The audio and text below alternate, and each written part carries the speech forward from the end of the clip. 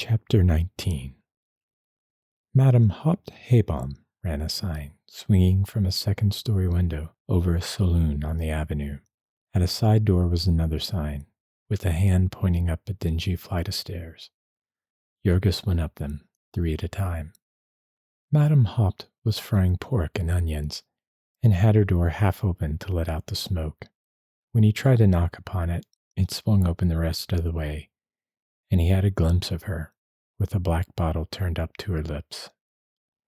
Then he knocked louder, and she started and put it away. She was a Dutch woman, enormously fat. When she walked, she rode like a small boat on the ocean, and the dishes in the cupboard jostled each other. She wore a filthy blue wrapper, and her teeth were black. "What is it?" she said, when she saw Jurgis. He had run like mad all the way, and was so out of breath he could hardly speak. His hair was flying, and his eyes wild. He looked like a man that had risen from the tomb. "My wife," he panted. "Come quickly." Madame Haupt set the frying pan to one side and wiped her hands on her wrapper.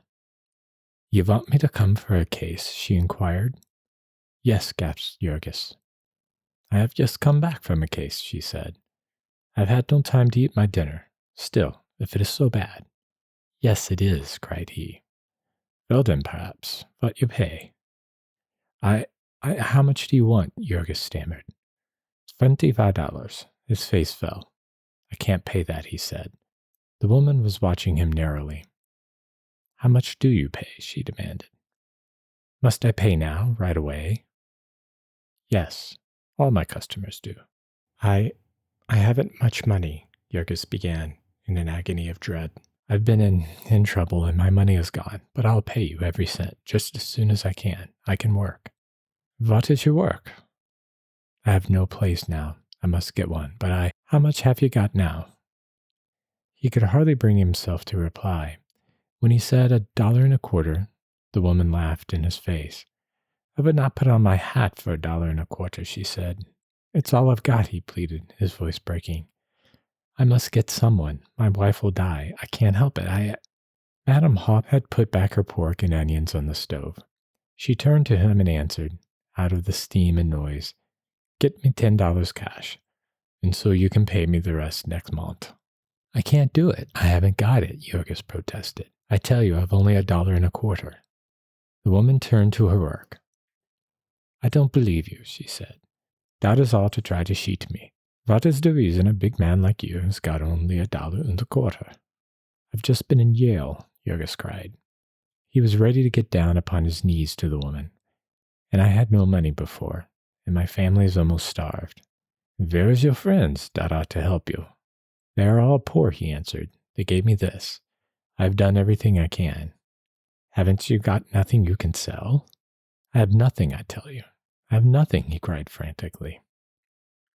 "Can't you borrow it then? Don't your store people trust you?" Then, as he shook his head, she went on. "Listen to me. If you get me, you will be glad of it. I will save your wife and baby for you, and it will not seem like much to you in the end. If you lose them now, how you think you feel then? And here is a lady that knows her business. I could send you to people in this block, and they will tell you." Madame Haupt was pointing her cooking fork at Jurgis persuasively, but her words were more than he could bear. He flung up his hands with a gesture of despair and turned and started away. "It's no use," he exclaimed, but suddenly he heard the woman's voice behind him again. "I will make it $5 for you." She followed behind him, arguing with him. "You will be foolish not to take such an offer," she said. "You won't find nobody go out on a rainy day like this for less. Why, I've never took a case in my life so cheap as that. I couldn't pay my room rent." Jurgis interrupted her with an oath of rage. "If I haven't got it," he shouted, "how can I pay it? Damn it, I would pay you if I could, but I tell you I haven't got it. I haven't got it. Do you hear me? I haven't got it." He turned and started away again. He was halfway down the stairs before Madame Haupt could shout to him, "Wait, I will go meet you. Come back." He went back into the room again. "It is not good to think of anybody suffering," she said in a melancholy voice. "I might as well go meet you for nothing as what you offer me, but I will try to help you. How far is it?" 3 or 4 blocks from here." 3 or 4? Und so I shall get soaked. Gott in Himmel, it ought to be worth more. $1 and a quarter, and a day like this? But you understand now, you will pay me the rest of $25 soon? As soon as I can. Sometime this month? Yes, within a month, said poor Jorgis. Anything. Hurry up. Where's the $1 and a quarter? Persisted Madame Hope relentlessly. Jorgis put the money on the table, and the woman counted it and stowed it away. Then she wiped her greasy hands again and proceeded to get ready, complaining all the time. She was so fat that it was painful for her to move, and she grunted and gasped at every step. She took off her wrapper without even taking the trouble to turn her back to Jorgis and put on her corsets and dress. Then there was a black bonnet which had to be adjusted carefully, and an umbrella which was mislaid, and a bag full of necessaries which had to be collected from here and there, the man being nearly crazy with anxiety in the meantime. When they were on the street, he kept about 4 paces ahead of her, turning now and then as if he could hurry her on by the force of his desire. But Madame Hope could only go so far at a step, and it took all her attention to get the needed breath for that. They came at last to the house, and to the group of frightened women in the kitchen. It was not over yet, Jorgis learned. He heard Ona crying still. And meantime, Madame Hope removed her bonnet and laid it on the mantelpiece, and got out of her bag, first an old dress, and then a saucer of goose grease, which she proceeded to rub upon her hands. The more cases this goose grease is used in, the better luck it brings to the midwife, and so she keeps it upon her kitchen mantelpiece or stowed away in a cupboard with her dirty clothes, for months, sometimes even for years. Then they escorted her to the ladder, and Jorgis heard her give an exclamation of dismay. Gott in Himmel! What for have you brought me to a place like this? I could not climb up that ladder. I could not get to a trap door. I will not try it. Why, I might kill myself already. What sort of a place is that for a woman to bear a child in? Up in a garret, with only a ladder to it. You ought to be ashamed of yourselves. Jorgis stood in the doorway and listened to her scolding, half drowning out the horrible moans and screams of Ona. At last Annalay succeeded in pacifying her, and she essayed the ascent. Then, however, she had to be stopped while the old woman cautioned her about the floor of the garret. They had no real floor. They had laid old boards in one part to make a place for the family to live.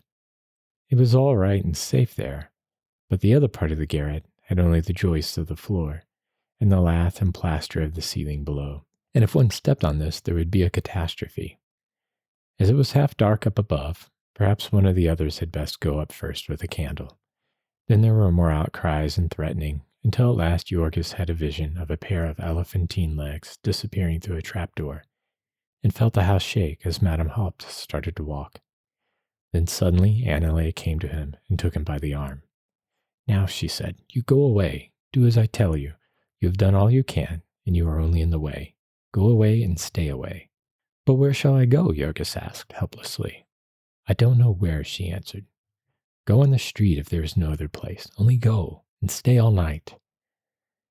In the end, she and Maria pushed him out of the door and shut it behind him. It was just about sundown, and it was turning cold. The rain had changed to snow, and the slush was freezing. Jorgis shivered in his thin clothing and put his hands into his pockets and started away. He had not eaten since morning, and he felt weak and ill. With a sudden throb of hope, he recollected he was only a few blocks from the saloon where he had been wont to eat his dinner. They might have mercy on him there, or he might meet a friend. He set out for the place as fast as he could walk. Hello, Jack, said the saloon keeper when he entered. They call all foreigners and unskilled men Jack in Packingtown. Where have you been? Jorgis went straight to the bar. I've been in jail, he said, and I've just got out. I walked home all the way, and I've not a cent, and had nothing to eat since this morning. And I've lost my home, and my wife's ill, and I'm done up. The saloon keeper gazed at him with his haggard white face and his blue trembling lips. Then he pushed a big bottle toward him. Fill her up, he said. Jorgis could hardly hold the bottle. His hand shook so. Don't be afraid, said the saloon keeper. Fill her up. So Jorgis drank a large glass of whiskey, and then turned to the lunch counter in obedience to the other's suggestion. He ate all he dared, stuffing it in as fast as he could, and then, after trying to speak his gratitude, he went and sat down by the big red stove in the middle of the room. It was too good to last, however, like all things in this hard world. His soaked clothing began to steam, and the horrible stench of fertilizer to fill the room. In an hour or so, the packing houses would be closing and the men coming in from their work, and they would not come into a place that smelt of Yorgis. Also, it was Saturday night, and in a couple of hours would come a violin and a cornet, and in the rear part of the saloon, the families of the neighborhood would dance and feast upon wienerwurst and lager, until 2 or 3 o'clock in the morning. The saloon keeper coughed once or twice, and then remarked, "Say, Jack, I'm afraid you'll have to quit." He was used to the sight of human wrecks, this saloon keeper. He fired dozens of them every night, just as haggard and cold and forlorn as this one. But they were all men who had given up and been counted out, while Jurgis was still in the fight, and had reminders of decency about him. As he got up meekly, the other reflected that he had always been a steady man, and might soon be a good customer again. "You've been up against it, I see," he said. "Come this way." In the rear of the saloon were the cellar stairs. There was a door above and another below, both safely padlocked, making the stairs an admirable place to store away a customer who might still chance to have money, or a political light whom it was not advisable to kick out of doors. So Jorgis spent the night. The whiskey had only half warmed him, and he could not sleep, exhausted as he was. He would nod forward, then start up, shivering with the cold, and begin to remember again. Hour after hour passed, until he could only persuade himself that it was not morning by the sounds of music and laughter and singing that were to be heard from the room. When at last these ceased, he expected that he would be turned out into the street. As this did not happen, he fell to wondering whether the man had forgotten him. In the end, when the silence and suspense were no longer to be borne, he got up and hammered on the door, and the proprietor came, yawning and rubbing his eyes. He was keeping open all night and dozing between customers. "I want to go home," Jorgis said. "I'm worried about my wife. I can't wait any longer." "Why the hell didn't you say so before?" asked the man. "Thought you didn't have any home to go to." Jorgis went outside. It was 4 o'clock in the morning, and as black as night. There were 3 or 4 inches of fresh snow on the ground, and the flakes were falling thick and fast. He turned toward Annalee's and started at a run. There was a light burning in the kitchen window, and the blinds were drawn. The door was unlocked, and Jorgis rushed in. Annalee, Maria, and the rest of the women were huddled about the stove exactly as before. With them were several newcomers, Jorgis noticed. Also, he noticed that the house was silent. "Well," he said. No one answered him. They sat staring at him with their pale faces. He cried again, "Well?" And then, by the light of the smoky lamp, he saw Maria, who sat nearest him, shaking her head slowly. "Not yet," she said. And Jorgis gave a cry of dismay. "Not yet?" Again, Maria's head shook. The poor fellow stood dumbfounded. "I don't hear her," he gasped. "She's been quiet a long time," replied the other. There was another pause, broken suddenly by a voice from the attic. "Hello there!" Several of the women ran into the next room, while Maria sprang toward Jorgis. "Wait here," she cried, and the two stood, pale and trembling, listening. In a few moments it became clear that Madame Haupt was engaged in descending the ladder, scolding and exhorting again, while the ladder creaked in protest. In a moment or two she reached the ground, angry and breathless, and they heard her coming into the room.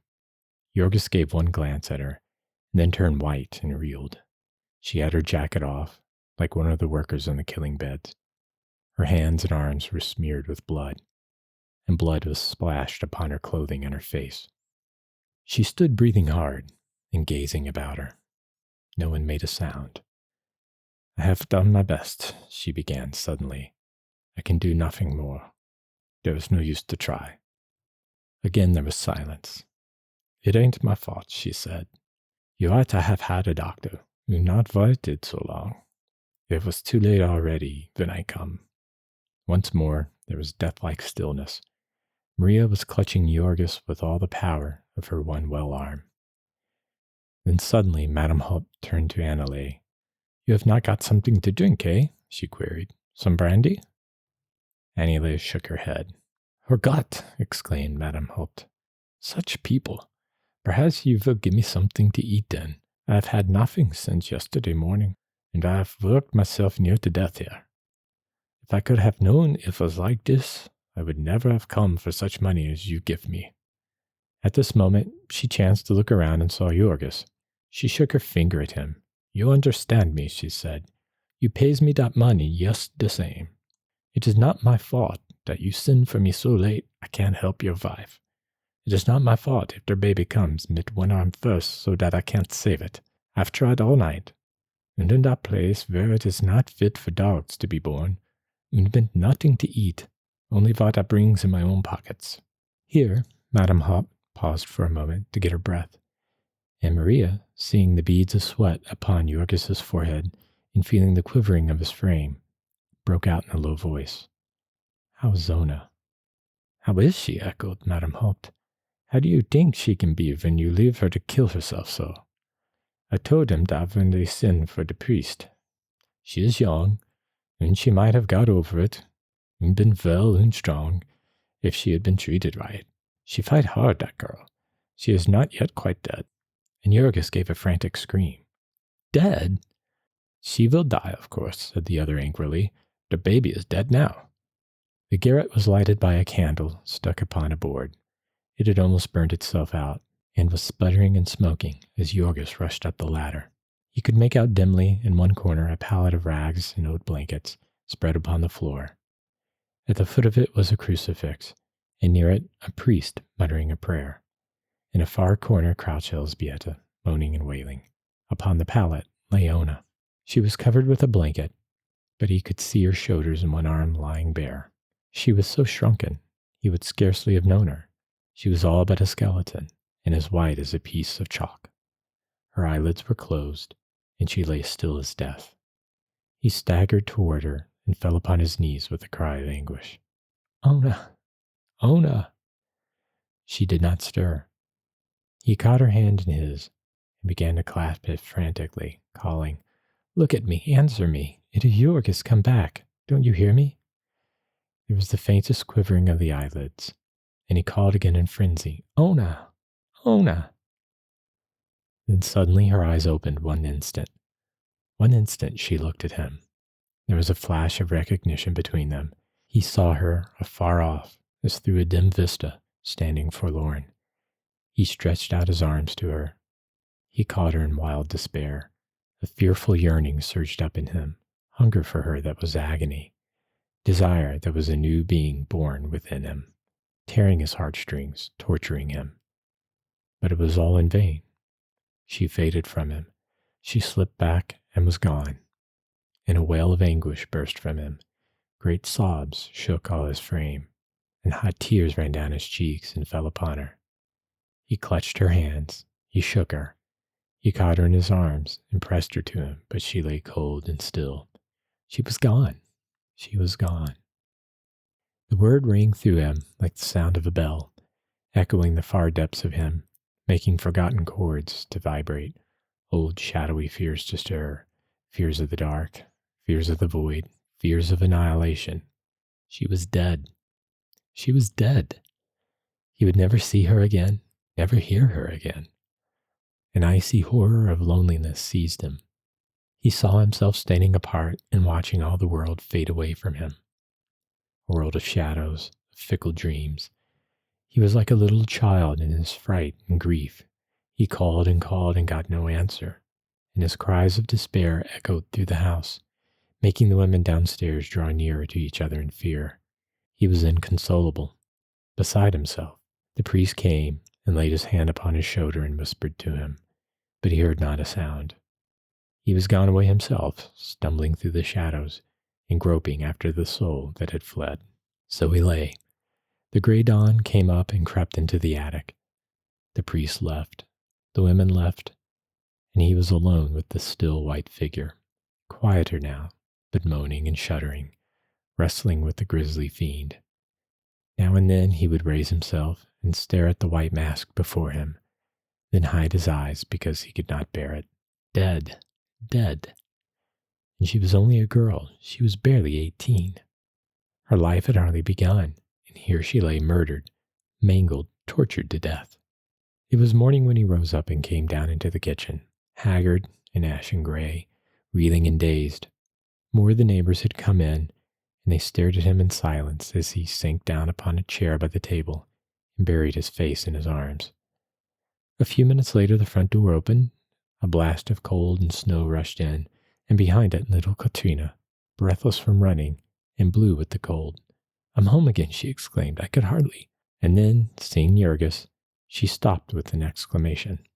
Looking from one to another, she saw that something had happened, and she asked in a lower voice, "What's the matter?" Before anyone could reply, Jurgis started up. He went toward her, walking unsteadily. "Where have you been?" he demanded. "Selling papers with the boys," she said. "The snow." "Have you any money?" he demanded. "Yes." "How much?" "Nearly $3, Jurgis." "Give it to me."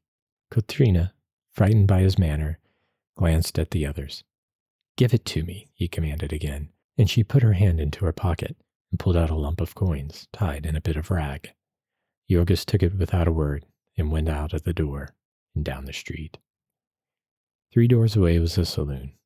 "Whiskey," he said as he entered, and as the man pushed him some, he tore the rag with his teeth and pulled out $50. "How much is the bottle?" he said. "I want to get drunk."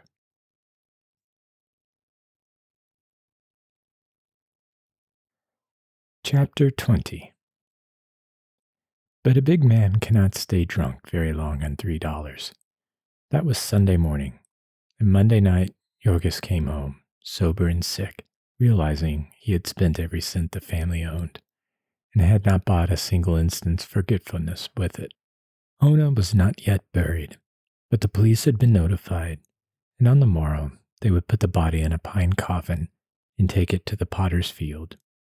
Elzbieta was out begging now, a few pennies from each of the neighbors, to get enough to pay for a mass for her. And the children were upstairs starving to death, while he, good-for-nothing rascal, had been spending their money on drink. So spoke Annele scornfully, and when he started toward the fire, she added the information that her kitchen was no longer for him to fill with his phosphate stinks. She had crowded all her boarders into one room on Ona's account, but now he could go up in the garret where he belonged, and not there much longer either, if he did not pay her some rent. Jurgis went without a word, and stepping over 6 sleeping boarders in the next room, ascended the ladder. It was dark up above. They could not afford any light. Also, it was nearly as cold as outdoors.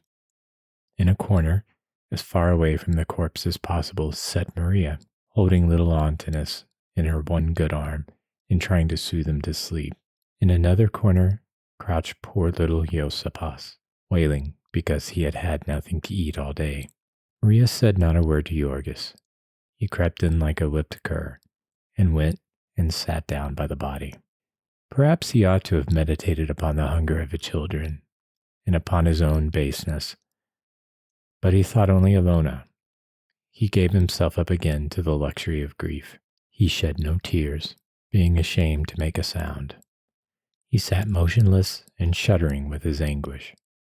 He had never dreamed how much he loved Ona, until now that she was gone, until now that he sat here, knowing that on the morrow they would take her away, and that he would never lay eyes upon her again, never all the days of his life. His old love, which had been starved to death, beaten to death, awoke in him again. The floodgates of memory were lifted. He saw all their life together, saw her as he had seen her in Lithuania, the first day at the fair, beautiful as the flowers, singing like a bird. He saw her as he had married her, with all her tenderness, with her heart of wonder. The very words she had spoken seemed to ring now in his ears. The tears she had shed to be wet upon his cheek. The long, cruel battle with misery and hunger had hardened and embittered him, but it had not changed her. She had been the same hungry soul to the end, stretching out her arms to him, pleading with him, begging him for love and tenderness. And she had suffered. So cruelly she had suffered, such agonies, such infamies.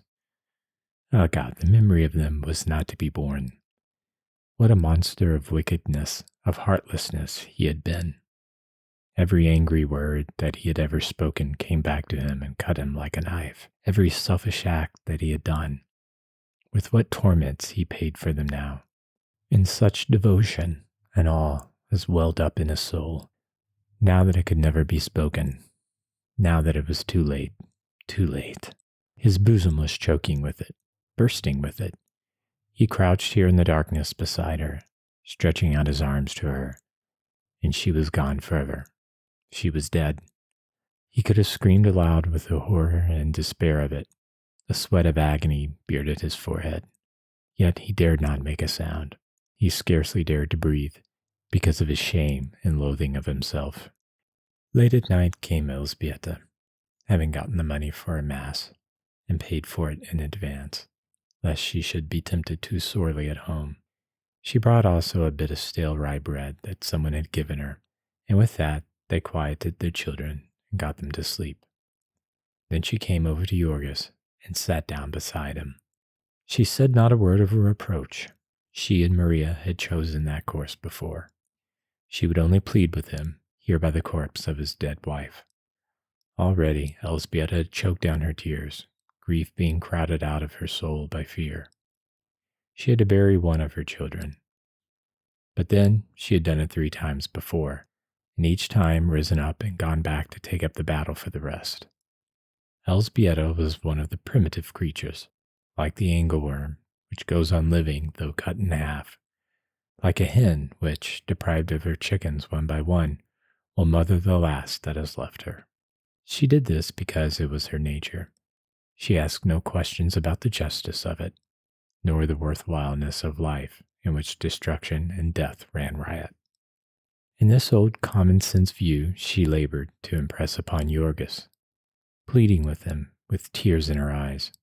Ona was dead, but the others were left, and they must be saved. She did not ask for her own children. She and Maria could care for them somehow, but there was Antinous, his own son. Ona had given Antinous to him. The little fellow was the only remembrance of her that he had. He must treasure it and protect it. He must show himself a man. He knew what Ona would have had him do, what she would ask of him at this moment if she could speak to him. It was a horrible thing that she should have died as she had, but the life had been too hard for her, and she had to go. It was terrible that they were not able to bury her, that he could not even have a day to mourn her, but so it was. Their fate was pressing. They had not a cent, and the children would perish. Some money must be had. Could he not be a man for Ona's sake and pull himself together? In a little while they would be out of danger.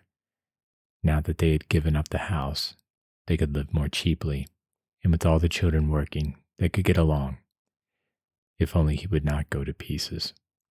So Elzbieta went on with feverish intensity. It was a struggle for life with her. She was not afraid that Jorgis would go on drinking, for he had no money for that, but she was wild with dread at the thought that he might desert them, might take to the road, as Jonas had done. But with Ona's dead body beneath his eyes, Jorgis could not well think of treason to his child. Yes, he said, he would try, for the sake of Antinous.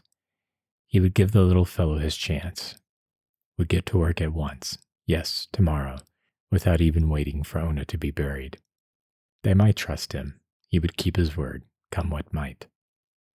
And so he was out before daylight the next morning, headache, heartache, and all. He went straight to Graham's fertilizer mill to see if he could get back his job, but the boss shook his head when he saw him. No, his place had been filled long ago, and there was no room for him. Do you think there will be? Jorgis asked. I may have to wait. No, said the other. It would not be worth your while to wait. There would be nothing for you here. Jorgis stood gazing at him in perplexity. What is the matter? He asked. Didn't I do my work? The other met his look with one of cold indifference and answered, There would be nothing for you here, I said. Jorgis had his suspicions as to the dreadful meaning of that incident, and he went away with a sinking at the heart. He went and took his stand with the mob of hungry wretches who were standing about in the snow before the time station. Here he stayed, breakfastless, for 2 hours, until the throng was driven away by the clubs of the police. There was no work for him that day. Jorgis had made a good many acquaintances in his long services at the yards. There were saloon keepers who would trust him for a drink and a sandwich, and members of his old union who would lend him a dime at a bench. It was not a question of life and death for him, therefore. He might hunt all day and come again on the morrow and try hanging on thus for weeks, like hundreds and thousands of others.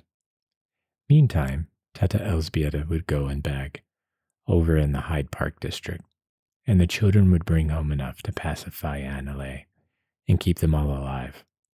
It was at the end of a week of this sort of waiting, roaming about in the bitter winds or loafing in saloons, that Jorgis stumbled on a chance in one of the cellars of Jones's big packing plant. He saw a foreman passing the open doorway and hailed him for a job.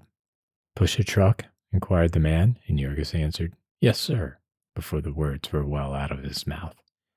"What's your name?" demanded the other. "Jorgis Rutkus." "Worked in the yards before?"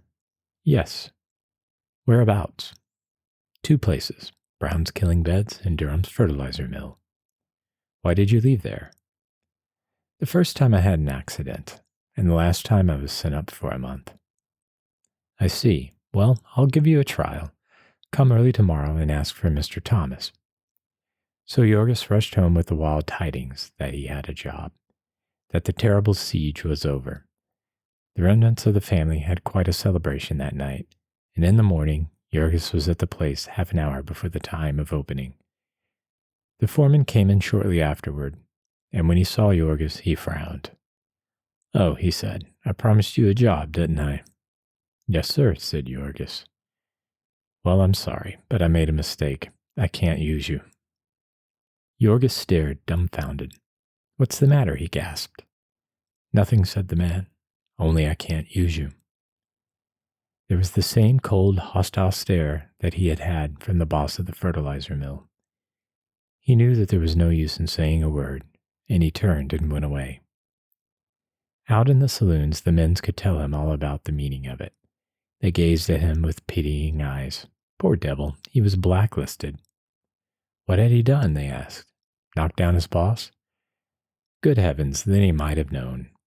Why, he stood as much chance of getting a job in Packingtown as of being chosen mayor of Chicago.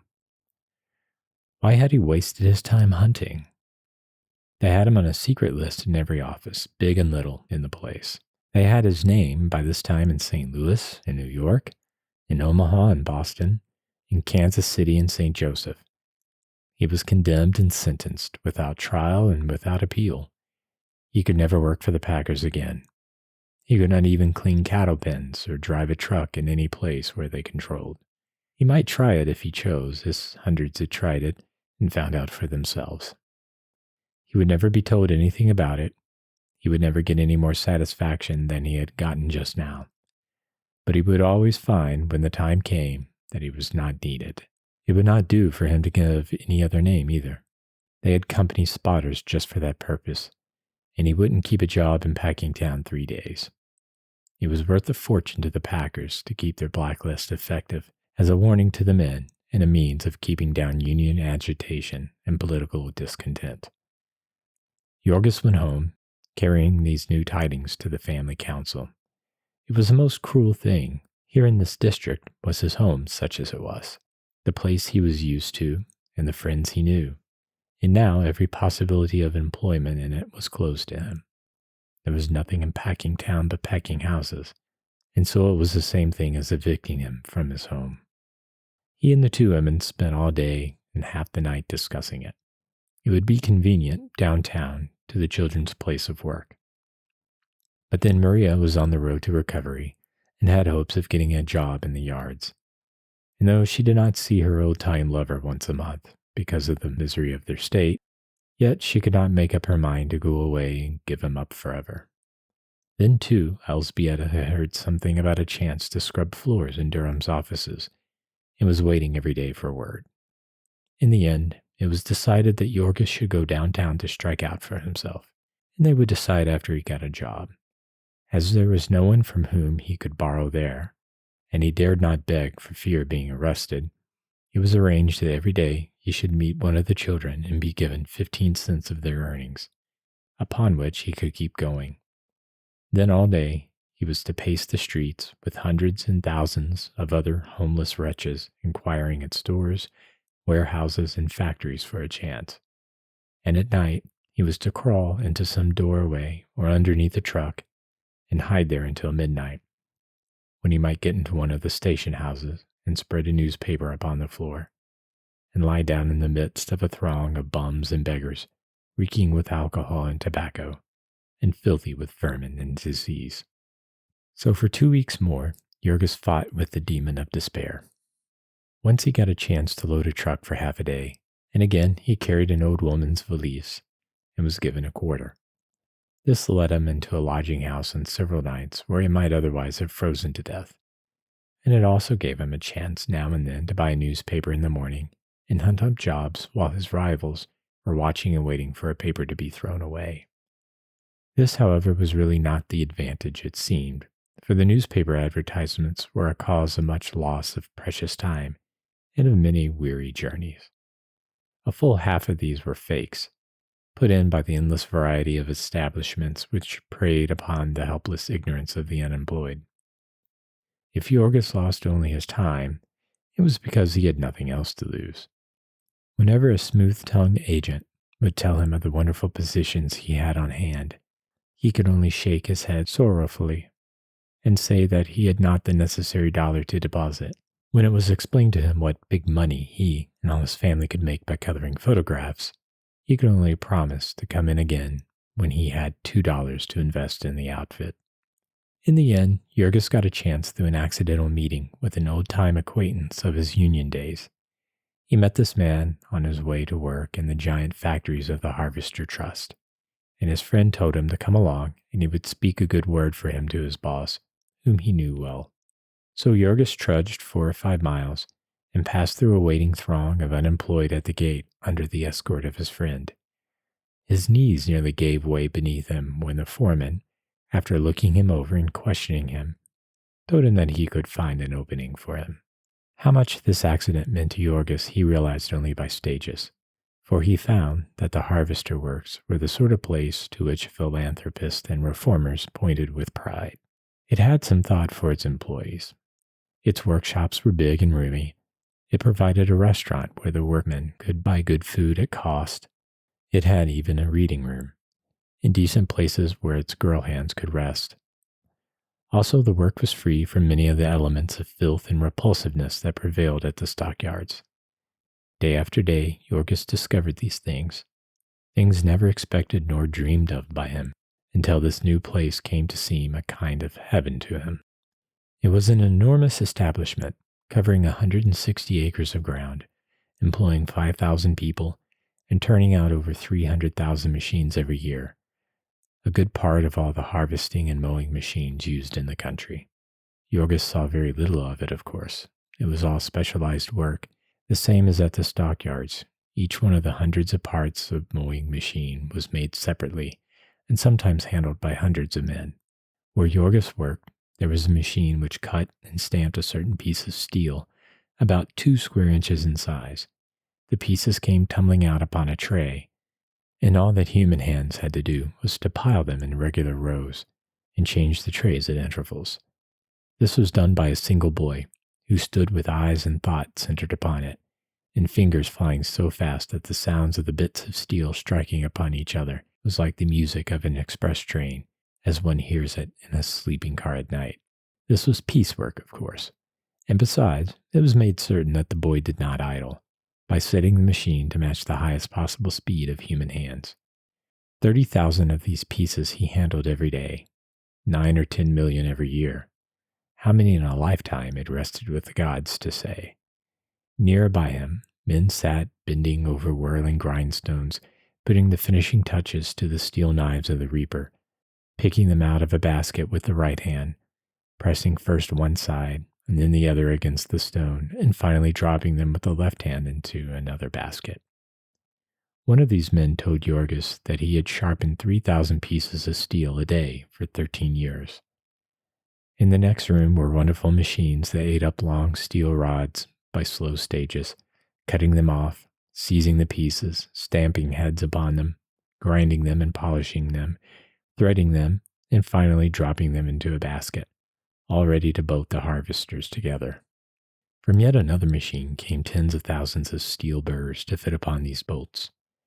In other places, all these various parts were dipped into troughs of paint and hung up to dry, and then slid along on trolleys to a room where men streaked them with red and yellow so that they might look cheerful in the harvest fields.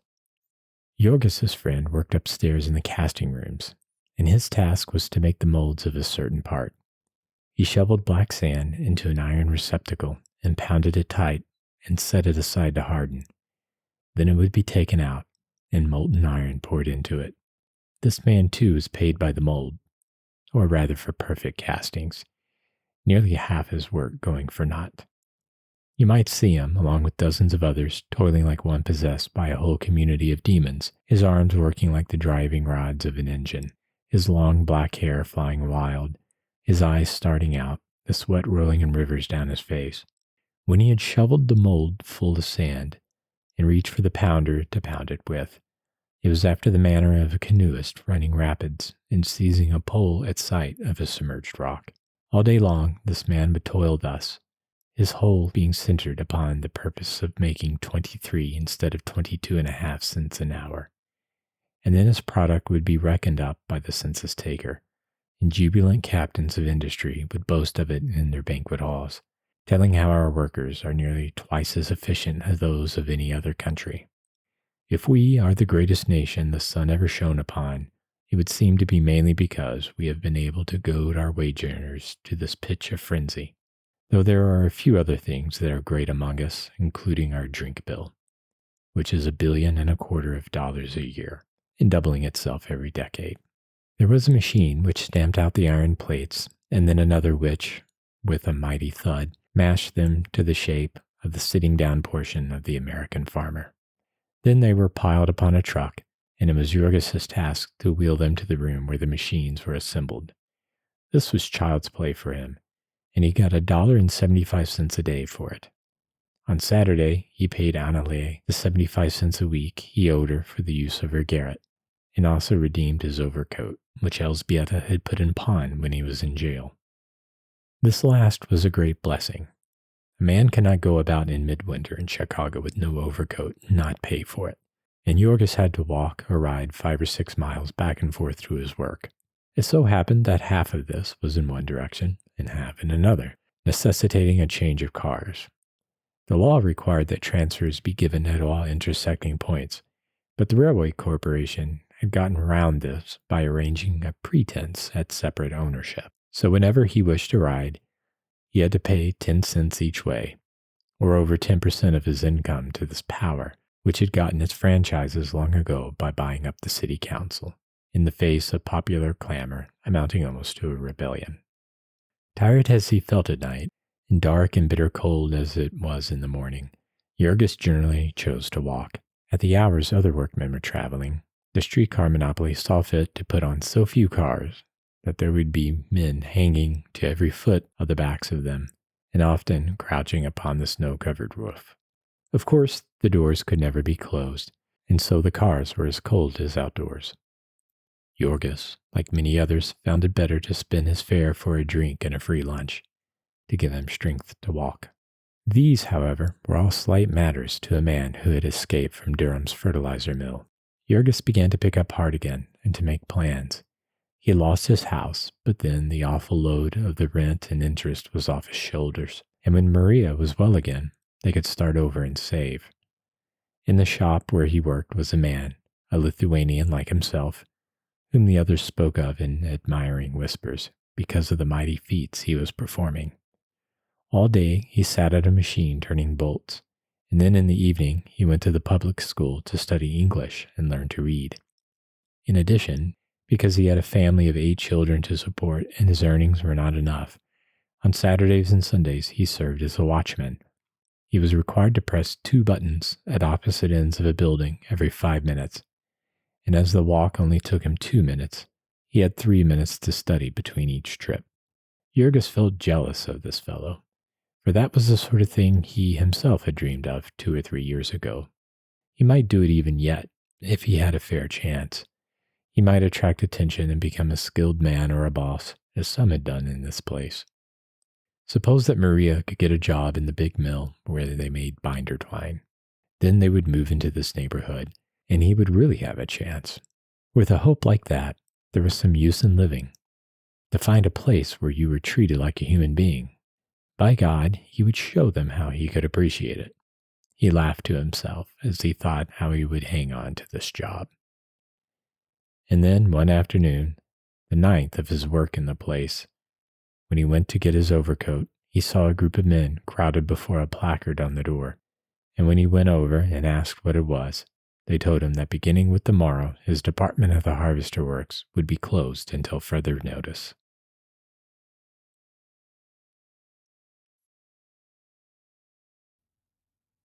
Chapter 21. That was the way they did it. There was not half an hour's warning. The works were closed. It had happened that way before, said the men, and it would happen that way forever. They had made all the harvesting machines that the world needed, and now they had to wait till some wore out. It was nobody's fault. That was the way of it, and thousands of men and women were turned out in the dead of winter to live upon their savings if they had any, and otherwise to die. So many tens of thousands already in the city, homeless and begging for work, and now several thousand more added to them. Jorgis walked home with his pittance of pay in his pocket, heartbroken, overwhelmed. One more bandage had been torn from his eyes, one more pitfall was revealed to him. Of what help was kindness and decency on the part of employers when they could not keep a job for him, when there were more harvesting machines made than the world was able to buy? What a hellish mockery it was, anyway, that a man should slave to make harvesting machines for the country, only to be turned out to starve for doing his duty too well. It took him 2 days to get over his heart-sickening disappointment. He did not drink anything because Elzbieta got his money for safekeeping and knew him too well to be in the least frightened by his angry demands. He stayed up in the garret, however, and sulked. What was the use of a man's hunting a job when it was taken from him before he had time to learn the work? But then their money was going again, and little Aunt Innes was hungry and crying with the bitter cold of the garret. Also, Madame Haupt, the midwife, was after him for some money, so he went out once more. For another 10 days, he roamed the streets and alleys of the huge city, sick and hungry, begging for any work. He tried in stores and offices, in restaurants and hotels, along the docks and in the railroad yards, in warehouses and mills and factories where they made products that went to every corner of the world.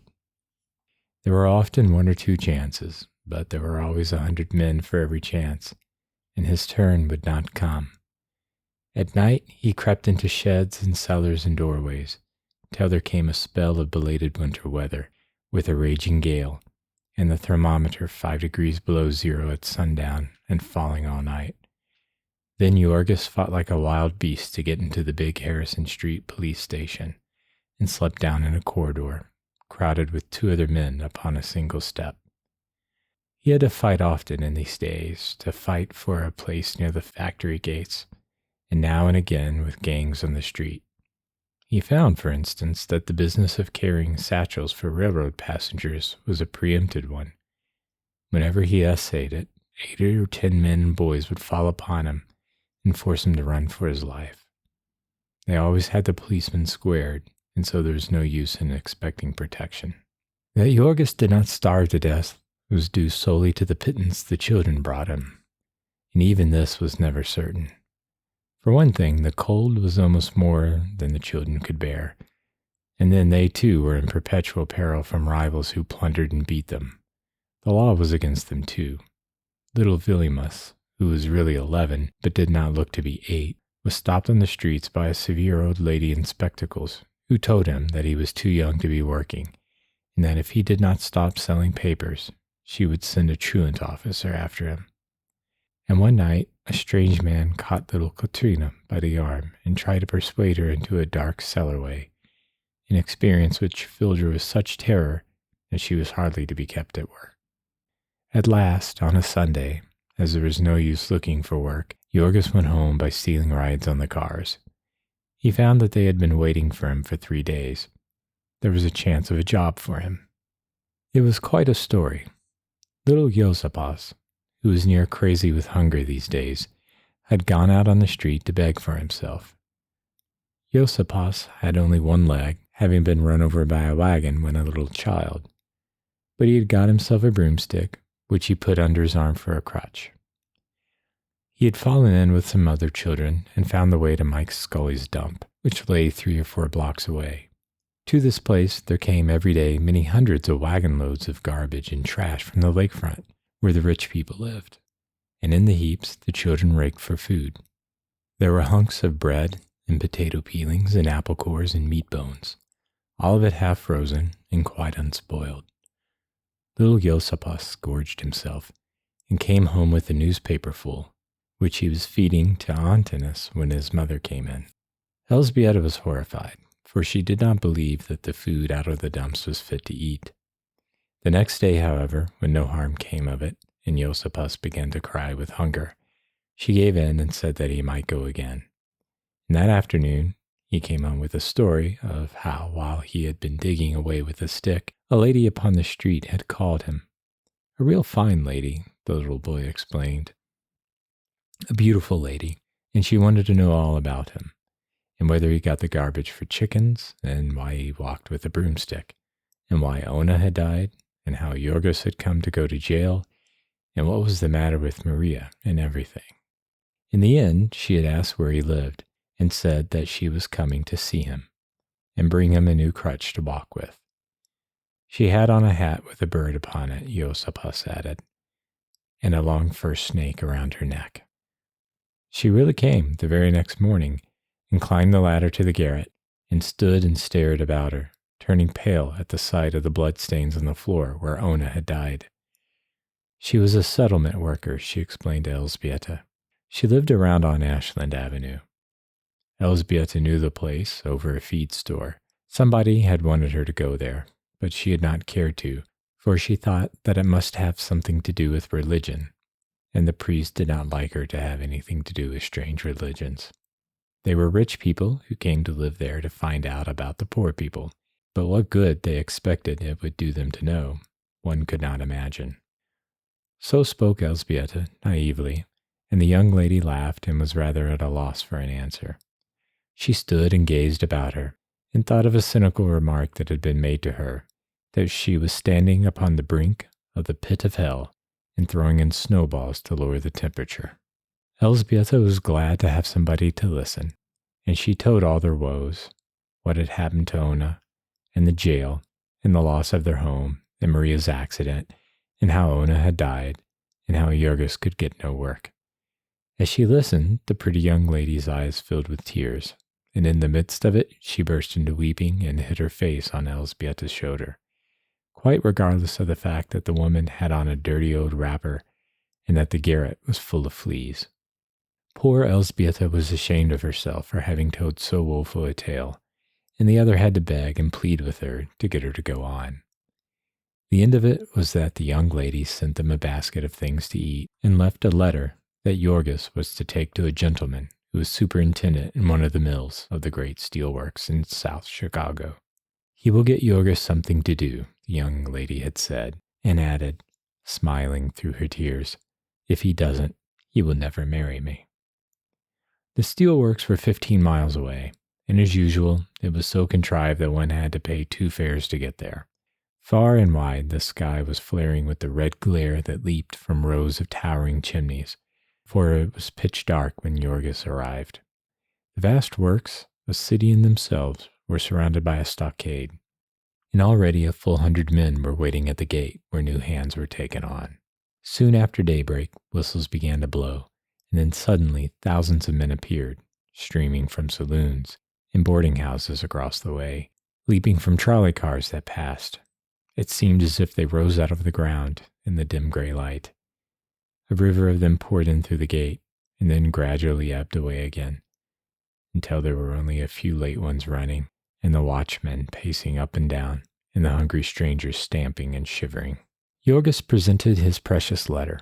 The gatekeeper was surly, and put him through a catechism, but he insisted that he knew nothing, and as he had taken the precautions to seal his letter, there was nothing for the gatekeeper to do but send it to the person to whom it was addressed. A messenger came back to say that Jorgis should wait, and so he came in sight of the gate, perhaps not sorry enough that there were others less fortunate watching him with greedy eyes. The great mills were getting under way. One could hear a vast stirring, a rolling and rumbling and hammering. Little by little the scene grew plain, towering, black buildings here and there, long rows of shops and sheds, little railways branching everywhere, bare gray cinders underfoot, and oceans of billowing black smoke above. On one side of the grounds ran a railroad with a dozen tracks, and on the other side lay the lake, where steamers came to load. Jorgis had time enough to stare and speculate, for it was 2 hours before he was summoned. He went into the office building where a company timekeeper interviewed him. The superintendent was busy, he said, but he, the timekeeper, would try to find Jorgis a job. He had never worked in a steel mill before, but he was ready for anything. Well then, they would go and see. So they began a tour, among sights that made Jorgis stare amazed. He wondered if ever he could get used to working in a place like this, where the air shook with deafening thunder, and whistles shrieked warnings on all sides of him at once, where miniature steam engines came rushing upon him, and sizzling, quivering, white-hot masses of metal sped past him, and explosions of fire and flaming sparks dazzled him and scorched his face. The men in these mills were all black with soot, and hollow-eyed and gaunt. They worked with fierce intensity, rushing here and there, and never lifting their eyes from their tasks. Jorgis clung to his guide like a scared child to its nurse, and while the latter hailed one foreman after another to ask if they could use another unskilled man, he stared about him and marveled. He was taken to the Bessemer furnace, where they made billets of steel, a dome-like building the size of a big theater. Jorgis stood where the balcony of the theater would have been, and opposite, by the stage, he saw 3 giant cauldrons, big enough for all the devils of hell to brew the broth in, full of something white and blinding, bubbling and splashing, roaring as if volcanoes were blowing through it. One had to shout to be heard in the place. Liquid fire would leap from these cauldrons and scatter like bombs below, and men were working there, seeming careless, so that Jorgis caught his breath with fright.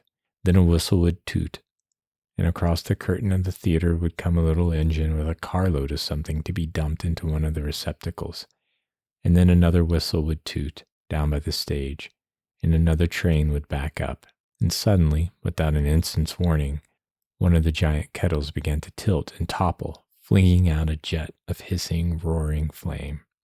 Jorgis shrank back appalled, for he thought it was an accident.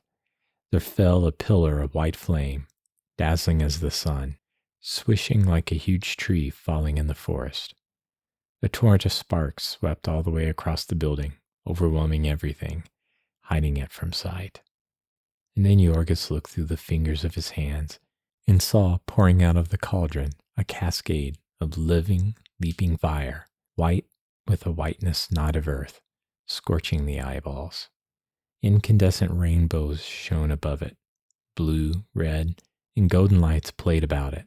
But the stream itself was white, ineffable.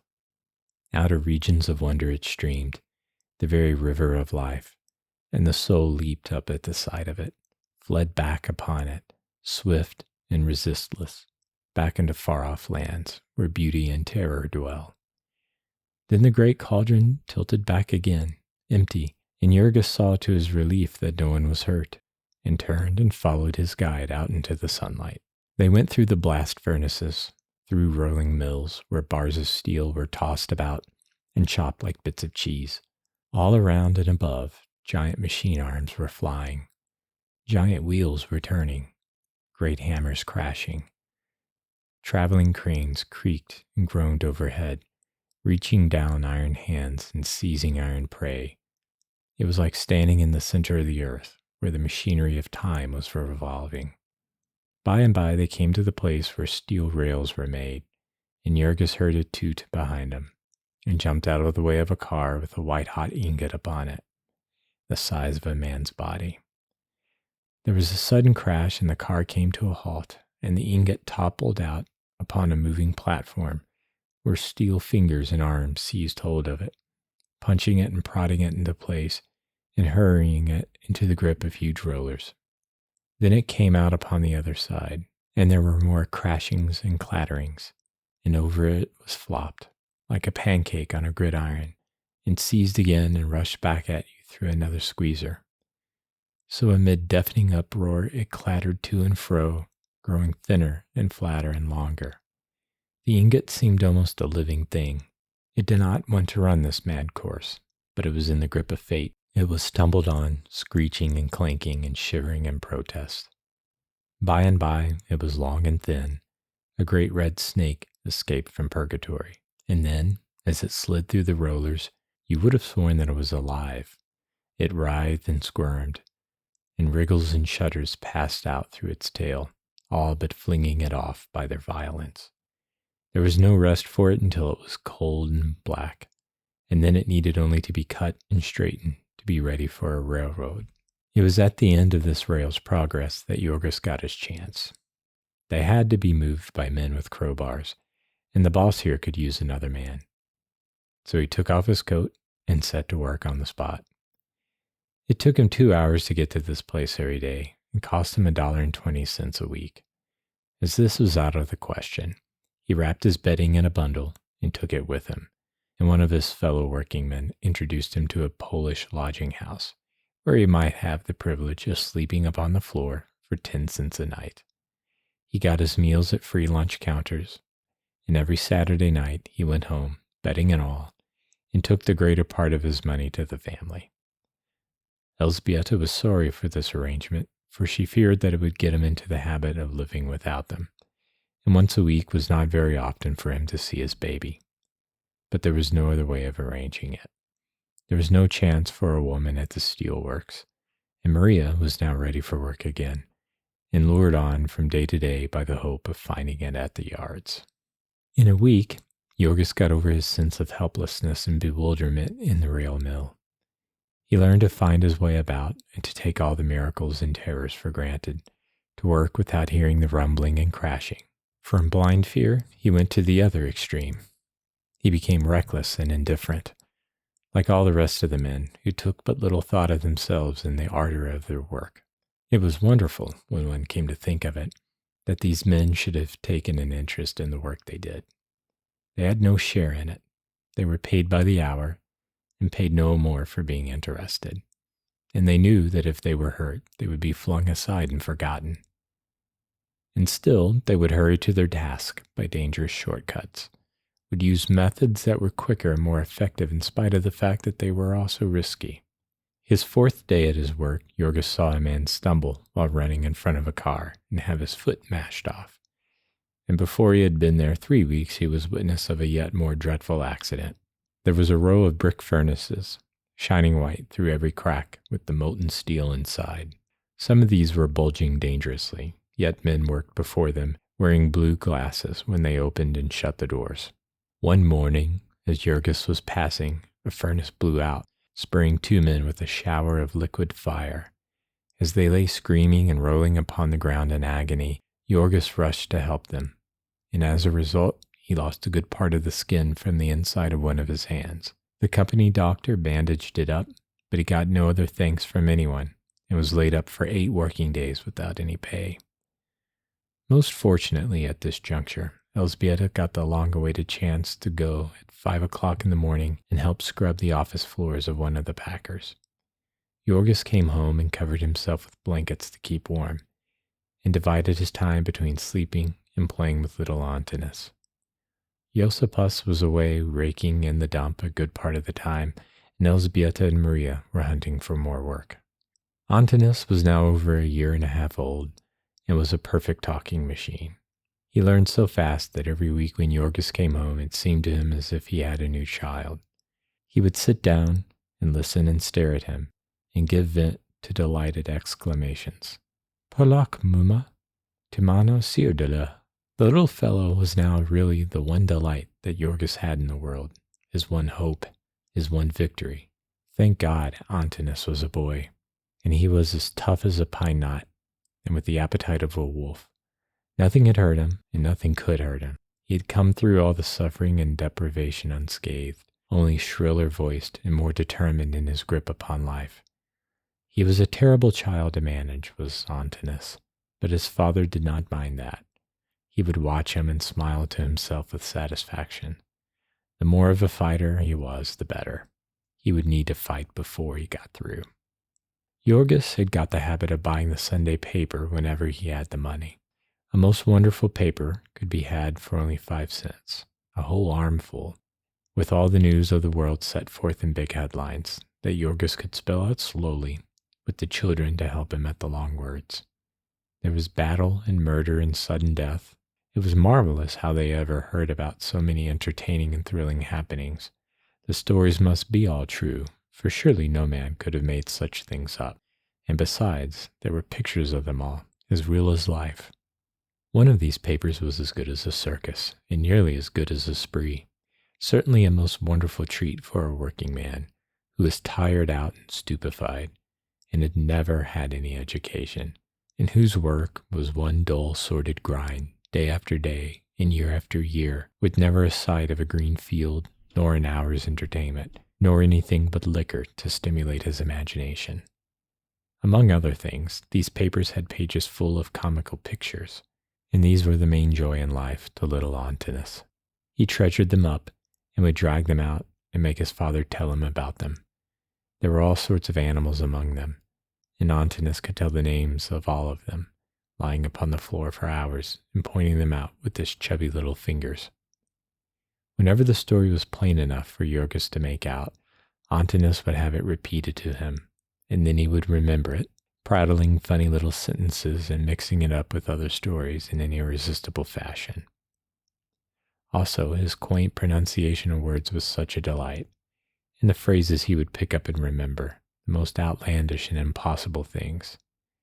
The first time that the little rascal burst out with "goddamn," his father nearly rode off the chair with glee, but in the end he was sorry for this, for Antinous was soon goddamming everything and everybody.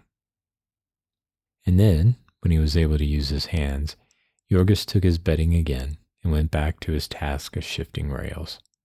It was now April, and the snow had given place to cold rains, and the unpaved street in front of Annale's house was turned into a canal. Jorgis would have to wade through it to get home, and if it was late, he might easily get stuck to his waist in the mire. But he did not mind this much. It was a promise that summer was coming.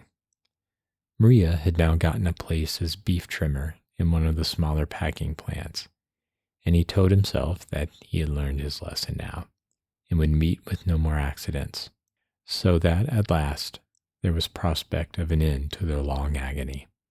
They could save money again, and when another winter came, they would have a comfortable place, and the children would be off the streets and in school again, and they might set to work to nurse back into life their habits of decency and kindness. So once more, Jorgis began to make plans and dream dreams. And then one Saturday night, he jumped off the car and started home with the sun shining low under the edge of a bank of clouds that had been pouring floods of water into the mud-soaked street. There was a rainbow in the sky and another in his breast, for he had 36 hours rest before him and a chance to see his family. Then suddenly he came in sight of the house and noticed that there was a crowd before the door. He ran up the steps and pushed his way in and saw Annale's kitchen crowded with excited women. It reminded him so vividly of the time when he had come home from jail and found Ona dying that his heart almost stood still. "What's the matter?" he cried. A dead silence had fallen in the room, and he saw that everyone was staring at him. "What's the matter?" he exclaimed again. And then, up in the garret, he heard sounds of wailing and Maria's voice. He started for the ladder, and Annale seized him by the arm. "No, no," she exclaimed. "Don't go up there." "What is it?" he shouted. And the old woman answered him weakly. "It's Antinous. He's dead. He was drowned out in the street."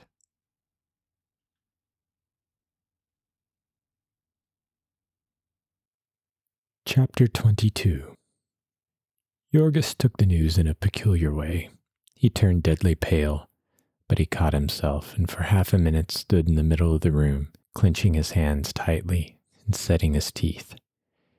Then he pushed Annalea aside and strode into the next room and climbed the ladder. In the corner was a blanket, with a form half showing beneath it, and beside it lay Elzbieta, whether crying or in a faint, Jorgis could not tell. Maria was pacing the room, screaming and wringing her hands. He clenched his hands tighter, and his voice was hard as he spoke. "How did it happen?" he asked.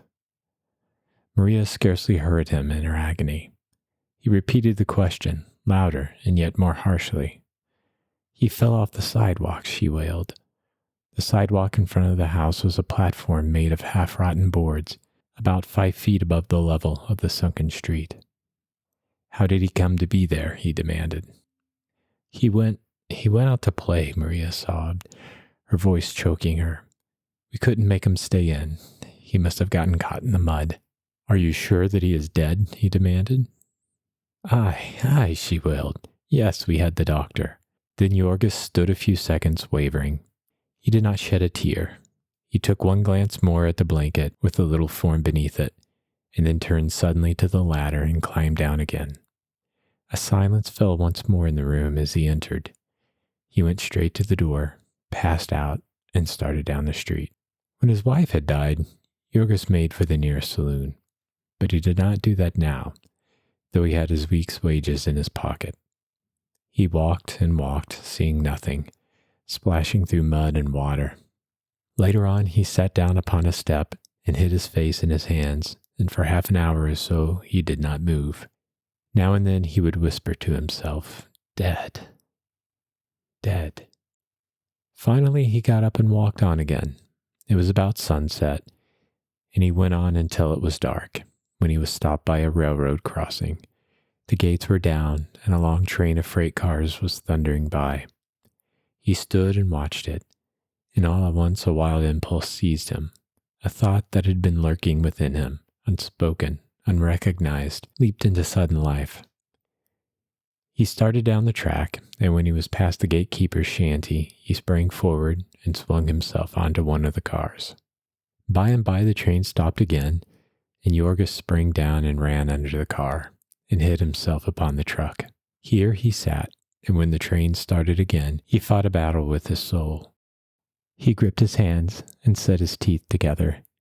He had not wept, and he would not a tear. It was past and over, and he was done with it. He would fling it off his shoulders, be free of it, the whole business, that night. It should go like a black, hateful nightmare, and in the morning he would be a new man. And every time that the thought of it assailed him, a tender memory, a trace of a tear, he rose up, cursing with rage, and pounded it down. He was fighting for his life. He gnashed his teeth together in his desperation. He had been a fool. He had wasted his life. He had wrecked himself with his accursed weakness. And now he was done with it. He would tear it out of him, root and branch. There should be no more tears and no more tenderness. He had had enough of them. They had sold him into slavery. Now he was going to be free, to tear off his shackles, to rise up and fight. He was glad that the end had come. It had to come sometime, and it was just as well now. This was no world for women and children, and the sooner they got out of it, the better for them. Whatever Antinous might suffer where he was, he could suffer no more than he would have had he stayed upon earth.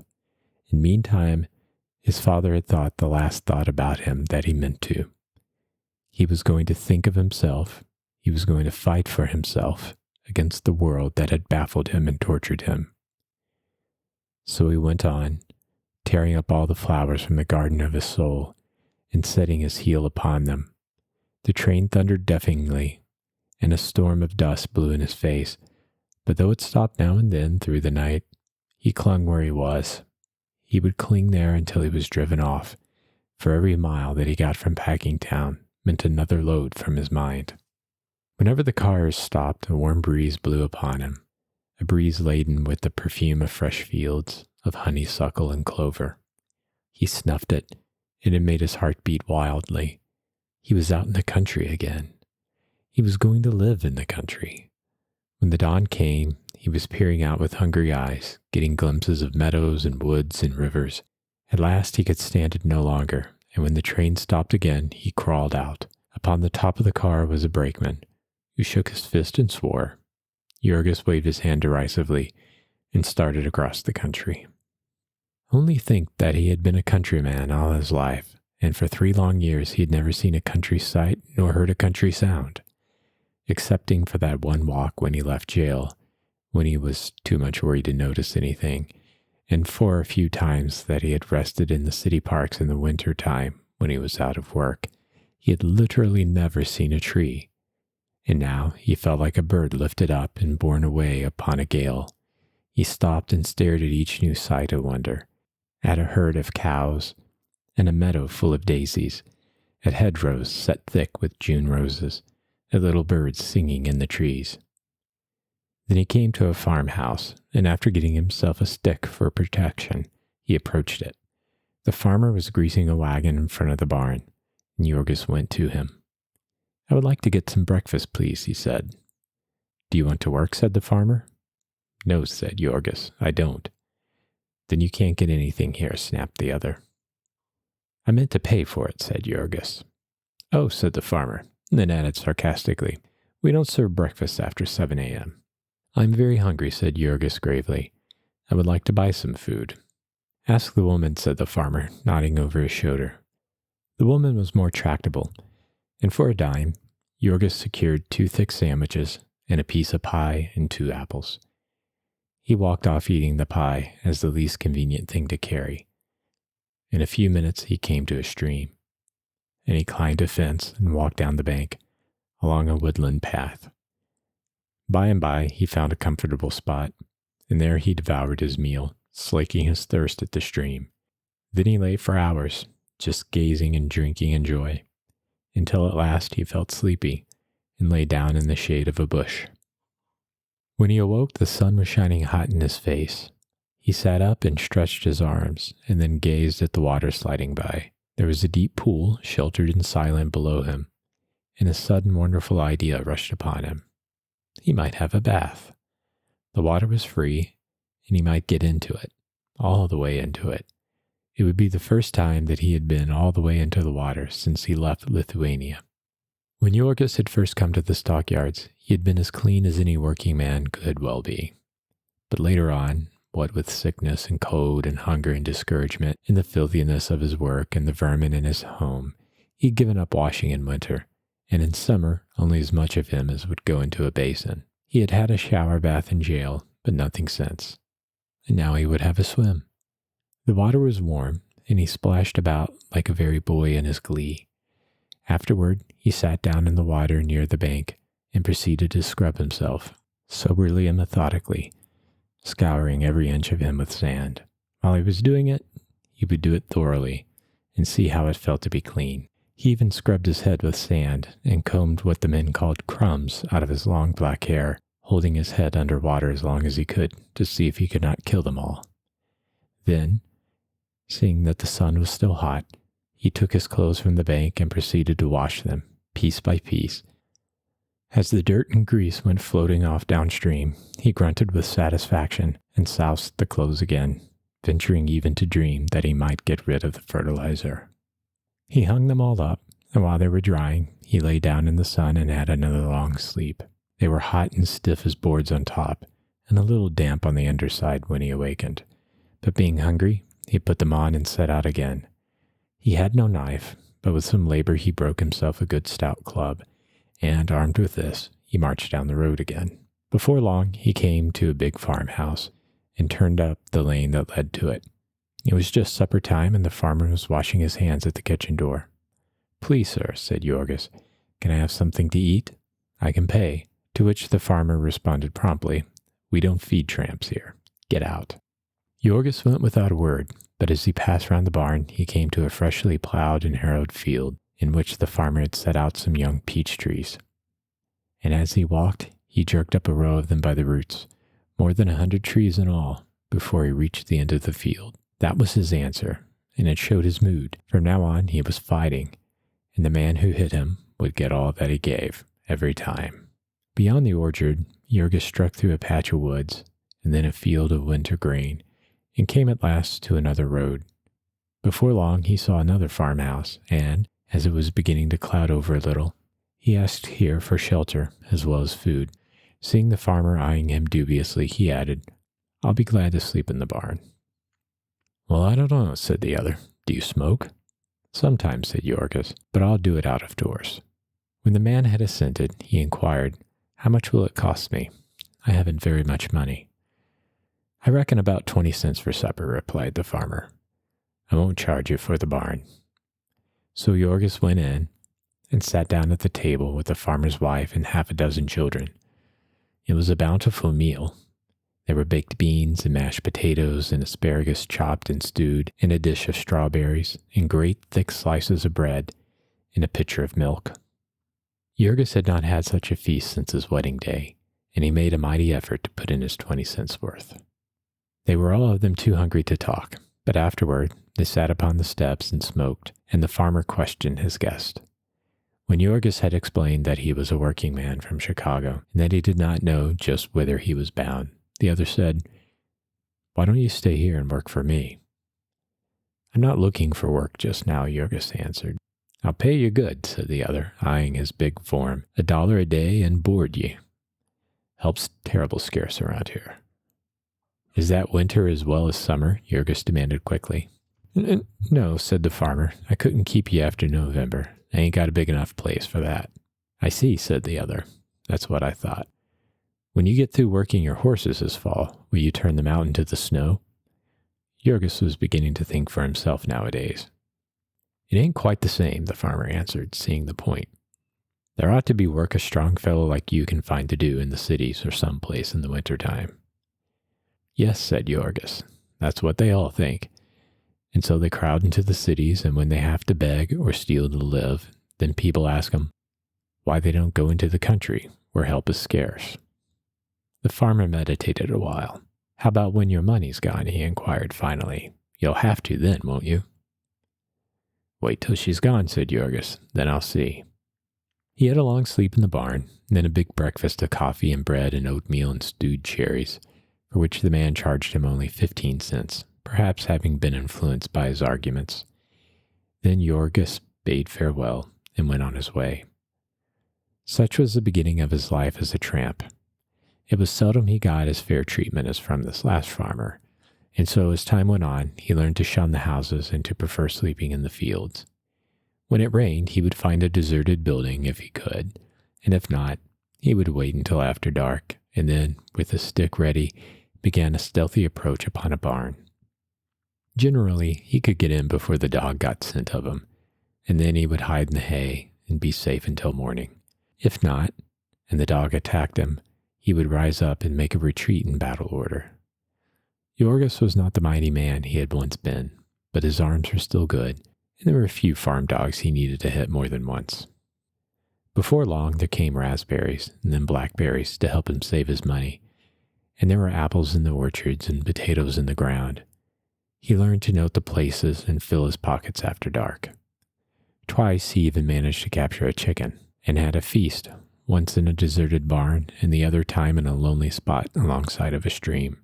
When all of these things failed him, he used his money carefully, but without worry, for he saw that he could earn more whenever he chose. Half an hour's chopping wood in his lively fashion was enough to bring him a meal, and when the farmer had seen him working, he would sometimes try to bribe him to stay.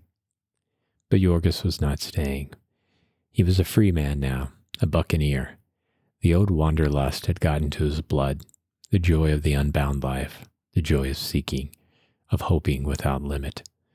There were mishaps and discomforts, but at least there was always something new.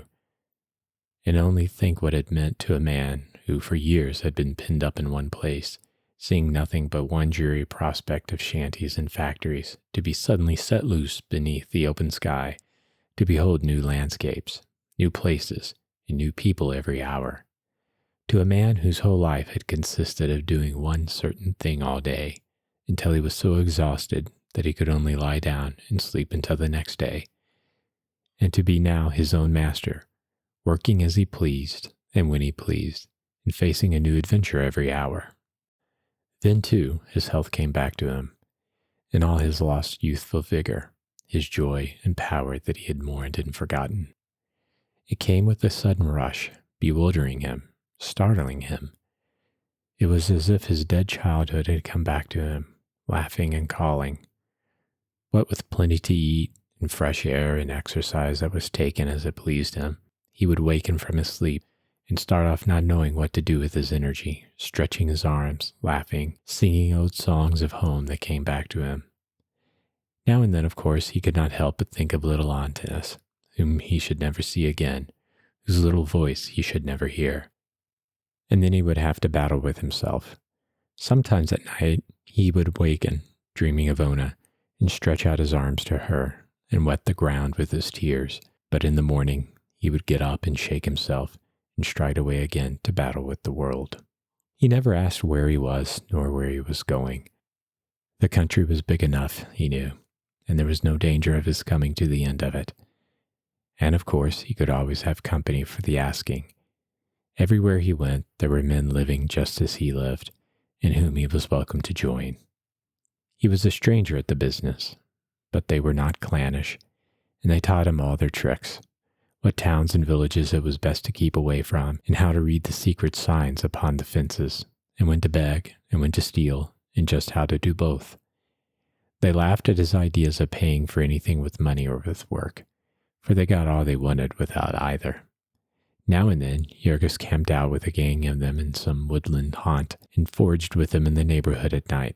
And then among them, someone would take a shine to him, and they would go off together and travel for a week, exchanging reminiscences. Of these professional tramps, a great many had, of course, been shiftless and vicious all their lives. But the vast majority of them had been working men, had fought the long fight as Jurgis had, and found that it was a losing fight, and given up. Later on, he encountered yet another sort of man, those from whose ranks the tramps were recruited, men who were homeless and wandering, but still seeking work, seeking it in the harvest fields. Of these, there was an army, the huge surplus labor army of society, called into being under the stern system of nature to do the casual work of the world, the tasks which were transient and irregular, and yet which had to be done. They did not know that they were such, of course. They only knew that they sought the job, and that the job was fleeting. In the early summer, they would be in Texas, and as the crops were ready, they would follow north with the season, ending with the fall in Manitoba. Then they would seek out the big lumber camps, where there was winter work, or failing in this, would drift to the cities and live upon what they had managed to save. With the help of such transient work, as was there the loading and unloading of steamships and drays, the digging of ditches, and the shoveling of snow. If there were more of them on hand than chanced to be needed, the weaker ones died off of cold and hunger, again according to the stern system of nature. It was in the latter part of July, when Jurgis was in Missouri, that he came upon the harvest work. Here were crops that men had worked for 3 or 4 months to prepare, and of which they would lose nearly all unless they could find others to help them for a week or two. So all over the land there was a cry for labor. Agencies were set up and all the cities were drained of men. Even college boys were brought by the carload, and hordes of frantic farmers would hold up trains and carry off wagon loads of men by main force. Not that they did not pay them well. Any man could get $2 a day and his board, and the best men could get $2.50 or $3. The harvest fever was in the very air, and no man with any spirit in him could be in that region and not catch it. Jurgis joined a gang and worked from dawn till dark, 18 hours a day, for 2 weeks without a break. Then he had a sum of money that would have been a fortune to him in the old days of misery.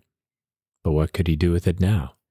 To be sure, he might have put it in the bank, and if he were fortunate, get it back again when he wanted it. But Jurgis was now a homeless man, wandering over a continent. And what did he know about banking and drafts and letters of credit? If he carried the money about with him, he would surely be robbed in the end. And so what was there for him to do but enjoy it while he could? On a Saturday night, he drifted into a town with his fellows, and because it was raining, and there was no other place provided for him, he went to a saloon. And there were some who treated him and whom he had to treat, and there was laughter and singing and good cheer. And then out of the rear part of the saloon a girl's face, red-cheeked and merry, smiled at Jorgis, and his heart thumped suddenly in his throat. He nodded to her, and she came and sat by him. They had more drink, and then he went upstairs into a room with her, and the wild beast rose up within him and screamed, as it has screamed in the jungle from the dawn of time. And then, because of his memories and his shame, he was glad when others joined them, men and women, and they had more drink and spent the night in wild rioting and debauchery. In the van of the surplus labor army, there followed another, an army of women, they also struggling for life under the stern system of nature. Because they were rich men who sought pleasure, there had been ease and plenty for them so long as they were young and beautiful. And later on, when they were crowded out by others younger and more beautiful, they went out to follow upon the trail of the working men. Sometimes they came of themselves, and the saloon keepers shared with them, or sometimes they were handled by agencies, the same as the labor army. They were in the towns in harvest time, near the lumber camps in the winter, in the cities when the men came there. If a regiment were encamped, or a railroad or a canal being made, or a great exposition getting ready, the crowd of women were on hand, living in shanties or saloons or tenement rooms, sometimes 8 or 10 of them together. In the morning, Jorgis had not a cent, and he went out upon the road again. He was sick and disgusted, but after the new plan of his life, he crushed his feelings down. He had made a fool of himself, but he could not help it now. All he could do was to see that it did not happen again. So he tramped on until exercise and fresh air banished his headache, and his strength and joy returned. This happened to him every time, for Jorgis was still a creature of impulse, and his pleasures had not yet become business. It would be a long time before he could be like the majority of these men on the road, who roamed until their hunger for drink and for women mastered them, and then went to work with a purpose in mind, and stopped when they had the price of a spree. On the contrary, try as he would, Jorgis could not help being made miserable by his conscience. It was the ghost that would not down. It would come upon him in the most unexpected places. Sometimes it fairly drove him to drink. One night he was caught by a thunderstorm, and he sought shelter in a little house just outside of a town. It was a working man's home, and the owner was a Slav like himself, a new immigrant from White Russia. He bade Jorgis welcome in his home language, and told him to come to the kitchen fire and dry himself. He had no bed for him, but there was straw in the garret, and he could make out. The man's wife was cooking the supper, and their children were playing about on the floor. Jorgis sat and exchanged thoughts with him about the old country, and the places where they had been, and the work they had done. Then they ate, and afterward sat and smoked and talked more about America, and how they found it. In the middle of a sentence, however, Jorgis stopped, seeing that the woman had brought a big basin of water and was proceeding to undress her youngest baby. The rest had crawled into the closet where they slept, but the baby was to have a bath, the working man explained. The nights had begun to be chilly, and his mother, ignorant as to the climate in America, had sewed him up for the winter. Then it had turned warm again, and some kind of a rash had broken out on the child. The doctor had said she must bathe him every night, and she, foolish woman, believed him. Jorgis scarcely heard the explanation. He was watching the baby. He was about a year old, and a sturdy little fellow with soft, fat legs, and a round ball of his stomach, and eyes as black as coals. His pimples did not seem to bother him much, and he was wild with glee over the bath, kicking and squirming and chuckling with delight, pulling at his mother's face and then at his own little toes. When she put him into the basin, he sat in the midst of it and grinned, splashing the water over himself and squealing like a little pig. He spoke in Russian, of which Jorgis knew some. He spoke it with the quaintest of baby accents, and every word of it brought back to Jorgis some word of his own dead little one, and stabbed him like a knife. He sat perfectly motionless, silent, but gripping his hands tightly, while a storm gathered in his bosom, and a flood heaped itself up behind his eyes. And in the end, he could bear it no more, but buried his face in his hands and burst into tears. to the alarm and amazement of his host. Between the shame of this and his woe, Jorgis could not stand it, and got up and rushed out into the rain. He went on and on down the road, finally coming to a black woods, where he hid and wept as if his heart would break. Ah, what agony was that, what despair, when the tomb of memory was rent open and the ghost of his old life came forth to scourge him. What terror to see what he had been and now could never be, to see Ona and his child and his own dead self stretching out their arms to him, calling to him across a bottomless abyss, and to know that they were gone from him forever, and he writhing and suffocating in the mire of his own vileness.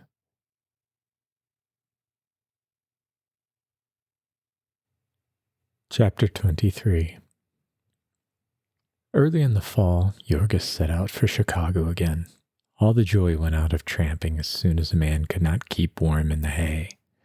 And like many thousands of others, he deluded himself with the hope that by coming early, he could avoid the rush. He brought $15 with him, hidden away in one of his shoes, a sum which had been saved from the saloon keepers, not so much by his conscience as by the fear which filled him at the thought of being out of work in the city in the winter time. He traveled upon the railroad with several other men, hiding in freight cars at night and liable to be thrown off at any time, regardless of the speed of the train. When he reached the city, he left the rest, for he had money and they did not, and he meant to save himself in this fight. He would bring to it all the skill that practice had brought him, and he would stand whoever fell. On fair nights, he would sleep in the park or on a truck or an empty barrel or box, and when it was rainy or cold, he would stow himself upon a shelf in a 10-cent lodging house, or pay 3 cents for the privileges of a squatter in a tenement hallway. He would eat at free lunches, 5 cents a meal, and never a cent more, so he might keep alive for 2 months and more, and in that time he would surely find a job.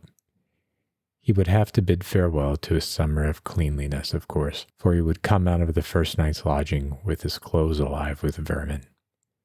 There was no place in the city where he could wash even his face unless he went down to the lakefront, and there it would soon be all ice. First he went to the steel mill and the harvest works and found that his places there had been filled long ago. He was careful to keep away from the stockyards. He was a single man now, he told himself, and he meant to stay one, to have his wages for his own when he got a job. He began the long, weary round of factories and warehouses, tramping all day from one end of the city to the other, finding everywhere from 10 to 100 men ahead of him. He watched the newspapers too, but no longer was he to be taken in by smooth-spoken agents. He had been told of all of those tricks while on the road. In the end, it was through a newspaper that he got a job. After nearly a month of seeking, it was a call for 100 laborers, and though he thought it was a fake, he went because the place was nearby. He found a line of men a block long, but as a wagon chanced to come out of an alley and break the line, he saw his chance and sprang to seize a place. Men threatened him and tried to throw him out, but he cursed and made a disturbance to attract a policeman, upon which they subsided, knowing that if the latter interfered, it would be to fire them all. An hour or two later, he entered a room and confronted a big Irishman behind a desk. "Ever worked in Chicago before?" the man inquired, and whether it was a good angel that put it into Jorgis's mind or an intuition of his sharpened wits, he was moved to answer, "No, sir." "Where do you come from?" "Kansas City, sir." "Any references?" "No, sir. I'm just an unskilled man. I've got good arms." "I want men for hard work. It's all underground, digging tunnels for telephones. Maybe it won't suit you." "I'm willing, sir. Anything for me. What's the pay?" 15 cents an hour. "I'm willing, sir." "All right, go back there and give your name." So within half an hour he was at work, far underneath the streets of the city. The tunnel was a peculiar one for telephone wires. It was about 8 feet high, and with a level floor nearly as wide. It had innumerable branches, a perfect spider web beneath the city. Jorgis walked over half a mile with his gang to the place where they were to work. Stranger yet, the tunnel was lighted by electricity, and upon it was laid a double-track, narrow-gauge railroad. But Yorgos was not there to ask questions, and he did not give the matter a thought. It was nearly a year afterward that he finally learned the meaning of this whole affair. The city council had passed a quiet and innocent little bill allowing a company to construct telephone conduits under the city streets. And upon the strength of this, a great corporation had proceeded to tunnel all Chicago with a system of railway freight subways. In the city, there was a combination of employers representing hundreds of millions of capital and formed for the purpose of crushing the labor unions. The chief union which troubled it was the Teamsters, and when these freight tunnels were completed, connecting all the big factories and stores with the railroad depots, they would have the Teamsters Union by the throat. Now and then there were rumors and murmurs in the Board of Aldermen, and once there was a committee to investigate, but each time another small fortune was paid over and the rumors died away, until at last the city woke up with a start to find the work completed. There was a tremendous scandal, of course. It was found that the city records had been falsified and other crimes committed, and some of Chicago's big capitalists got into jail, figuratively speaking. The aldermen declared that they had had no idea of it all, in spite of the fact that the main entrance to the work had been in the rear of the saloon of one of them. It was in a newly opened cut that Yorgos worked, and so he knew that he had an all-winter job. He was so rejoiced that he treated himself to a spree that night, and with the balance of his money, he hired himself a place in a tenement room where he slept upon a big homemade straw mattress along with 4 other working men. This was $1 a week, and for 4 more, he got his food in a boarding house near his work. This would leave him $4 extra each week, an unthinkable sum for him. At the outset, he had to pay for his digging tools and also to buy a pair of heavy boots, since his shoes were falling to pieces, and a flannel shirt, since the one he had worn all summer was in shreds. He spent a week meditating whether or not he should also buy an overcoat. There was one belonging to a Hebrew collar-button peddler who had died in the room next to him, and which the landlady was holding for her rent. In the end, however, Yorgos decided to do without it, as he was to be underground by day and in bed at night. This was an unfortunate decision, however, for it drove him more quickly than ever into the saloons. From now on, Yorgos worked from 7 o'clock until 5:30, with half an hour for dinner, which meant that he never saw the sunlight on weekdays. In the evenings, there was no place for him to go except a bar room, no place where there was light and warmth, where he could hear a little music or sit with a companion and talk. He had now no home to go to. He had no affection left in his life, only the pitiful mockery of it and the camaraderie of vice. On Sundays, the churches were open, but where was there a church in which an ill-smelling workingman, with vermin crawling upon his neck, could sit without seeing people edge away and look annoyed? He had, of course, his corner in a close, though unheated room, with a window opening upon a blank wall 2 feet away. And also he had the bare streets, with the winter gales sweeping through them. Besides this, he had only the saloons, and of course, he had to drink to stay in them. If he drank now and then, he was free to make himself at home, to gamble with dice or a pack of greasy cards, to play at a dingy pool table for money, or to look at a beer-stained pink sporting paper with pictures of murderers and half-naked women. It was for such pleasures as these that he spent his money, and such was his life during the 6 weeks and a half that he toiled for the merchants of Chicago, to enable them to break the grip of their Teamsters Union.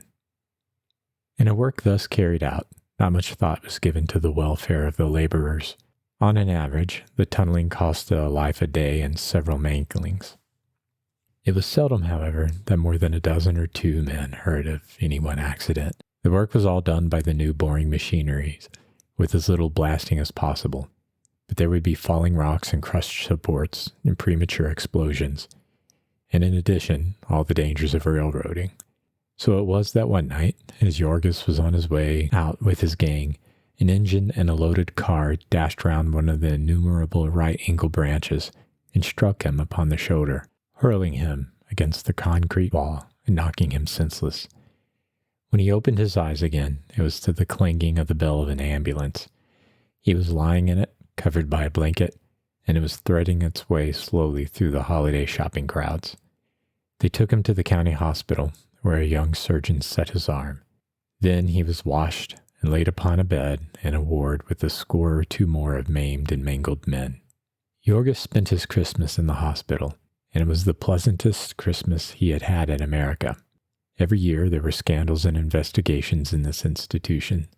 The newspapers charging that doctors were allowed to try fantastic experiments upon the patients. But Jorgis knew nothing of this. His only complaint was that they used to feed him upon tinned meat, which no man who had ever worked in Packingtown would feed to his dog. Jorgis had often wondered just who ate the canned corned beef and roast beef of the stockyards. Now he began to understand that it was what you might call graft meat, put up to be sold to public officials and contractors, and eaten by soldiers and sailors, prisoners and inmates of institutions, shantymen, and gangs of railroad laborers. Jorgis was ready to leave the hospital at the end of 2 weeks. This did not mean that his arm was strong and that he was able to go back to work, but simply that he could get along without further attention, and that his place was needed for someone worse off than he.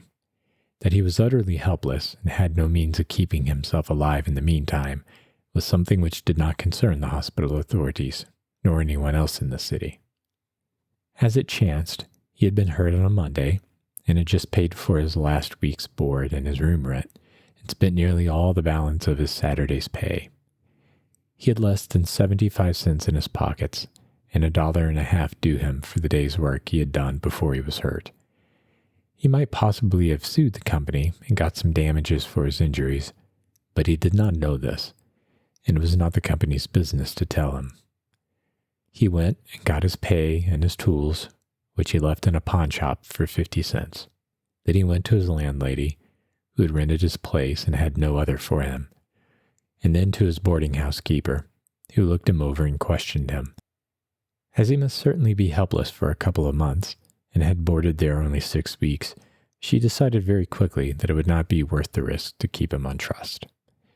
So Jorgis went out into the streets in a most dreadful plight. It was bitterly cold, and a heavy snow was falling, beating into his face. He had no overcoat and no place to go, and $2.65 in his pocket, with the certainty that he could not earn another cent for months. The snow meant no chance to him now. He must walk along and see others shoveling, vigorous and active, and he with his left arm bound to his side. He could not hope to tide himself over by odd jobs of loading trucks. He could not even sell newspapers or carry satchels, because he was now at the mercy of any rival. Words could not paint the terror that came over him as he realized all this. He was like a wounded animal in the forest. He was forced to compete with his enemies upon unequal terms. There would be no consideration for him because of his weakness. It was no one's business to help him in such distress, to make the fight the least bit easier for him.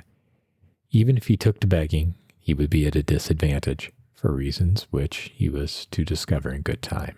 In the beginning, he could not think of anything except getting out of the awful cold.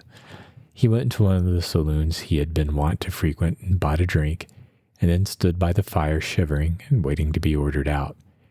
According to an unwritten law, the buying a drink included the privilege of loafing for just so long. Then one had to buy another drink or move on. That Jorgis was an old customer entitled him to a somewhat longer stop, but then he had been away 2 weeks and was evidently on the bum. He might plead and tell his hard luck story, but that would not help him much. A saloon keeper who was to be moved by such means would soon have his place jammed to the doors with hobos on a day like this. So Jorgis went out into another place and paid another nickel. He was so hungry this time that he could not resist the hot beef stew, an indulgence which cut short his stay by a considerable time. When he was again told to move on, he made his way to a tough place in the Levee district, where now and then he had gone with a certain rat-eyed bohemian working man of his acquaintance, seeking a woman. It was Jorgis's vain hope that here the proprietor would let him remain as a sitter. In low-class places, in the dead of winter, saloon keepers would often allow 1 or 2 forlorn-looking bums, who came in covered with snow or soaked with rain, to sit by the fire and look miserable to attract custom. A working man would come in, feeling cheerful after his day's work was over, and it would trouble him to have to take his glass with such a sight under his nose. and so he would call out, "Hey, bub, what's the matter? You look as if you'd been up against it." And then the other would begin to pour out some tale of misery, and the man would say, "Come have a glass, and maybe that'll brace you up." And so they would drink together, as if the tramp was sufficiently wretched looking or good enough at the gab, they might have two. And if they were to discover they were from the same country, or lived in the same city, or worked at the same trade, they might sit down at a table and spend an hour or two and talk. And before they got through, the saloon keeper would have taken in $1. All of this might seem diabolical, but the saloon keeper was in no wise to blame for it. He was in the same plight as a manufacturer who has to adulterate and misrepresent his product. If he does not, someone else will, and the saloon keeper, unless he is also an alderman, is apt to be in debt to the big brewers and on the verge of being sold out. The market for sitters was glutted that afternoon, however. There was no place for Jorgis. In all, he had to spend 6 nickels in keeping a shelter over him that frightful day, and then it was just dark, and the station houses would not be open until midnight. At the last place, however, there was a bartender who knew him and liked him, and let him doze at one of the tables until the boss came back. And also, as he was going out, the man gave him a tip. On the next block, there was a religious revival of some sort, with preaching and singing, and hundreds of hobos would go there for the shelter and warmth. Jorgis went straight away and saw a sign hung out, saying that the door would open at 7:30. Then he walked, or half ran, a block, and hid a while in a doorway, and then ran again, and so on until the hour. At the end, he was all but frozen, and found his way in with the rest of the throng, at the risk of having his arm broken again, and got close to the big stove.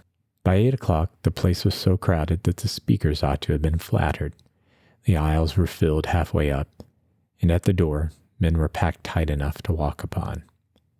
There were 3 elderly gentlemen in black upon the platform, and a young lady who played the piano in front.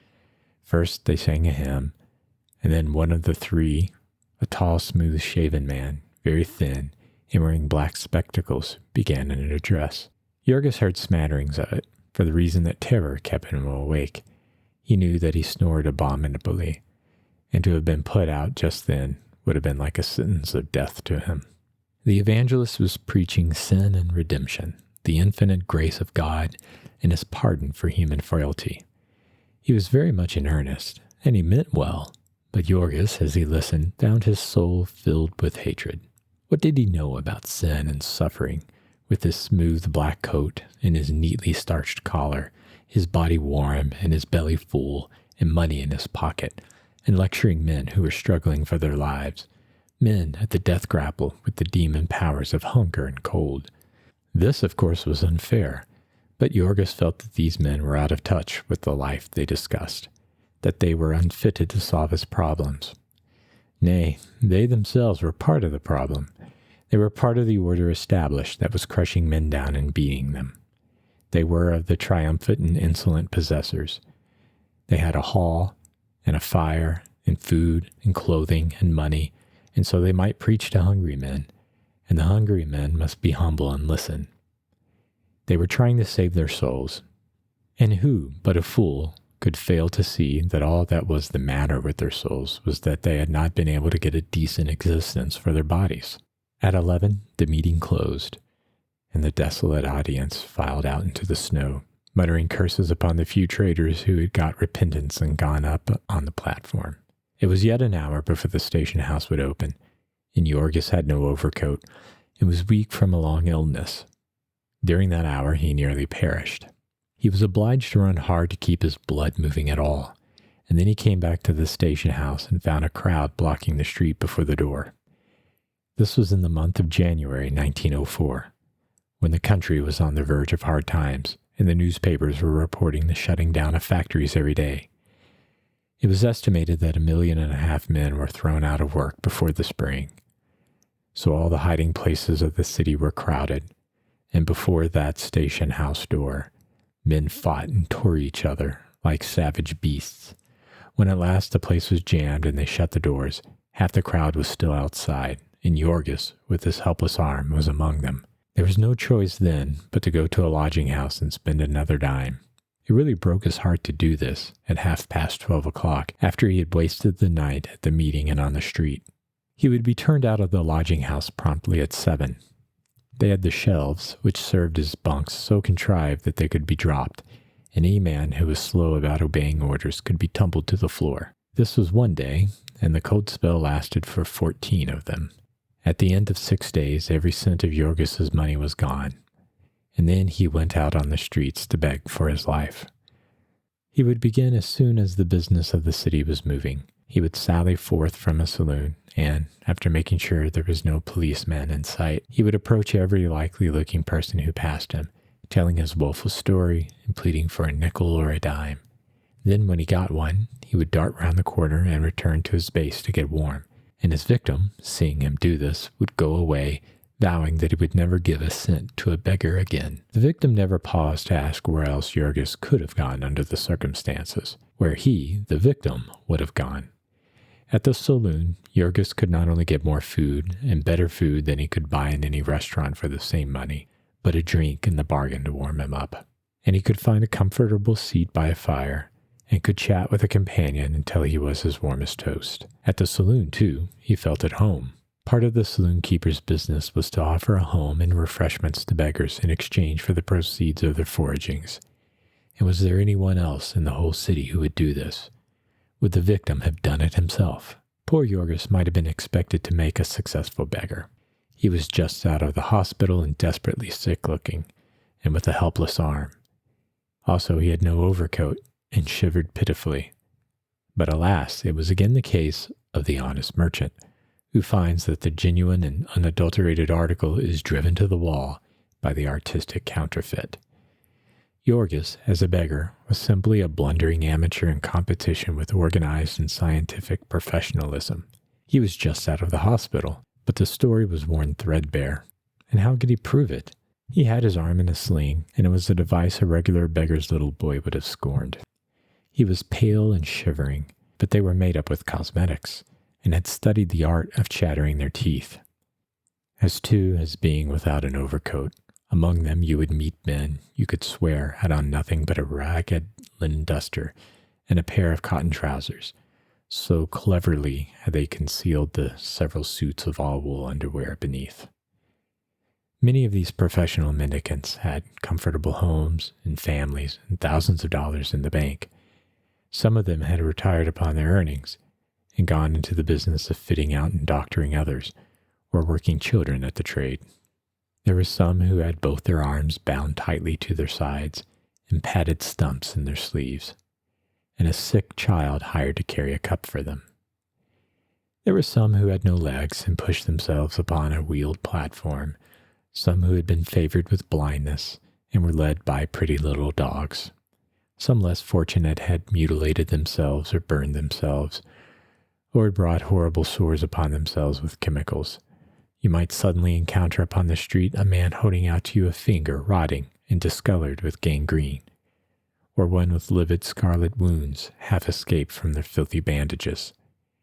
These desperate ones were the dregs of the city's cesspools, wretches who hid at night in the rain-soaked cellars of old ramshackle tenements, in stale beer dives and opium joints, with abandoned women in the last stages of the harlot's progress, women who had been kept by Chinamen and turned away at last to die. Every day the police net would drag hundreds of them off the streets, and in the detention hospital you might see them, herded together in a miniature inferno, with hideous beastly faces, bloated and leprous with disease, laughing, shouting, screaming in all stages of drunkenness, barking like dogs, gibbering like apes, raving and tearing themselves in delirium.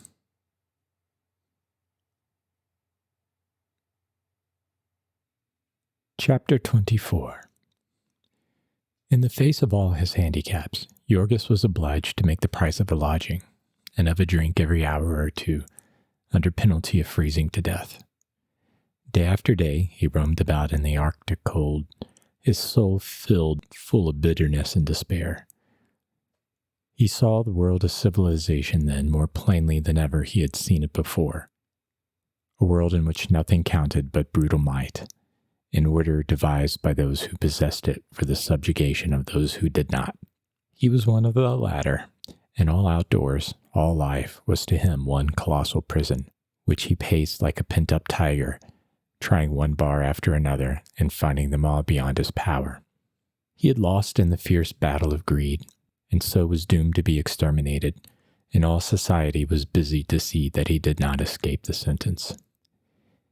Everywhere that he turned were prison bars, and hostile eyes following him, the well-fed, sleek policemen from whose glances he shrank, and who seemed to grip their clubs more tightly when they saw him.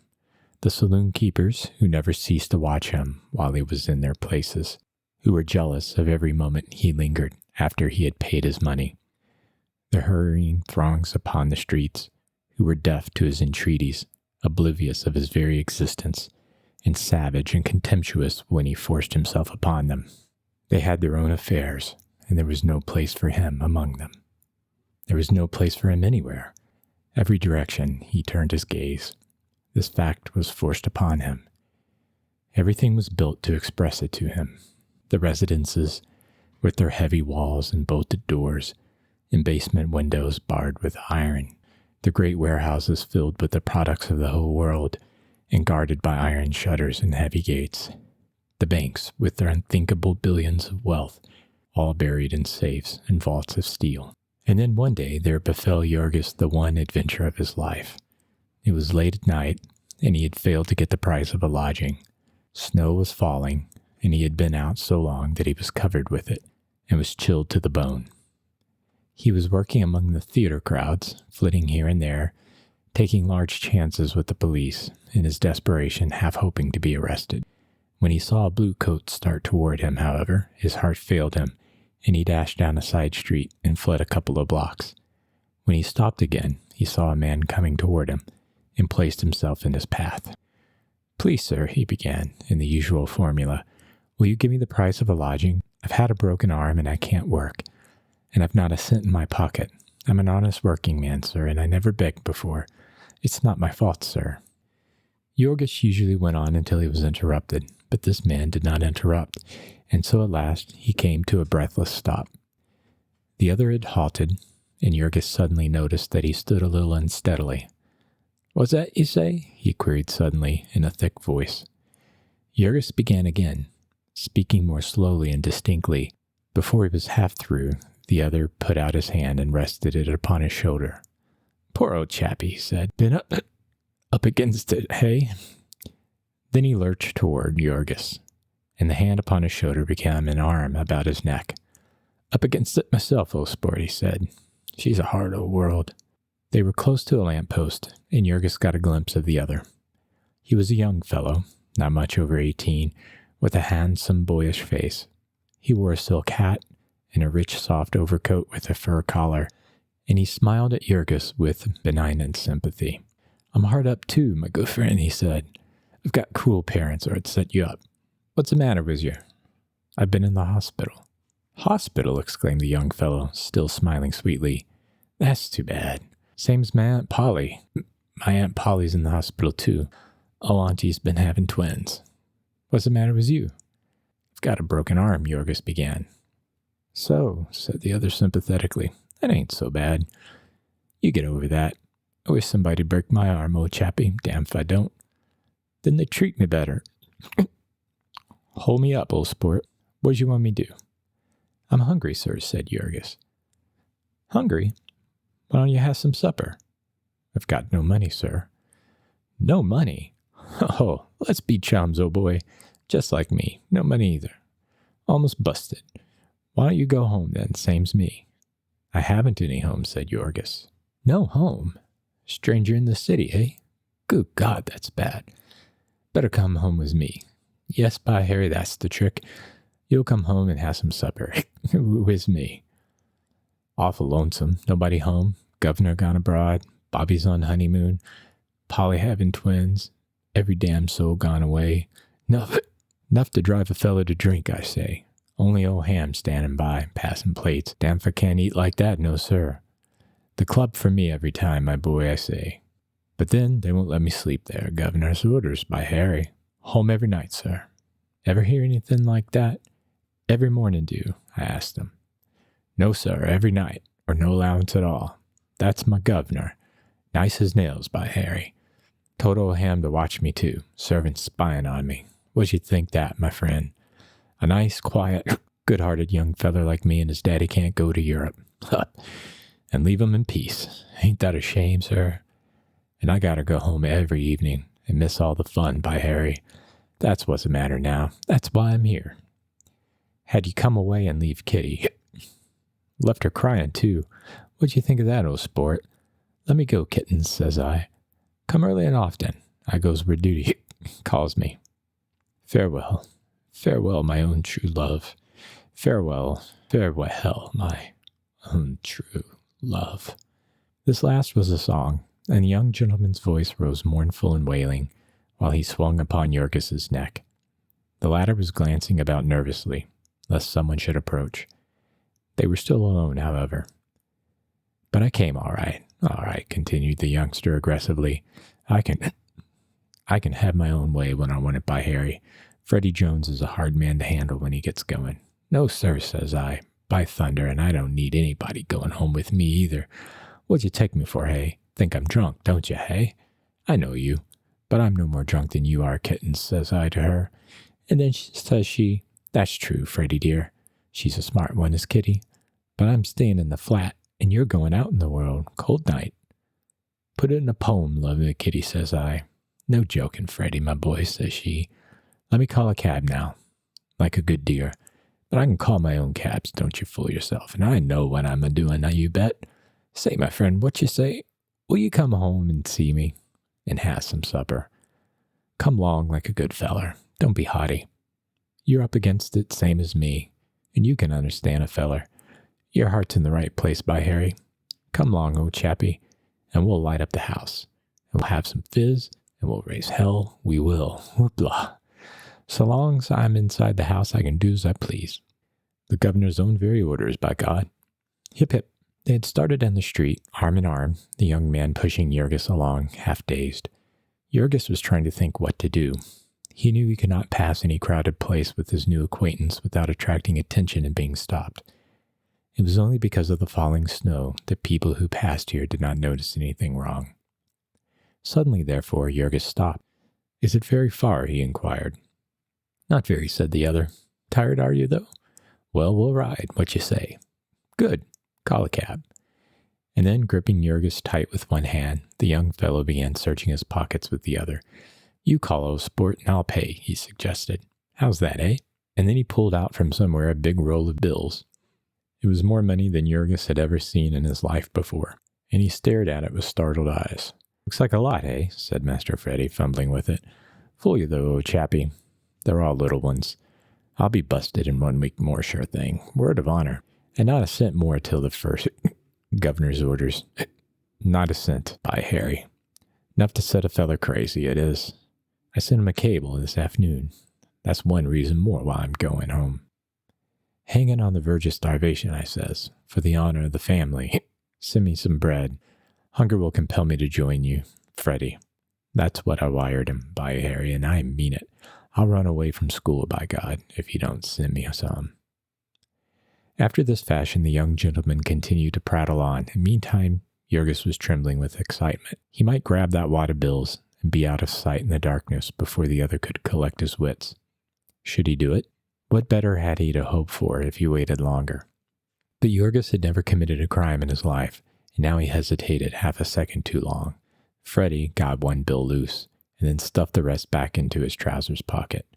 Here, old man, he said, you take it. He held it out, fluttering. They were in front of a saloon, and by the light of the window, Jurgis saw that it was a $100 bill. You take it, the other repeated. Pay the cabbie and keep the change. I've got no head for business. Governor says so himself, and the governor knows. The governor's got a head for business, you bet. All right, governor, I told him, you run the show, and I'll take the tickets. And so he set Aunt Polly to watch me. And now Polly's off in the hospital having twins, and me out raising Cain. Hello there. Hey, call him. A cab was driving by, and Jurgis sprang and called, and swung round to the curb. Master Freddie clambered in with some difficulty, and Jurgis had started to follow when the driver shouted, Hi there, get out, you. Jurgis hesitated and was half obeying, but his companion broke out. What's What's the matter with you, eh?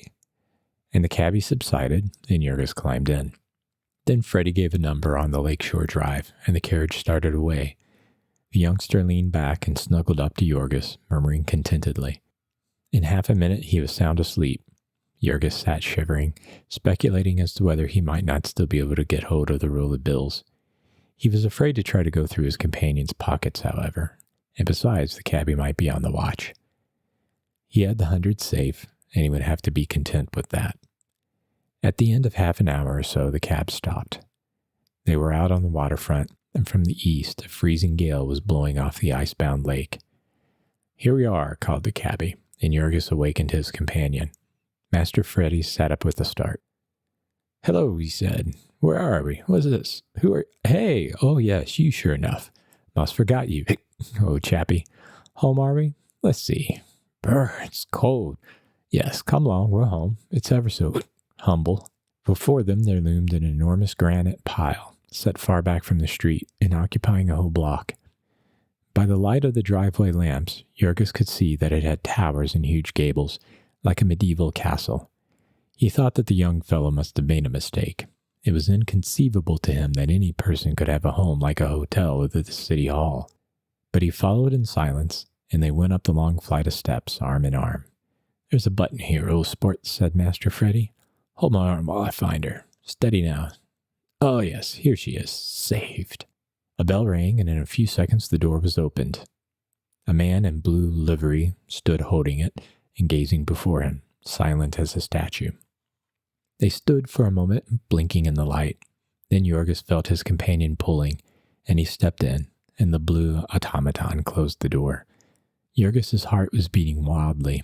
It was a bold thing for him to do. Into what strange, unearthly place he was venturing, he had no idea. Aladdin entering his cave could not have been more excited. The place where he stood was dimly lighted, but he could see a vast hall with pillars fading into the darkness above, and a great staircase opening at the far end of it. The floor was of tessellated marble, smooth as glass, and from the walls, strange shapes loomed out, woven into huge portieres in rich, harmonious colors, or gleaming from paintings, wonderful and mysterious looking in the half-light, purple and red and golden, like sunset glimmers in a shadowy forest. The man in livery had moved silently toward them. Master Freddie took off his hat and handed it to him, and then, letting go of Jurgis's arm, tried to get out of his overcoat. After 2 or 3 attempts, he accomplished this, with the lackey's help, and meantime a second man had approached, a tall and portly personage, solemn as an executioner. He bore straight down upon Jurgis, who shrank away nervously. He seized him by the arm without a word, and started toward the door with him. Then suddenly came Master Freddie's voice. "Hamilton, my friend will remain with me." The man paused and half released Jurgis. "Come along, old chappie," said the other, and Jurgis started toward him. "Master Frederick," exclaimed the man. "See that the cabbie is paid," was the other's response, and he linked his arm in Jurgis's. Jurgis was about to say, "I have the money for him," but he restrained himself. The stout man in uniform signaled to the other, who went out to the cab while he followed Jurgis and his young master. They went down the great hall and then turned. Before them were 2 huge doors. "Hamilton," said Master Freddie. "Well, sir," said the other, "what's the matter with the dining room doors?" "Nothing is the matter, sir." "Then why don't you open them?" The man rolled them back. Another vista lost itself in the darkness. "Lights," commanded Master Freddie, and the butler pressed a button, and a flood of brilliant incandescence streamed from above, half blinding Jurgis. He stared, and little by little he made out the great apartment, with a domed ceiling from which the light poured, and walls that were one enormous painting, nymphs and dryads dancing in a flower-strewn glade, Diana with her hounds and horses dashing headlong through a mountain streamlet, a group of maidens bathing in a forest pool. All life-size and so real that Jurgis thought it was some work of enchantment, that he was in a dream palace. Then his eye passed to the long table in the center of the hall, a table black as ebony and gleaming with wrought silver and gold. In the center of it was a huge carven bowl with the glistening gleam of ferns and the red and purple of rare orchids, glowing from a light hidden somewhere in their midst. "This is the dining room," observed Master Freddy. "How you like it, hey, old sport?" He always insisted on having an answer to his remarks, leaning over Yorgis and smiling into his face. Yorgis liked it. "Rummy old place to feed and all alone, though," was Freddy's comment. "Rummy's hell. What'd you think, eh?" Then another idea occurred to him, and he went on without waiting. "Maybe you never saw anything like this before, eh, old chappie?" "No," said Yorgis. "Come from the country, maybe, eh?" "Yes," said Yorgis. "Aha, I thought so. Lots of folks from country never saw such a place. Governor brings 'em, free show, regular circus. Go home, tell folks about it. Old man Jones's place. Jones the packer, beef trust man. Made it all out of hogs, too, damn old scoundrel. Now we see where our pennies go. Rebates and private car lines. By Harry, bully place, though. Worth seeing. Ever hear of Jones the packer, hey, old chappie?" Yorgis had started involuntarily. The other, whose sharp eyes missed nothing, demanded, "What's the matter, hey? Heard of him?" And Yorgis managed to stammer out, "I've worked for him in the yards." "What?" cried Master Freddy with a yell. "You? In the yards? Ho, ho. Why, say, that's good. Shake hands on it, old man. Bye, Harry. Governor ought to be here. Glad to see you. Great friends with the men, Governor. Labor and capital, community of interest, and all that. Funny things happen in this world, don't they, old man? Hamilton, let me introduce you. Friend the family. Oh, friend the governor's. Works in the yards. Come to spend the night with me, Hamilton. Have a hot time. Me friend, Mr. What's your name, old chappie? Tell us your name." "Rutkus. Yorgis Rutkus." "My friend, Mr. Rednose, Hamilton. Shake hands." The stately butler bowed his head, but made not a sound, and suddenly Master Freddy pointed an eager finger at him. "I know what's the matter with you, Hamilton. Lay you $1, I know. You think I'm drunk, hey now?" And the butler again bowed his head. "Yes, sir," he said, at which Master Freddy hung tightly upon Yorgis's neck and went into a fit of laughter. "Hamilton, you damn old scoundrel," he roared. "I'll surcharge you for impudence. You see if and I don't. Oh, I'm drunk. Oh." The two waited until his fit had spent himself to see what new whim would seize him. "What you want to do?" he queried suddenly. "Want to see the place, old chappie? Want me to play the governor? Show you around? State parlors. Louis cans. Louis says. Chairs cost $3,000 apiece. Tea room marionette. Picture of shepherds dancing. Rusedale, $23,000. Ballroom. Balcony pillars. Imported. Special ship, $68,000. Ceiling painted in Rome. What's that feller's name, Hamilton? Manatoni, Macaroni. Then this place. Silver Bowl. Benvenuto Cellini. Romeo Dago. And the organ, $30,000, sir. Start her up, Hamilton. Let Mr. Rednose hear it." "No, never mind. Clean forgot. Says he's hungry, Hamilton. Let's have some supper. Only, don't let's have it here. Come up to my place, old sport. Nice and cozy. This way. Steady now. Don't slip on the floor. Hamilton, we'll have a cold spread and some fizz. Don't leave out the fizz, by Harry. We'll have some of the 1830 Madeira. Hear me, sir?" "Yes, sir," said the butler. "But Master Frederick, your father left orders." And Master Frederick drew himself up to a stately height. "My father's orders were left to me, and not to you," he said. Then, clasping Yorgis tightly by the neck, he staggered out of the room. On the way, another idea occurred to him, and he asked, "Any cable message for me, Hamilton?" "No, sir," said the butler. "Governor must be traveling. And how's the twins, Hamilton?" "They are doing well, sir." "Good," said Master Freddy, and added fervently, "God bless 'em, the little lambs." They went up the great staircase, one step at a time. At the top of it there gleamed at them out of the shadows the figure of a nymph crouching by a fountain. A figure ravishingly beautiful, the flesh warm and glowing with the hues of life. Above was a giant court, with domed roof, the various apartments opening into it. The butler had paused below but a few minutes to give orders, and then followed them.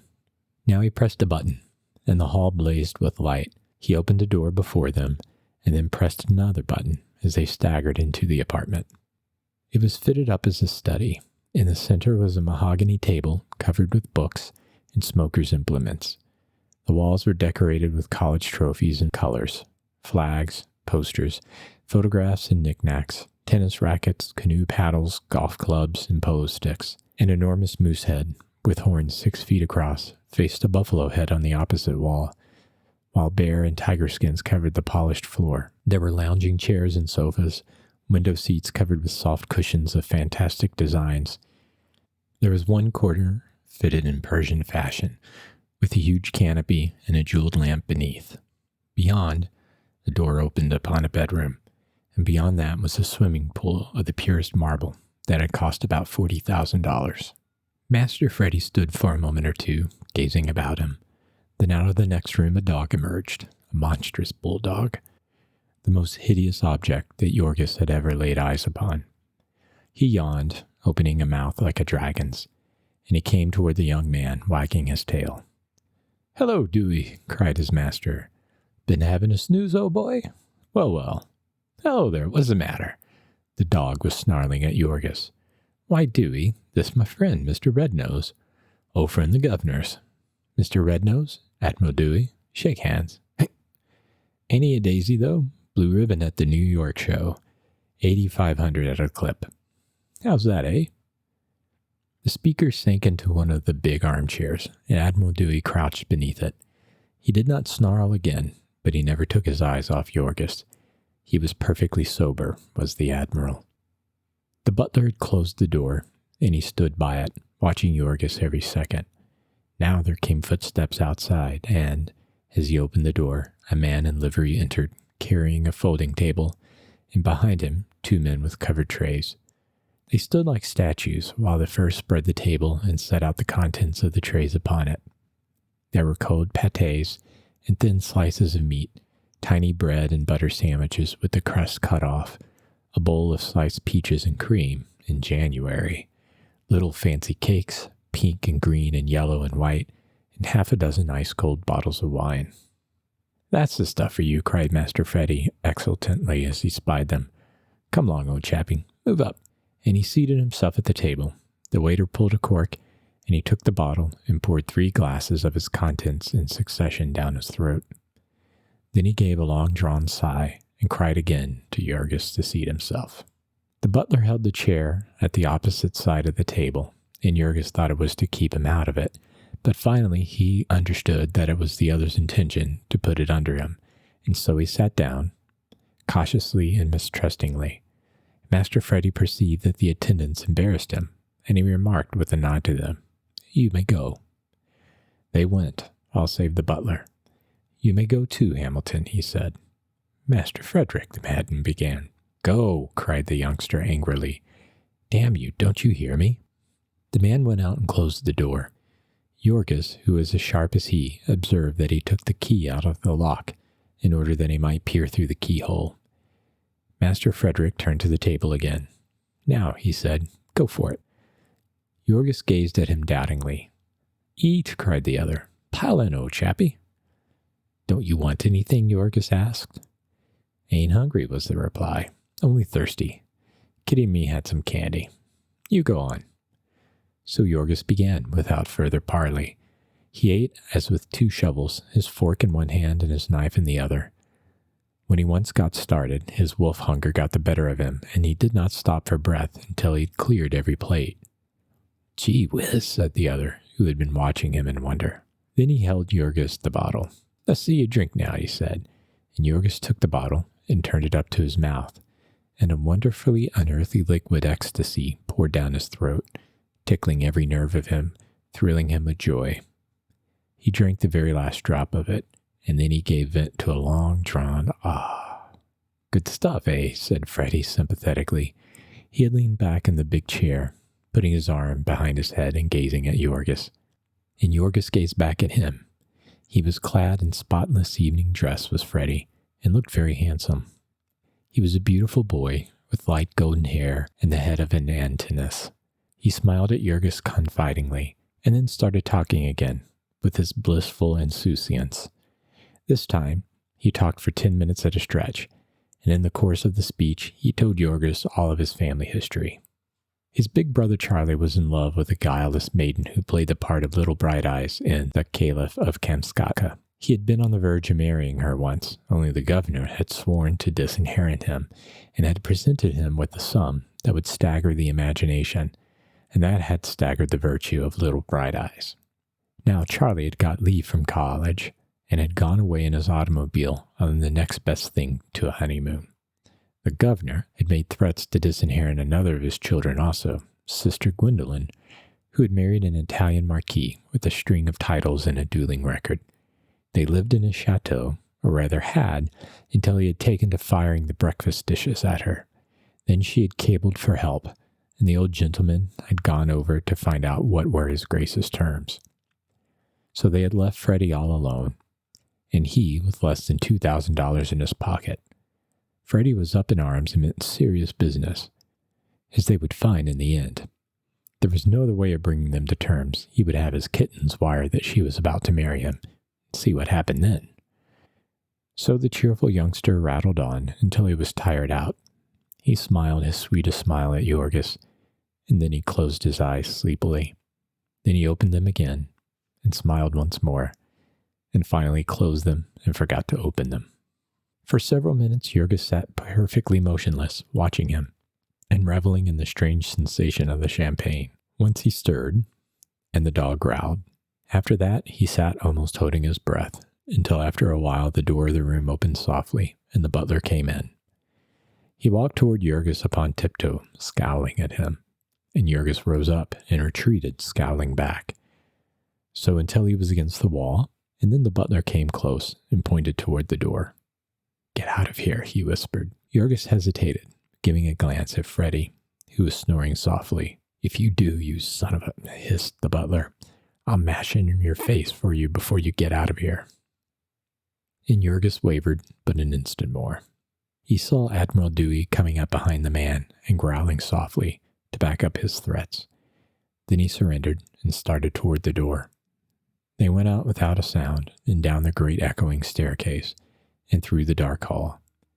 At the front door he paused, and the butler strode close to him. "Hold up your hands," he snarled. Jorgis took a step back, clenching his one well fist. "What for?" he cried, and then understanding that the fellow proposed to search him, he answered, "I'll see you in hell first."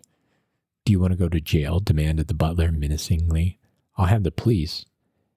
"Have 'em," roared Jorgis with fierce passion, "but you won't put your hands on me till you do.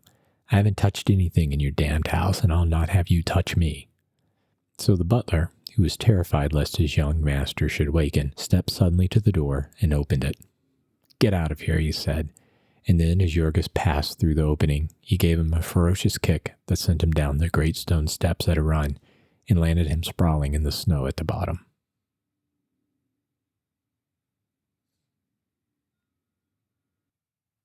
Chapter 25. Jorgis got up, wild with rage, but the door was shut, and the great castle was dark and impregnable.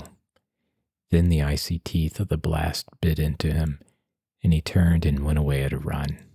When he stopped again, it was because he was coming to frequented streets, did not wish to attract attention. In spite of that last humiliation, his heart was thumping fast with triumph. He had come out ahead on that deal. He put his hand into his trousers pocket every now and then to make sure that the precious $100 bill was still there. Yet he was in a plight, a curious and even dreadful plight when he came to realize it. He had not a single cent but that one bill, and he had to find some shelter that night. He had to change it. Jorgis spent half an hour walking and debating the problem. There was no one he could go to for help. He had to manage it all alone. To get it changed in a lodging house would be to take his life in his hands. He would almost certainly be robbed and perhaps murdered before morning. He might go to some hotel or railroad depot and ask to have it changed, but what would they think, seeing a bum like him with $100? He would probably be arrested if he tried it. And what story could he tell? On the morrow, Freddie Jones would discover his loss, and there would be a hunt for him, and he would lose his money. The only other plan he could think of was to try in a saloon. He might pay them to change it, if it could not be done otherwise. He began peering into places as he walked. He passed several as being too crowded. Then finally, chancing upon one where the bartender was all alone, he gripped his hands in sudden resolution and went in. "Can you change me $100 bill?" he demanded. The bartender was a big, husky fellow with the jaw of a prize fighter and a 3-week stubble of hair upon it. He stared at Yorgis. "What's that you say?" he demanded. "I said, could you change me $100 bill?" "Where'd you skid it?" he inquired incredulously. "Never mind," said Yorgis. "I've got it, and I want it changed. I'll pay you if you'll do it." The other stared at him hard. "Let me see it," he said. "Will you change it?" Yorgis demanded, gripping it tightly in his pocket. "How the hell can I know if it's good or not?" retorted the bartender. "What you take me for, eh?" Then Yorgis slowly and warily approached him. He took out the bill and fumbled it for a moment, while the man stared at him with hostile eyes across the counter. Then finally he handed it over. The other took it and began to examine it. He smoothed it between his fingers and held it up to the light. He turned it over and upside down and edgeways. It was new and rather stiff, and that made him dubious. Yorgis was watching him like a cat all the time. "Humph," he said, finally, and gazed at the stranger, sizing him up, a ragged, ill-smelling tramp with no overcoat and one arm in a sling, and $100 bill. "Want to buy anything?" he demanded. "Yes," said Yorgis. "I'll take a glass of beer." "All right," said the other. "I'll change it." And he put the bill in his pocket and poured Yorgis out a glass of beer and set it on the counter. Then he turned to the cash register and punched up 5 cents and began to pull money out of the drawer. Finally, he faced Yorgis, counting it out. 2 dimes, a quarter, and 50 cents. "There," he said. For a second, Yorgis waited, expecting to see him turn again. "My $99, he said. "What $99? demanded the bartender. "My change," he cried. "The rest of my 100. "Go on," said the bartender. "You're nutty." And Yorgis stared at him with wild eyes. For an instant, horror reigned in him. Black, paralyzing, awful horror, clutching him at the heart. And then came rage. In surging, blinding floods. He screamed aloud and seized the glass and hurled it at the other's head. The man ducked, and it missed him by half an inch. He rose again and faced Yorgis, who was vaulting over the bar with his one well arm, and dealt him a smashing blow in the face, hurling him backward upon the floor. Then, as Yorgis scrambled to his feet again and started round the counter after him, he shouted at the top of his voice, "Help! Help!" Yorgis seized a bottle off the counter as he ran, and as the bartender made a leap, he hurled the missile at him with all his force. It just grazed his head and shivered into 1,000 pieces against the post of the door. Then Yorgis started back, rushing at the man again in the middle of the room. This time, in his blind frenzy, he came without a bottle. That was all the bartender wanted. He met him halfway and floored him with a sledgehammer drive between the eyes. An instant later, the screen doors flew open, and 2 men rushed in, just as Yorgis was getting to his feet again, foaming at the mouth with rage, and trying to tear his broken arm out of its bandages. "Look out!" shouted the bartender. "He's got a knife." Then, seeing that the 2 were disposed to join the fray, he made another rush at Yorgis, and knocked aside his feeble defense and sent him tumbling again, and the 3 flung themselves upon him, rolling and kicking about the place. A second later, a policeman dashed in, and the bartender yelled once more, "Look out for his knife!" Yorgis had fought himself half to his knees when the policeman made a leap at him and cracked him across the face with his club. Though the blow staggered him, the wild beast frenzy still blazed in him, and he got to his feet, lunging into the air. Then again the club descended, full upon his head, and he dropped like a log to the floor. The policeman crouched over him, clutching a stick, waiting for him to try to rise again, and meantime the bartender got up and put his hand on his head. "Christ," he said. "I thought I was done for that time. Did he cut me?" "Don't see anything, Jake," said the policeman. What's the matter with him? Just crazy drunk, said the other. A lame duck, too. But he most got me under the bar. You'd better call the wagon, Billy. No, said the officer. He's got no more fight in him, I guess. And he's only got a block to go. He twisted his hand in Yorgis's collar and jerked at him. Get up here, you, he commanded. But Yorgis did not move, and the bartender went behind the bar, and after stowing the $100 bill away in a safe hiding place, came and poured a glass of water over Yorgis. Then, as the latter began to moan feebly, the policeman got him to his feet and dragged him out of the place. The station house was just around the corner, and so in a few minutes, Yorgis was in a cell. He spent half the night lying unconscious, in the balance moaning in torment with a blinding headache and a racking thirst. Now and then he cried aloud for a drink of water, but there was no one to hear him. There were others in that same station house with split heads and a fever. There were hundreds of them in the great city, and tens of thousands of them in the great land, and there was no one to hear any of them. In the morning, Yorgis was given a cup of water and a piece of bread, and then hustled into a patrol wagon and driven to the nearest police court. He sat in the pen with a score of others until his turn came. The bartender, who proved to be a well-known bruiser, was called to the stand. He took the oath and told his story. The prisoner had come into his saloon after midnight, fighting drunk, and had ordered a glass of beer and tendered a $1 bill in payment. He had been given 95-cents change and had demanded $99 more, and before the plaintiff could even answer, had hurled the glass at him and then attacked him with a bottle of bitters and nearly wrecked the place. Then the prisoner was sworn, a forlorn object, haggard and unshorn, with an arm done up in a filthy bandage, a cheek and head cut, and bloody, and one eye purplish black and entirely closed. "What have you to say for yourself?" queried the magistrate. "Your Honor," said Yorgis, "I went into his place and asked the man if he could change me a $100 bill. And he said he would if I bought a drink. I gave him the bill, and then he wouldn't give me the change." The magistrate was staring at him in perplexity. "You gave him a $100 bill?" he exclaimed. "Yes, Your Honor," said Yorgis. "Where did you get it?" "A man gave it to me, Your Honor." "A man? What man? And what for?" "A young man I met upon the street, Your Honor. I had been begging." There was a titter in the courtroom. The officer who was holding Yorgis put up his hand to hide a smile, and the magistrate smiled without trying to hide it. "It's true, Your Honor," cried Yorgis passionately. "You had been drinking as well as begging last night, had you not?" inquired the magistrate. "No, Your Honor," protested Yorgis. You had not had anything to drink?" "Why, yes, Your Honor, I had." "What did you have?" "I had a bottle of something. I don't know what it was. Something that burned." There was again a laugh round the courtroom, stopping suddenly as the magistrate looked up and frowned. "Have you ever been arrested before?" he asked abruptly. The question took Yorgis aback. I, he stammered. "Tell me the truth now," commanded the other sternly. "Yes, Your Honor," said Yorgis. "How often?"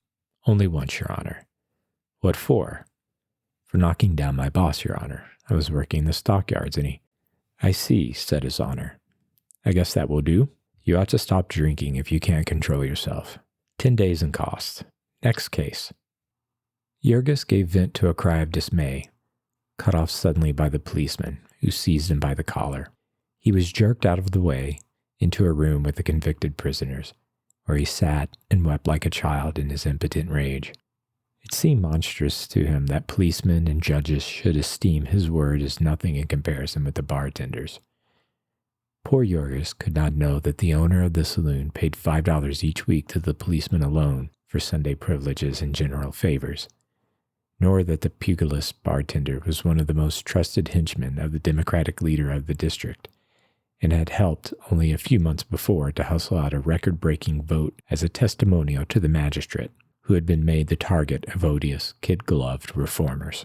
Yorgis was driven out to the bridewell for the second time. In his tumbling around, he had hurt his arm again, and so could not work, but had to be attended by the physician. Also, his head and his eye had to be tied up, and so he was a pretty-looking object when, the second day after his arrival, He went out into the exercise court and encountered Jack Dwayne. The young fellow was so glad to see Yorgis that he almost hugged him. "By God, if it isn't the stinker," he cried. "And what is it? Have you been through a sausage machine?" "No," said Yorgis, "but I've been in a railroad wreck and a fight." And then, while some of the other prisoners gathered round, he told his wild story. Most of them were incredulous, but Dwayne knew that Yorgis could never have made up such a yarn as that. "Hard luck, old man," he said when they were alone, "but maybe it's taught you a lesson." "I've learned some things since I saw you last," said Yorgis mournfully. Then he explained how he had spent the last summer hoboing it, as the phrase was. "And you?" he asked finally. "Have you been here ever since?" "Lord, no," said the other. "I only came in the day before yesterday. It's the second time they sent me up on a trumped-up charge. I've had hard luck and can't pay them what they want." "Why don't you quit Chicago with me, Yorgis?" "I've no place to go," said Yorgis sadly. "Neither have I," replied the other, laughing lightly. "But we'll wait till we get out and see."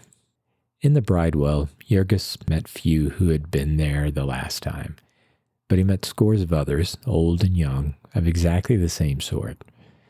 It was like breakers upon a beach. There was new water, but the wave looked just the same.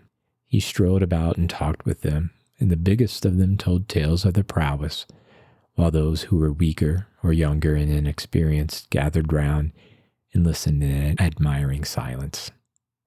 The last time he was there, Yorgis had thought of little but his family, but now he was free to listen to these men and to realize that he was one of them, that their point of view was his point of view, and that the way they kept themselves alive in the world was the way he meant to do it in the future. And so, when he was turned out of prison again, without a penny in his pocket, he went straight to Jack Dwayne. He went full of humility and gratitude, for Dwayne was a gentleman and a man with a profession, and it was remarkable that he should be willing to throw in his lot with a humble working man, one who had even been a beggar and a tramp. Yorgis could not see what help he could be to him, but he did not understand that a man like himself, who could be trusted to stand by anyone who was kind to him, was as rare among criminals as among any other class of men. The address Yorgis had was a garret room in the ghetto district, the home of a pretty little French girl, Dwayne's mistress, who sewed all day and eked out her living by prostitution. He had gone elsewhere, she told Yorgis. He was afraid to stay there now, on account of the police. The new address was a cellar dive, whose proprietor said that he had never heard of Dwayne. But after he had put Yorgis through a catechism, he showed him a back stairs which led to a fence in the rear of a pawnbroker's shop, and thence to a number of assignation rooms, in one of which Dwayne was hiding. Dwayne was glad to see him. He was without a cent of money, he said, and had been waiting for Yorgis to help him get some. He explained his plan. In fact, he spent the day in laying bare to his friend the criminal world of the city, and in showing him how he might earn himself a living in it. That winter, he would have a hard time on account of his arm and because of an unwanted fit of activity of the police. But so long as he was unknown to them, he would be safe if he were careful. Here at Papa Hanson's, so they called the old man who kept the dive, he might rest at ease, for Papa Hanson was square. He would stand by him so long as he paid, and gave him an hour's notice if there was to be a police raid. Also, Rosensteg, the pawnbroker, would buy anything he had for a third of its value and guarantee to keep it hidden for a year. There was an oil stove in the little cupboard of a room, and they had some supper. And then about 11 o'clock at night they sallied forth together by a rear entrance to the place, Dwayne with a slingshot. They came to a residence district, and he sprang up a lamp post and blew out the light. And then the two dodged into the shelter of an area step and hid in silence. Pretty soon a man came by, a working man, and they let him go. Then after a long interval came the heavy tread of a policeman, and they held their breath till he was gone. Though half frozen, they waited a full quarter of an hour after that, and then again came footsteps, walking briskly. Dwayne nudged Yorgis, and the instant the man had passed, they rose up. Dwayne stole out as silently as a shadow, and a second later, Jurgis heard a thud and a stifled cry. He was only a couple of feet behind, and he leaped to stop the man's mouth, while Dwayne held him fast by the arms, as they had agreed. But the man was limp and showed a tendency to fall, and so Jurgis had only to hold him up by the collar, while the other, with swift fingers, went through his pockets, ripping open first his overcoat, and then his coat, and then his vest, searching inside and outside, and transferring the contents into his own pockets. At last, after feeling of the man's fingers and in his necktie, Dwayne whispered, "That's all," and they dragged him to the area and dropped him in. Then Jurgis went one way and his friend the other, walking briskly. The latter arrived first, and Jurgis found him examining the swag. There was a gold watch for one thing, with the chain and locket. There was a silver pencil and a matchbox and a handful of small change, and finally a card case. This last Dwayne opened feverishly. There were letters and checks and 2 theater tickets, and at last, in the back part, a wad of bills. He counted them. There was a 20, 5 10s, 4 5s, and 3 1s. Dwayne drew a long breath. "That lets us out," he said. After further examination, they burned the card case and its contents, all but the bills, and likewise the picture of a little girl in the locket. Then Dwayne took the watch and trinkets downstairs and came back with $16. "The old scoundrel said the case was filled," he said. "It's a lie, but he knows I want the money." They divided up the spoils, and Jurgis got as his share $55 and some change. He protested that it was too much, but the other had agreed to divide even.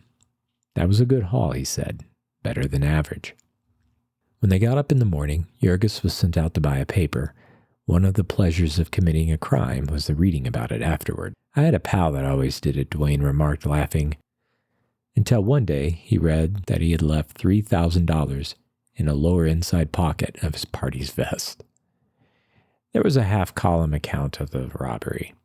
It was evident that a gang was operating in the neighborhood, said the paper, for it was the third within a week, and the police were apparently powerless. The victim was an insurance agent, and he had lost $110 that did not belong to him.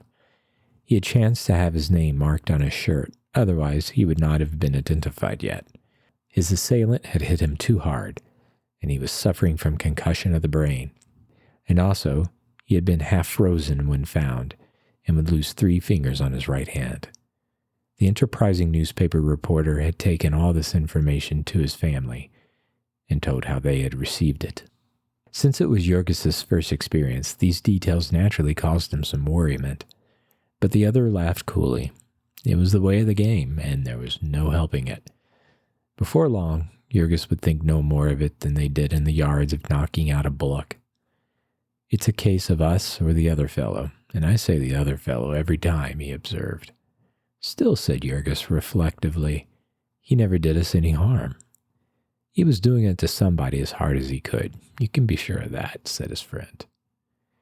Dwayne had already explained to Jurgis that if a man of their trade were known, he would have to work all the time to satisfy the demands of the police. Therefore, it would be better for Jurgis to stay in hiding and never be seen in public with his pal. But Jurgis soon got very tired of staying in hiding. In a couple of weeks, he was feeling strong and beginning to use his arm, and then he could not stand it any longer. Dwayne, who had done a job of some sort by himself and made a truce with the powers, brought over Marie, his little French girl, to share with him. But even that did not avail for long. And in the end, he had to give up arguing, take Jurgis out and introduce him to the saloons and sporting houses where the big crooks and hold-up men hung out. And so Jurgis got a glimpse of the high-class criminal world of Chicago. The city, which was owned by an oligarchy of businessmen, being nominally ruled by the people, a huge army of graft was necessary for the purpose of effecting the transfer of power. Twice a year in the spring and fall elections, millions of dollars were furnished by the businessmen and expended by this army. Meetings were held and clever speakers were hired, bands played and rockets sizzled, tons of documents and reservoirs of drinks were distributed, and tens of thousands of votes were bought for cash. And this army of graft had, of course, to be maintained the year round. The leaders and organizers were maintained by the businessmen directly, aldermen and legislators by means of bribes, party officials out of the campaign funds, lobbyists and corporate lawyers in the form of salaries, contractors by means of jobs, labor union leaders by subsidies, and newspaper proprietors by editors and advertisements. The rank and file, however, were either foisted upon the city or else lived off the population directly. There was the police department, and the fire and water departments, and the whole balance of the civil list, from the meanest office boy to the head of a city department. And for the horde who could find no room in these, there was the world of vice and crime. There was license to seduce, to swindle and plunder and prey. The law forbade Sunday drinking, and this had delivered the saloon keepers into the hands of the police and made an alliance between them necessary. The law forbade prostitution, and this had brought the madams into the combination. It was the same with the gambling housekeeper and the poolroom man, and the same with any other man or woman who had a means of getting graft and was willing to pay over a share of it. The green goods man and the highwayman, the pickpocket and the sneak thief, and the receiver of stolen goods, the seller of adulterated milk, of stale fruit and diseased meat, the proprietor of unsanitary tenements, the fake doctor and the usurer, the beggar and the pushcart man, the prize fighter and the professional slugger, the racetrack tout, the procurer, the white slave agent, and the expert seducer of young girls. All of these agencies of corruption were banded together and leagued in blood brotherhood with the politician and the police. More often than not, they were one and the same person. The police captain would own the brothel he pretended to raid. The politician would open his headquarters in a saloon. Hinky Dink or Bathhouse John or others of that ilk were proprietors of the most notorious dives in Chicago, and also the gray wolves of the city council, who gave away the streets of the city to the businessmen, and those who patronized their places were the gamblers and prize fighters who set the law at defiance, and the burglars and hold-up men who kept the whole city in terror. On election day, all these powers of vice and crime were one power. They could tell within 1% what the vote of their district would be, and they could change it at an hour's notice. A month ago, Jurgis had all but perished of starvation upon the streets, and now suddenly, as by the gift of a magic key, he had entered into a world where money and all the good things alive came freely. He was introduced by his friend to an Irishman named Buck Halloran, who was a political worker and on the inside of things. This man talked with Jurgis for a while and then told him that he had a little plan by which a man who looked like a working man might make some easy money. But it was a private affair and had to be kept quiet. Jurgis expressed himself as agreeable, and the other took him that afternoon, it was Saturday, to a place where city laborers were being paid off. The paymaster sat in a little booth, and with a pile of envelopes before him, and two policemen standing by. Jurgis went according to directions and gave the name of Michael O'Flaherty, and received an envelope, which he took around the corner and delivered to Halloran, who was waiting for him in a saloon. Then he went again and gave the name of Johann Schmidt, and a third time and gave the name of Serge Remenitsky. Halloran had quite a list of imaginary working men, and Jurgis got an envelope for each one. For this work he received $5 and was told that he might have it every week so long as he kept quiet. As Jurgis was excellent at keeping quiet, he soon won the trust of Buck Halloran and was introduced to others as a man who could be depended upon. This acquaintance was useful to him in another way, and before long Jurgis made his discovery of the meaning of pool and just why his boss, Connor, and also the pugilist bartender, had been able to send him to jail.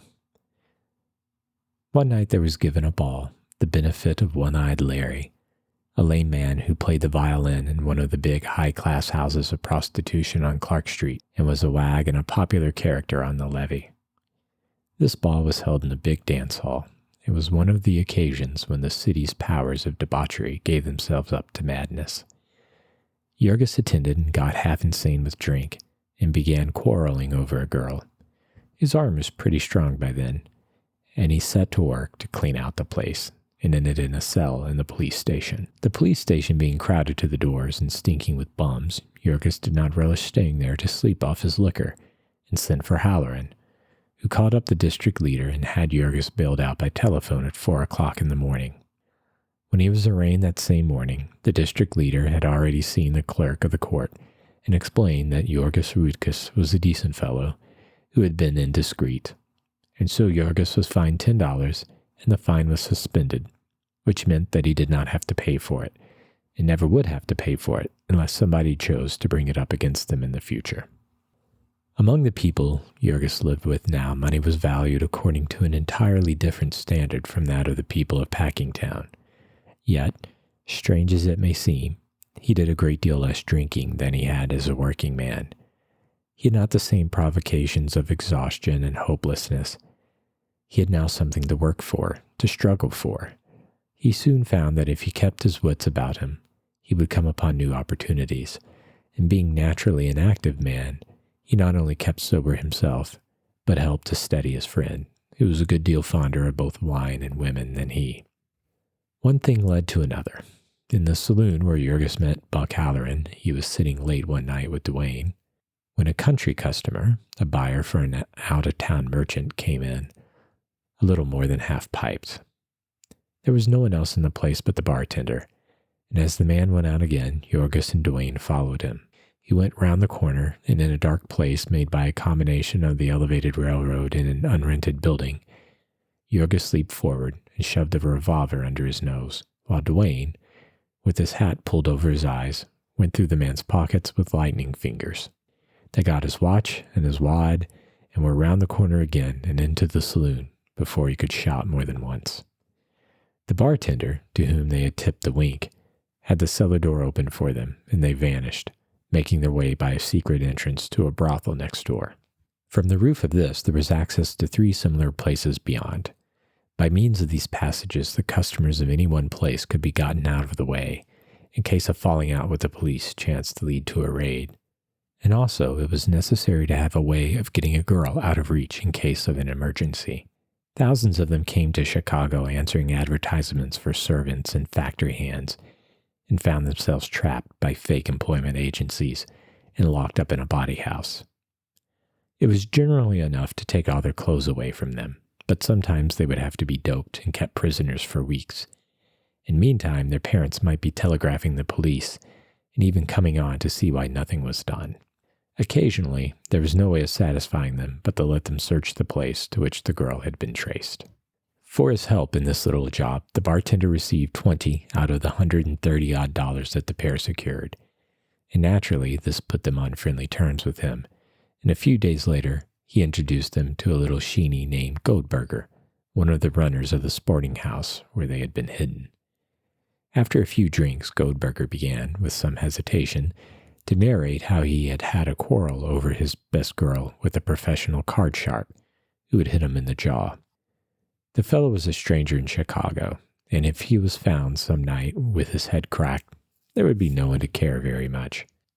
Jurgis, who by this time would cheerfully have cracked the heads of all the gamblers in Chicago, inquired what would be coming to him, at which the Jew became still more confidential, and said that he had some tips on the New Orleans races, which he got direct from the police captain of the district, whom he had got out of a bad scrape, and who stood in with a big syndicate of horse owners. Duane took all this in at once, but Jurgis had to have the whole racetrack situation explained to him before he realized the importance of such an opportunity. There was the gigantic racing trust. It owned the legislatures in every state in which it did business. It even owned some of the big newspapers. It made public opinion. There was no power in the land that could oppose it unless, perhaps, it were the Poolroom Trust. It built magnificent racing parks all over the country, and by means of enormous purses, it lured the people to come, and then it organized a gigantic shell game, whereby it plundered them of hundreds of millions of dollars every year. Horse racing had once been a sport, but nowadays it was a business. A horse could be doped and doctored, undertrained or overtrained. It could be made to fall at any moment, or its gait could be broken by lashing it with the whip, which all the spectators would take to be a desperate effort to keep it in the lead. There were scores of such tricks, and sometimes it was the owners who played them and made fortunes. Sometimes it was the jockeys and trainers. Sometimes it was outsiders who bribed them. But most of the time, it was the chiefs of the trust. Now, for instance, they were having winter racing in New Orleans, and a syndicate was laying out each day's program in advance, and its agents in all the northern cities were milking the pool rooms. The word came by long-distance telephone in a cipher code just a little while before each race, and any man who could get the secret had as good as a fortune. If Jorgis did not believe it, he could try it, said the little Jew. Let them meet at a certain house on the morrow and make a test. Jorgis was willing, so was Duane, and so they went to one of the high-class pool rooms where brokers and merchants gambled, with society women in a private room, and they put up $10 each upon a horse called Black Beldam, a 6-to-1 shot, and won. For a secret like that, they would have done a good many sluggings, but the next day Goldberger informed them that the offending gambler had got wind of what was coming to him and had skipped the town. There were ups and downs at the business, but there was always a living, inside of a jail if not out of it. Early in April, the city elections were due, and that meant prosperity for all the powers of graft. Jorgis, hanging around in dives and gambling houses and brothels, met with the healers of both parties, and from their conversation he came to understand all the ins and outs of the game, and to hear of a number of ways in which he could make himself useful about election time. Buck Halloran was a Democrat, and so Jorgis became a Democrat also, but he was not a bitter one. The Republicans were good fellows too, and were to have a pile of money in the next campaign. At the last election, the Republicans had paid $4 a vote to the Democrats $3, and Buck Halloran sat one night playing cards with Jorgis and another man, who told Halloran had been charged with a job voting a bunch of 37 newly landed Italians, and how he, the narrator, had met the Republican worker who was after the very same gang, and how the three had effected a bargain, whereby the Italians were to vote half and half for a glass of beer apiece, while the balance of the fund went to the conspirators. Not long after this, Jorgis, wearying of the risks and vicissitudes of miscellaneous crime, was moved to give up the career for that of a politician. Just at this time, there was a tremendous uproar being raised concerning the alliance between the criminals and the police. For the criminal graft was one in which the businessmen had no direct part. It was what is called a sideline, carried by the police. Wide-open gambling and debauchery made the city pleasing to trade, but burglaries and hold-ups did not. One night it chanced that while Jack Duane was drilling a safe in a clothing store, he was caught red-handed by the night watchman and turned over to a policeman who chanced to know him well and who took the responsibility of letting him make his escape. Such a howl from the newspapers followed this that Duane was slated for sacrifice and barely got out of town in time. And just at that juncture, it happened that Jorgis was introduced to a man named Harper, whom he recognized as the night watchman at Brown's, who had been instrumental in making him an American citizen the first year of his arrival at the yards. The other was interested in the coincidence, but did not remember Jorgis. He had handled too many green ones in his time, he said. He sat in a dance hall with Jorgis and Halloran until 1 or 2 in the morning, exchanging experiences. He had a long story to tell of his quarrel with the superintendent of his department, and how he was now a plain working man, and a good union man as well. It was not until some months afterward that Jorgis understood that the quarrel with the superintendent had been prearranged, and that Harper was in reality drawing a salary of $20 a week from the packers for an inside report of his union's secret proceedings. The yards were seething with agitation just then, said the man, speaking as a unionist. The people at Packingtown had borne about all that they would bear, and it looked as if a strike might begin any week. After this talk, the man made inquiries concerning Jorgis, and a couple of days later he came to him with an interesting proposition. He was not absolutely certain, he said, but he thought he could get him a regular salary if he would come to Packingtown and do as he was told, keep his mouth shut. Harper, Bush Harper he was called, was a right-hand man of Mike Scully, the Democratic boss of the stockyards, and in the coming election there was a peculiar situation. There had come to Scully a proposition to nominate a certain rich brewer who lived upon a swell boulevard that skirted the district, and who coveted the big badge and the honorable of an alderman. The brewer was a Jew and had no brains, but he was harmless and would put up a rare campaign fund. Scully had accepted the offer and then gone to the Republicans with a proposition. He was not sure that he could manage the Sheeny, and he did not mean to take any chances with his district.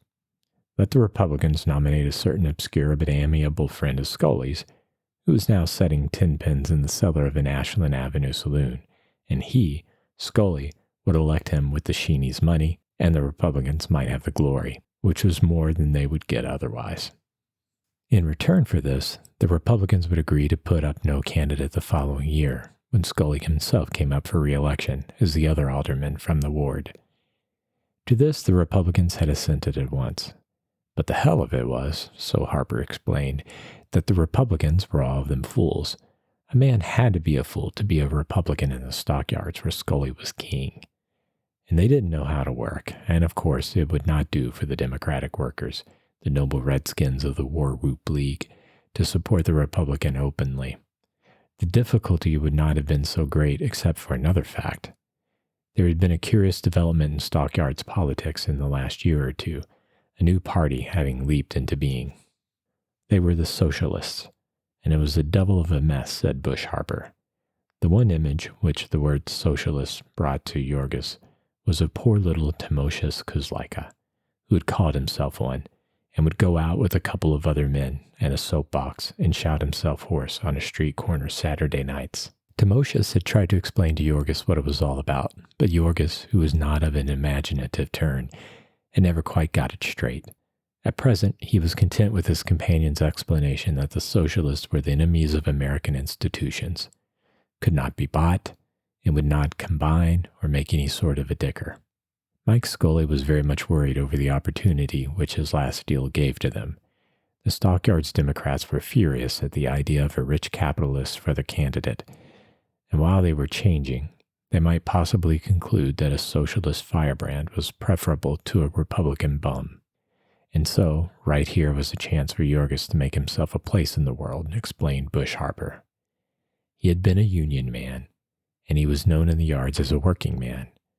He must have hundreds of acquaintances, and as he had never talked politics with them, he might come out as a Republican now without exciting the least suspicion. There were barrels of money for the use of those who could deliver the goods, and Yorgis might count upon Mike Scully, who had never yet gone back on a friend. Just what could he do? Yorgis asked in some perplexity, and the other explained in detail. To begin with, he would have to go to the yards and work, and he mightn't relish that, but he would have what he earned, as well as the rest that came to him. He would get active in the union again, and perhaps try to get an office, as he, Harper, had. He would tell all of his friends the good points of Doyle, the Republican nominee, and the bad ones of the Sheeny. And then Scully would furnish a meeting place, and he would start the Young Men's Republican Association, or something of that sort, and have the rich brewer's best beer by the hogshead, and fireworks and speeches, just like the War Whoop League. Surely Yorgis must know hundreds of men who would like that sort of fun, and there would be the regular Republican leaders and workers to help him out, and they would deliver a big enough majority on Election Day.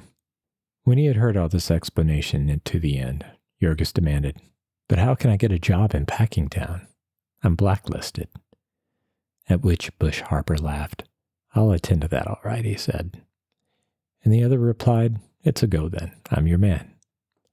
So Yorgis went out to the stockyards again and was introduced to the political lord of the district, the boss of Chicago's mayor.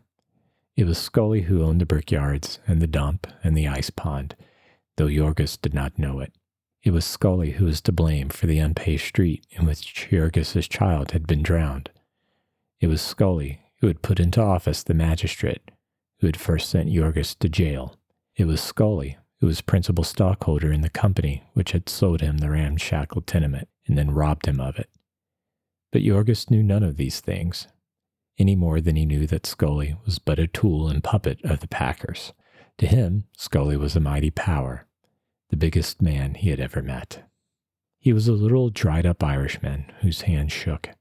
He had a brief talk with his visitor, watching him with his rat-like eyes, making up his mind about him. And then he gave him a note to Mr. Harmon, one of the head managers of Durham's. The bearer, Jurgis Rutkus, is a particular friend of mine, and I would like you to find him a good place for important reasons. He was once indiscreet, but you will perhaps be so good as to overlook that. Mr. Harmon looked up inquiringly when he read this.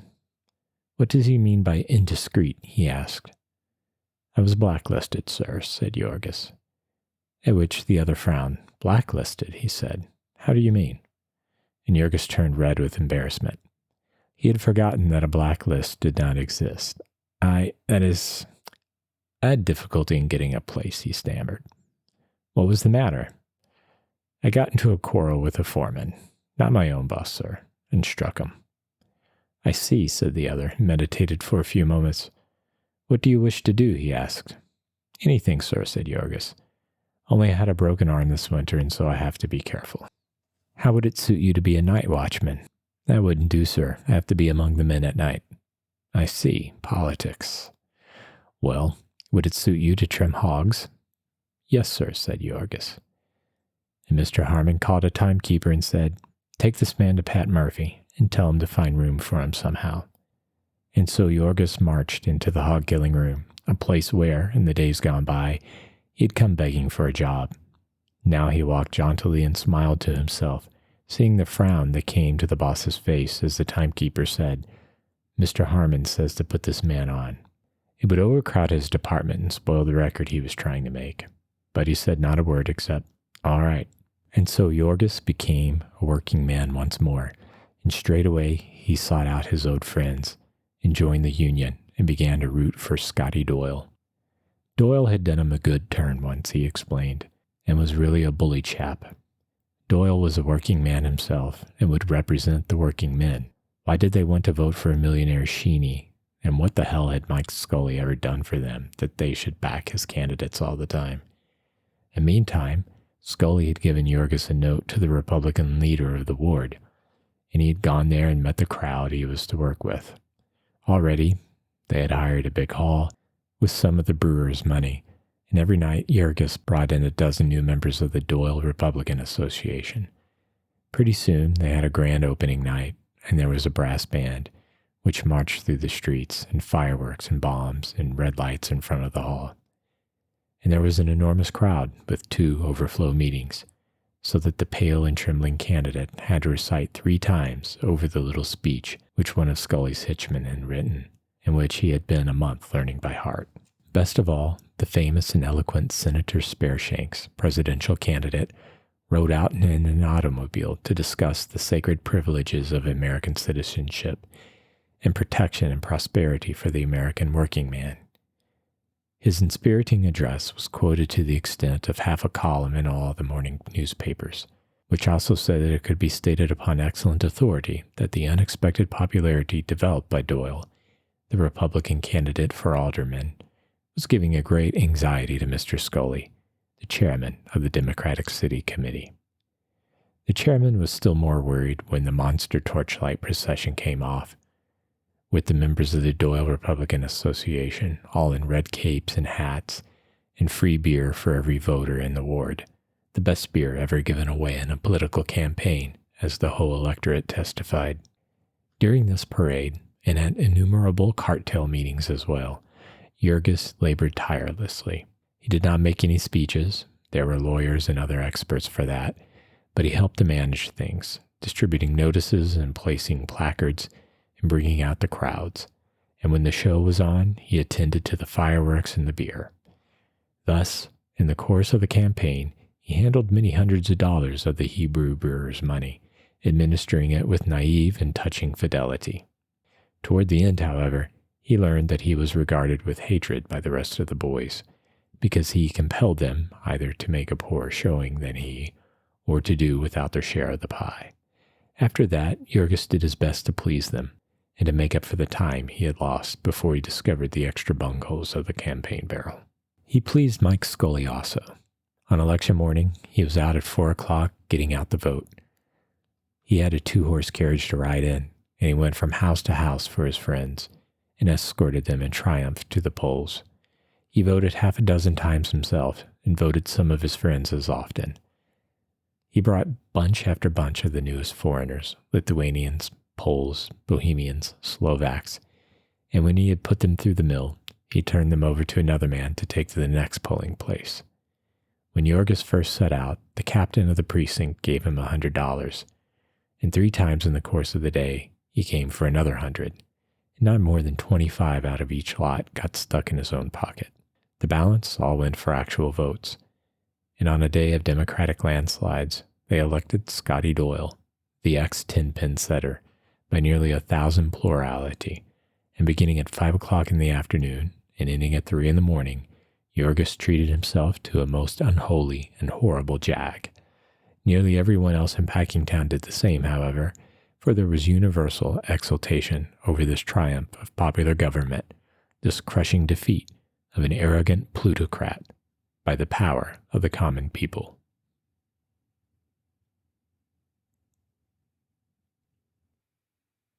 Chapter 26. After the elections, Jorgis stayed on in Packingtown and kept his job. The agitation to break up the police protection of criminals was continuing, and it seemed to him best to lay low for the present. He had nearly $300 in the bank and might have considered himself entitled to a vacation. But he had an easy job, and force of habit kept him at it. Besides, Mike Scully, whom he consulted, advised him that something might turn up before long. Jorgis got himself a place in a boarding house with some congenial friends. He had already inquired of Annele and learned that Elzbieta and her family had gone downtown, and so he gave no further thought to them. He went with a new set now, young unmarried fellows who were sporty. Jorgis had long ago cast off his fertilizer clothing, and since going into politics, he had donned a linen collar and a greasy red necktie. He had some reason for thinking of his dress, for he was making about $11 a week, and 2/3 of it he might spend upon his pleasures without ever touching his savings. Sometimes he would ride downtown with a party of friends to the cheap theaters and the music halls and other haunts with which they were familiar. Many of the saloons in Packingtown had pool tables, and some of them bowling alleys, by means of which he could spend his evenings in petty gambling. Also, there were cards and dice. One time, Jorgis got into a game on a Saturday night and won prodigiously. Because he was a man of spirit, he stayed in with the rest, and the game continued until late Sunday afternoon, and by that time he was out over $20. On Saturday nights also, a number of balls were generally given in Packingtown. Each man would bring his girl with him, paying $50 for a ticket, and several dollars additional for drinks in the course of the festivities, which continued until 3 or 4 o'clock in the morning, unless broken up by fighting. During all this time, the same man and woman would dance together, half stupefied with sensuality and drink. Before long, Jorgis discovered what Scully had meant by something turning up. In May, the agreement between the Packers and the unions expired, and a new agreement had to be signed. Negotiations were going on, and the yards were full of talk of a strike. The old scale had dealt with the wages of the skilled men only, and of the members of the meat workers' union, about 2/3 were unskilled men. In Chicago, these latter were receiving, for the most part, 18.5 cents an hour, and the unions wished to make this the general wage for the next year. It was not nearly so large a wage as it seemed. In the course of the negotiations, the union officers examined time checks to the amount of $10,000, and they found that the highest wages paid had been $14 a week, and the lowest $2.05, and the average of the whole $6.65. And $6.65 was hardly too much for a man to keep a family on, considering the fact that the price of dressed meat had increased nearly 50% in the last 5 years, while the price of beef on the hoof had decreased as much. It would have seemed that the Packers ought to be able to pay it, but the Packers were unwilling to pay it. They rejected the union demand, and to show what their purpose was, a week or 2 after the agreement expired, they put down the wages of about 1,000 men to 16.5 cents. and it was said that Old Man Jones had vowed he would put them to 15 before he got through.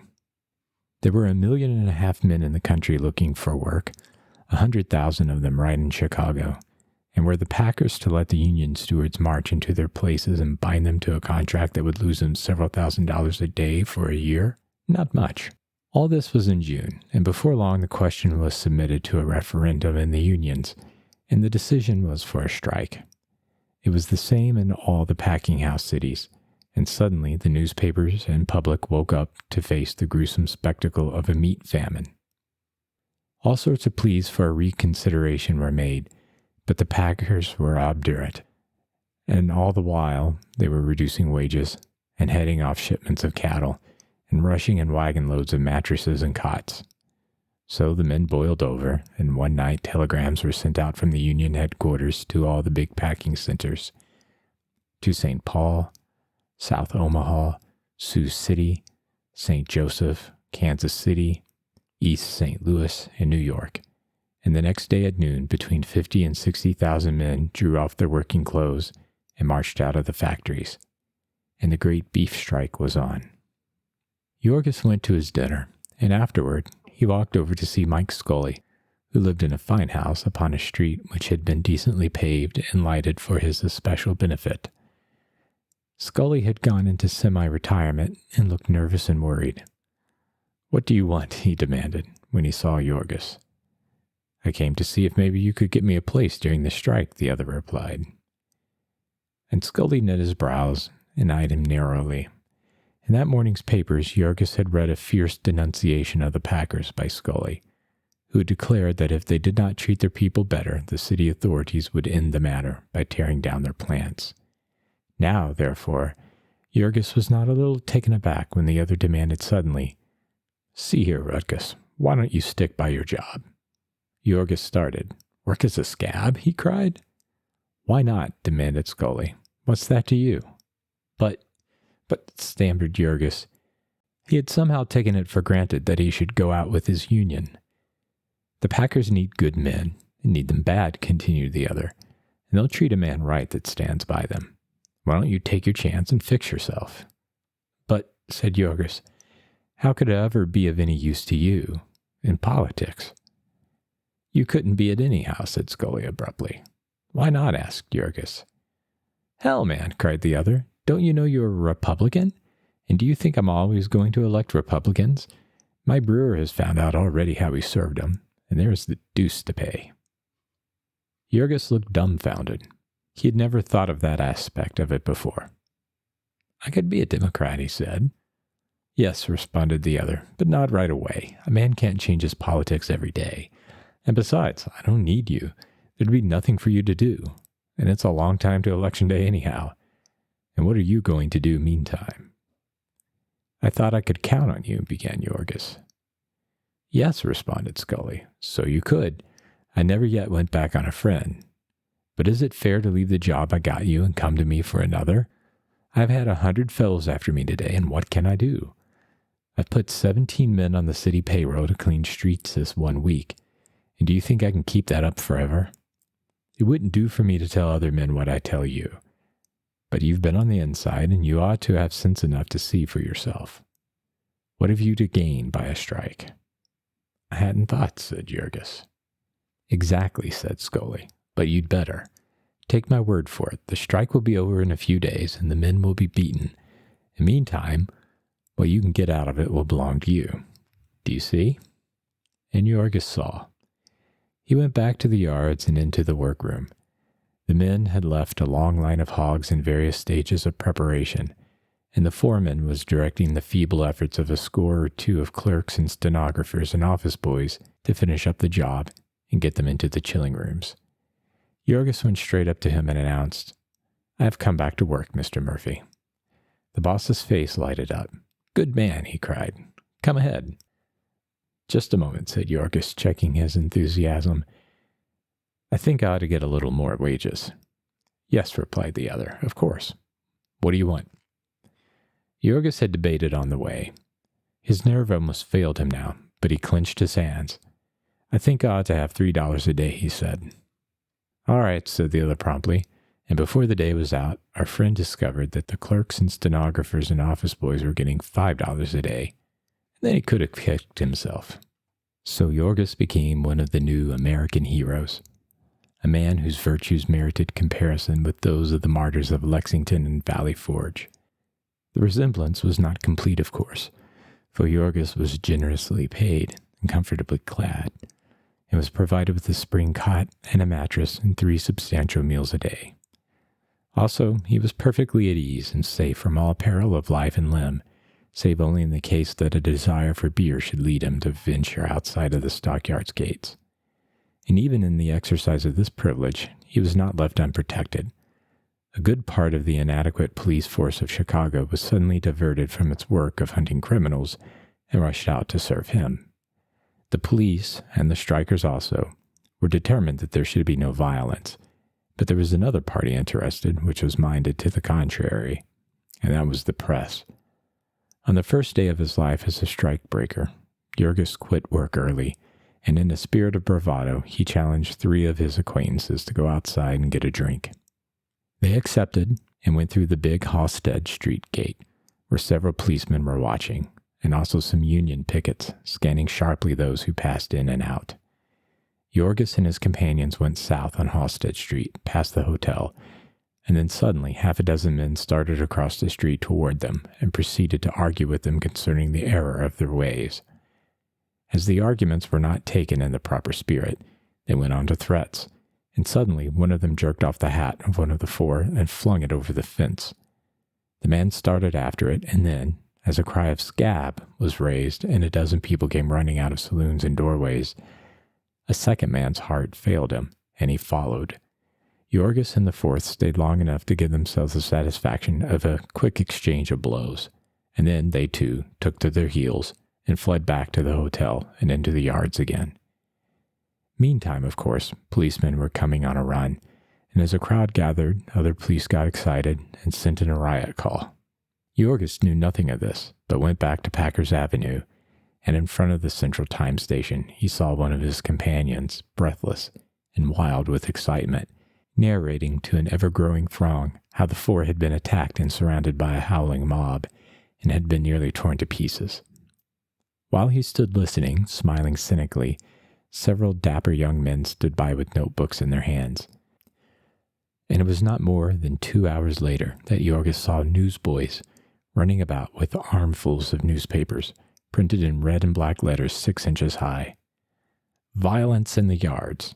Strikebreakers surrounded by frenzied mob.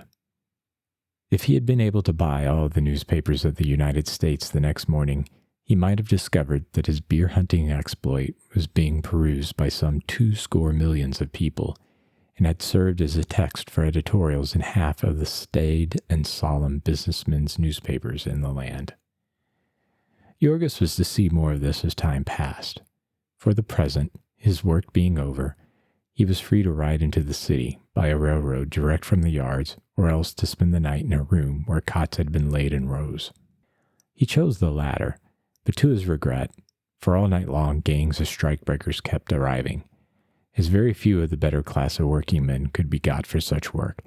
These specimens of the new American hero contained an assortment of the criminals and thugs of the city, besides Negroes and the lowest foreigners, Greeks, Romanians, Sicilians, and Slovaks.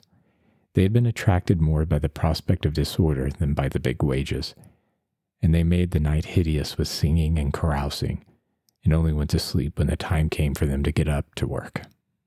In the morning, before Yorgos had finished his breakfast, Pat Murphy ordered him to one of the superintendents, who questioned him as to his experience in the work of the killing room. His heart began to thump with excitement, for he divined instantly that his hour had come, that he was to be a boss. Some of the foremen were union members, and many who were not had gone out with the men. It was in the killing department that the packers had been left most in the lurch, and precisely here that they could least afford it. The smoking and canning and salting of meat might wait, and all the byproducts might be wasted, but fresh meats must be had, or the restaurants and hotels and brownstone houses would feel the pinch, and then public opinion would take a startling turn. An opportunity such as this would not come twice to a man, and Jurgis seized it. Yes, he knew the work, the whole of it, and he could teach it to others. But if he took the job and gave satisfaction, he would expect to keep it. They would not turn him off at the end of the strike. To which the superintendent replied that he might safely trust Durham's for that. They proposed to teach these unions a lesson, and most of all, those foremen who had gone back on them. Jurgis would receive $5 a day during the strike, and $25 a week after it was settled. So our friend got a pair of slaughter-pin boots and jeans, and flung himself at his task. It was a weird sight there in the killing beds, a throng of stupid black Negroes and foreigners who could not understand a word that was said to them, mixed with pale-faced, hollow-chested bookkeepers and clerks, half fainting for the tropical heat and the sickening stench of fresh blood, and all struggling to dress a dozen or two cattle in the same place where, 24 hours ago, the old killing gang had been speeding, with their marvelous precision, turning out 400 carcasses every hour. The Negroes and the toughs from the levee did not want to work, and every few minutes some of them would feel obliged to retire and recuperate. In a couple of days, Durham and company had electric fans up to cool off the rooms for them, and even couches for them to rest on. In meantime, they could go out and find a shady quarter and take a snooze, as there was no place for anyone in particular, and no system. It might be hours before their boss discovered them. As for the poor office employees, they did their best, moved to it by terror. 30 of them had been fired in a bunch that first morning for refusing to serve, besides a number of women clerks and typewriters who had declined to act as waitresses. It was such a force as this that Jurgis had to organize. He did his best, flying here and there, placing them in rows and showing them the tricks. He had never given an order in his life before, but he had taken enough of them to know, and he soon fell into the spirit of it, and roared and stormed like any old stager. He had not the most tractable pupils, however. "See here, boss," a big black buck would begin. "If you don't like the way I does this job, you can get somebody else to do it." Then a crowd would gather and listen, muttering threats.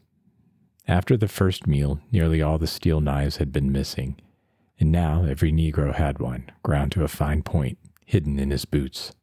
There was no bringing order out of such a chaos, Jurgis soon discovered, and he fell in with the spirit of the thing. There was no reason why he should ever wear himself out with shouting. If hides and guts were slashed and rendered useless, there was no way of tracing it to any one, and if a man lay off and forgot to come back, there was nothing to be gained by seeking him, for all the rest would quit in the meantime. Everything went during the strike, and the packers paid. Before long, Jurgis found that the custom of resting had suggested to some alert minds the possibility of registering at more than one place and earning more than $5 a day. When he caught a man at this, he fired him, but it chanced to be in a quiet corner, and the man tendered him a $10 bill in a wink, and he took them. Of course, before long this custom spread, and Jurgis was soon making quite a good income from it. In the face of handicaps such as these, the packers counted themselves lucky if they could kill off the cattle that had been crippled in transit and the hogs that had developed disease. Frequently in the course of a 2 or 3 days trip, in hot weather and without water, some hog would develop cholera and die, and the rest would attack him before he had ceased kicking. And when the car was opened, there would be nothing of him left but the bones. If all the hogs in this carload were not killed at once, they would soon be down with the dread disease, and there would be nothing to do but make them into lard. It was the same with cattle that were gored and dying, or were limping with broken bones stuck through their flesh. They must be killed, even if brokers and buyers and superintendents had to take off their coats and help drive and cut and skin them. In the meantime, agents of the packers were gathering gangs of Negroes in the country districts of the far South, promising them $5 a day and board, and being careful not to mention there was a strike. Already carloads of them were on the way, with special rates from the railroads, and all traffic ordered out of the way. Many towns and cities were taking advantage of the chance to clear out their jails and workhouses. In Detroit, the magistrates would release every man who agreed to leave town within 24 hours, and agents of the packers were in the courtrooms to ship them right. In the meantime, Trainloads of supplies were coming in for their accommodation, including beer and whiskey, so that they might not be tempted to go outside. They hired 30 young girls in Cincinnati to pack fruit, and when they arrived, put them at work canning corned beef, and put cots for them to sleep in a public hallway, through which the men passed. As the gangs came in day and night, under the escort of squads of police, they stowed away in unused workrooms and storerooms, and in the car sheds, crowded so closely together that the cots touched. In some places, they would use the same room for eating and sleeping, and at night the men would put their cots upon the tables to keep away from the swarms of rats. But with all their best efforts, the packers were demoralized. 90% of the men had walked out, and they faced the task of completely remaking their labor force, and with the price of meat up 30% and the public clamoring for a settlement. They made an offer to submit the whole question at issue to arbitration, and at the end of 10 days the unions accepted it, and the strike was called off. It was agreed that all men were to be reemployed within 45 days, and that there was to be no discrimination against union men. This was an anxious time for Jorgis. If the men were taken back without discrimination, he would lose his present place. He sought out the superintendent, who smiled grimly and bade him wait and see. Durham's strikebreakers were few of them leaving. Whether or not the settlement was simply a trick of the packers to gain time, or whether they really expected to break the strike and cripple the unions by the plan, cannot be said. But that night, there went out from the office of Durham and Company a telegram to all the big packing centers. Employ no union leaders. And in the morning, when the 20,000 men thronged into the yards, with their dinner pails and working clothes, Jorgis stood near the door of the hog trimming room, where he had worked before the strike, and saw a throng of eager men, with a score or two of policemen watching them, and he saw a superintendent come out and walk down the line, and pick out man after man that pleased him. And one after another came, and there were some men up near the head of the line who were never picked, they being the union stewards and delegates, and the men Jorgis had heard making speeches at the meetings. Each time, of course, there were louder murmurings and angrier looks. Over where the cattle butchers were waiting, Jorgis heard shouts and saw a crowd, and he hurried there. One big butcher, who was president of the Packing Trades Council, had been passed over 5 times, and the men were wild with rage. They had appointed a committee of 3 to go in and see the superintendent, and the committee had made 3 attempts, and each time the police had clubbed them back from the door. Then there were yells and hoots, continuing until at last the superintendent came to the door. "We all go back, or none of us do," cried 100 voices. And the other shook his fist at them and shouted, "You went out of here like cattle, and like cattle you'll come back." Then suddenly the big butcher president leaped upon a pile of stones and yelled, "It's off, boys. We're all of us quit again." And so the cattle butchers declared a new strike on the spot, and gathering their members from the other plants, where the same trick had been played, they marched down Packers Avenue, which was thronged with a dense mass of workers, cheering wildly. Men who had already got to work on the killing beds dropped their tools and joined them. Some galloped here and there on horseback, shouting the tidings, and with half an hour the whole of Packingtown was on strike again, and beside itself with fury. There was quite a different tone in Packingtown after this. The place was a seething cauldron of passion, and the scab who ventured into it fared badly.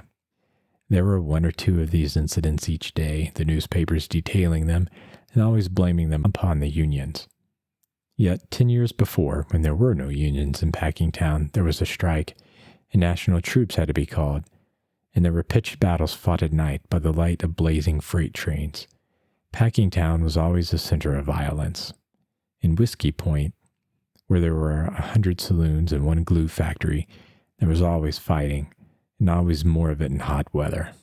Anyone who had taken the trouble to consult the station house blotter would have found that there was less violence that summer than ever before, and this while 20,000 men were out of work, and with nothing to do all day but brood upon bitter wrongs. There was no one to picture the battle the union leaders were fighting, to hold this huge army in rank, to keep it from straggling and pillaging, to cheer and encourage and guide 100,000 people of a dozen different tongues, through 6 long weeks of hunger and disappointment and despair. Meantime, the packers had set themselves definitely to the task of making a new labor force. 1,000 or 2 of strikebreakers were brought in every night and distributed among the various plants. Some of them were experienced workers, butchers, salesmen, and managers from the packers' branch stores, and a few union men who had deserted from other cities, but the vast majority were green Negroes from the cotton districts of the far South, and they were herded into the packing plants like sheep. There was a law forbidding the use of buildings as lodging houses unless they were licensed for the purpose and provided with proper windows, stairways, and fire escapes. But here, in a paint room, reached only by an enclosed chute, a room without a single window and only one door, 100 men were crowded upon mattresses on the floor. Up on the 3rd story of the hog house of Jones's was a storeroom, without a window, into which they crowded 700 men, sleeping upon the bare springs of cots, and with a second shift to use them by day. And when the clamor of the public led to an investigation into these conditions, and the mayor of the city was forced to order the enforcement of the law, the packers got a judge to issue an injunction forbidding him to do it. Just at this time, the mayor was boasting that he had put an end to gambling and prize fighting in the city. But here, a swarm of professional gamblers had leagued themselves with the police to fleece the strikebreakers. And any night, in the big open space in front of Brown's, one might see brawny Negroes stripped to the waist and pounding each other for money, while a howling throng of 3,000 or 4,000 surged about, men and women, young white girls from the country rubbing elbows with the big buck Negroes with daggers in their boots, while rows of woolly heads peered down from every window of the surrounding factories. The ancestors of these black people had been savages in Africa, and since then they had been chattel slaves, or had been held down by a community ruled by the traditions of slavery.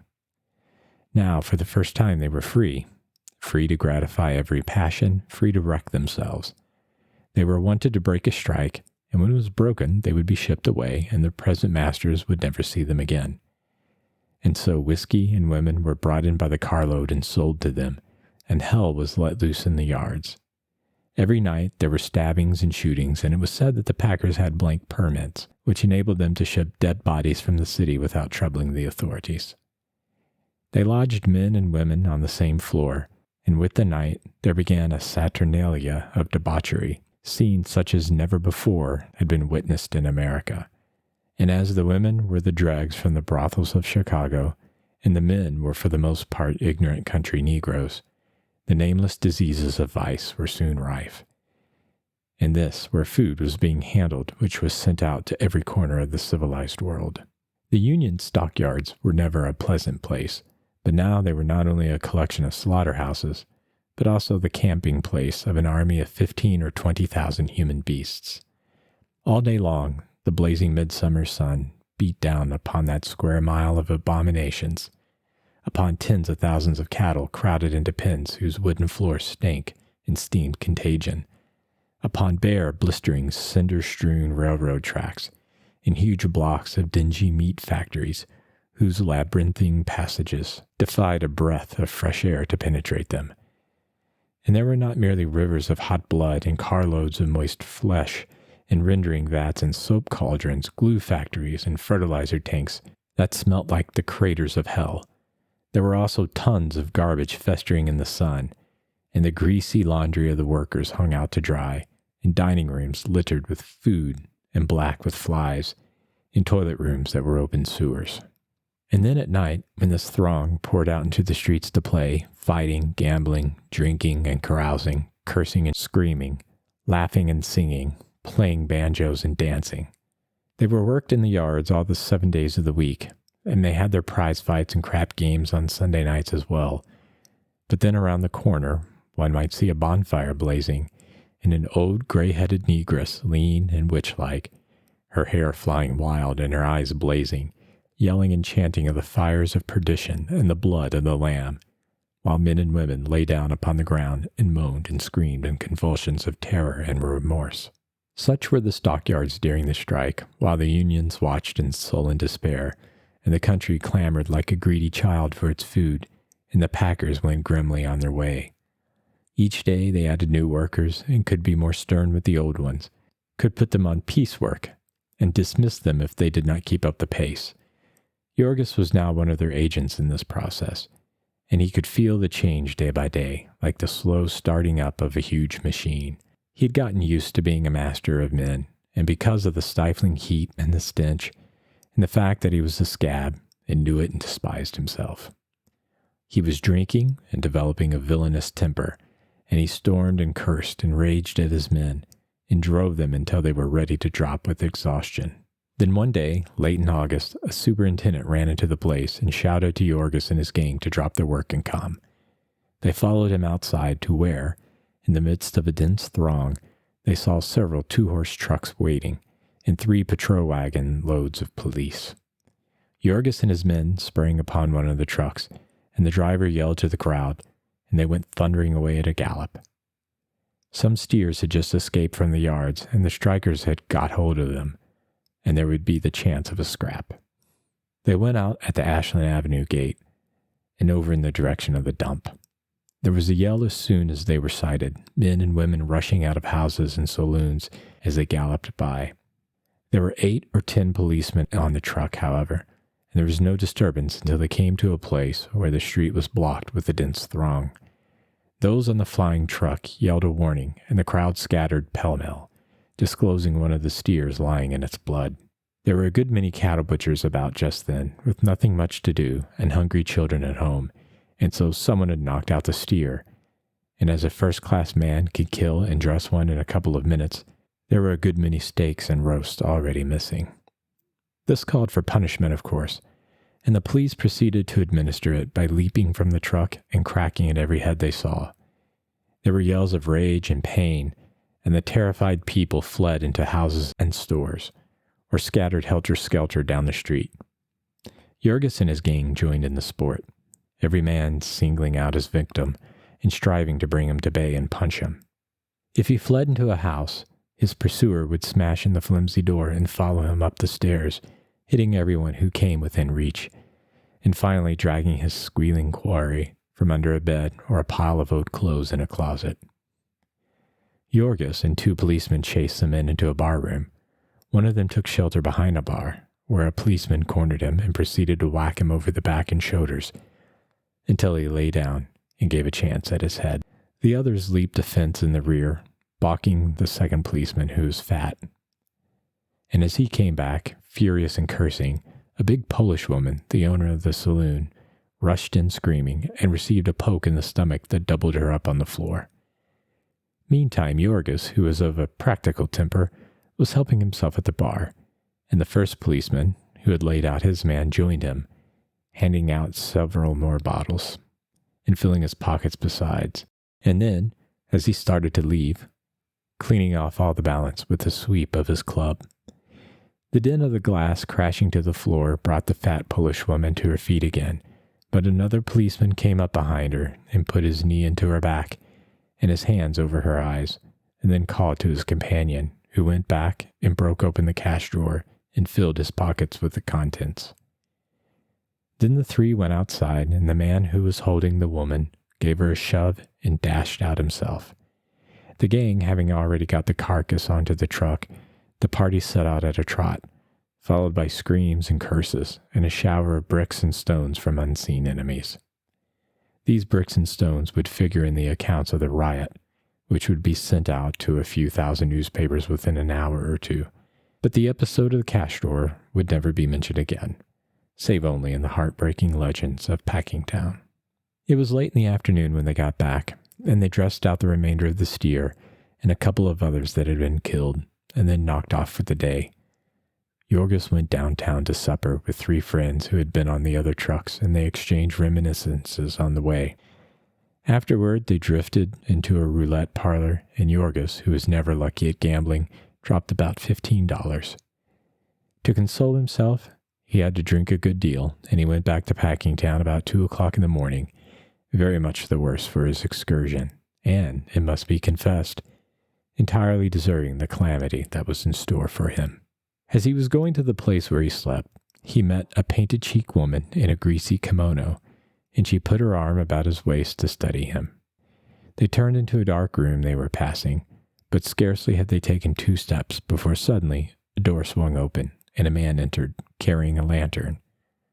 "Who's there?" he called sharply, and Jurgis started to mutter some reply. But at the same instant the man raised his light, which flashed in his face so that it was possible to recognize him. Jurgis stood stricken dumb, and his heart gave a leap like a mad thing. The man was Connor. Connor, the boss of the loading gang. The man who had seduced his wife, who had sent him to prison and wrecked his home, ruined his life. He stood there staring, with the light shining full upon him. Jurgis had often thought of Connor since coming back to Packingtown, but it had been as of something far off that no longer concerned him. Now, however, when he saw him, alive and in the flesh, the same thing happened to him that had happened before. A flood of rage boiled up in him. A blind frenzy seized him, and he flung himself at the man and smote him between the eyes, and then, as he fell, seized him by the throat and began to pound his head upon the stones. The woman began screaming, and people came rushing in. The lantern had been upset and extinguished, and it was so dark they could not see a thing. But they could hear Jurgis panting and hear the thumping of his victim's skull, and they rushed there and tried to pull him off. Precisely as before, Jurgis came away with a piece of his enemy's flesh between his teeth, and, as before, he went on fighting with those who had interfered with him, till a policeman had come and beaten him into insensibility. And so Jurgis spent the balance of the night in the stockyard station house. This time, however, he had money in his pocket, and when he came to his senses, he could get something to drink, and also a messenger to take word of his plight to Bush Harper. Harper did not appear, however, until after the prisoner, feeling very weak and ill, had been haled into court and remanded at $500 bail to await the result of his victim's injuries. Jurgis was wild about this because a different magistrate had chanced to be on the bench, and he had stated that he had never been arrested before, and also that he had been attacked first, and if only someone had been there to speak a good word for him, he could have been let off at once. But Harper explained that he had been downtown and had not got the message. "What's happened to you?" he asked. "I've been doing a fellow up," said Jurgis, "and I've got to get $500 bail." "I can arrange that all right," said the other, "though it may cost you a few dollars, of course." "But what was the trouble?" "It was a man that did me a mean trick once," answered Jurgis. "Who is he?" "He's a foreman in Browns, or used to be. His name's Connor." And the other gave a start. "Connor," he cried. "Not Phil Connor." "Yes," said Jurgis, "that's the fellow. Why?" "Good God," exclaimed the other. "Then you're in for it, old man. I can't help you." "Not help me? Why not?" "Why, he's one of Scully's biggest men. He's a member of the War Whoop League, and they talked to sending him to the legislature. Phil Connor. Great heavens." Jurgis sat dumb with dismay. "Why, he can send you to Joliet if he wants to," declared the other. "Can't I have Scully get me off before he finds out about it?" he asked Jurgis at length. "But Scully's out of town," the other answered. "I don't even know where he is. He's run away to dodge the strike." That was a pretty mess indeed. Poor Jurgis sat half dazed. His pool had run up against the bigger pool, and he was down and out. "But what am I going to do?" he asked weakly. "How should I know?" said the other. "I shouldn't even dare to get bail for you. Why, I might ruin myself for life." Again there was silence. "Can't you do it for me?" Jurgis asked, "and pretend that you didn't know who had hit?" "But what good would that do you when you came to stand trial?" asked Harper. Then he sat buried in thought for a minute or two. "There's nothing, unless it's this," he said. "I could have your bail reduced, and then if you had the money, you could pay it and skip." "How much will it be?" Jurgis asked, after he had had this explained more in detail. "I don't know," said the other. "How much do you own?" "I've got about $300, was the answer. "Well," was Harper's reply, "I'm not sure, but I'll try and get you off for that. I'll take the risk for friendship's sake, for I'd hate to see you sent to state's prison for a year or two." And so, finally, Jurgis ripped out his bank book, which was sewed up in his trousers, and signed an order, which Bush Harper wrote, for all the money to be paid out. Then the latter went and got it, and hurried to the court, and explained to the magistrate that Jurgis was a decent fellow and a friend of Scully's who had been attacked by a strike breaker. So the bail was reduced to $300, and Harper went on it himself. He did not tell this to Jorgis, however, nor did he tell him that when the time for trial came, it would be an easy matter for him to avoid the forfeiting of the bail and pocket the $300 as his reward for the risk of offending Mike Scully. All that he told Jorgis was that he was now free, and that the best thing he could do was to clear out as quickly as possible. And so Jorgis, overwhelmed with gratitude and relief, took the $1.14 that was left him out of all of his bank account and put it with the $2.25 that was left from his last night's celebration, and boarded a streetcar and got off at the other end of Chicago.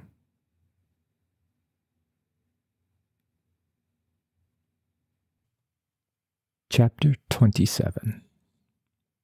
Poor Jorgis was now an outcast and a tramp once more. He was crippled. He was as literally crippled as any wild animal which has lost its claws or been torn out of its shell.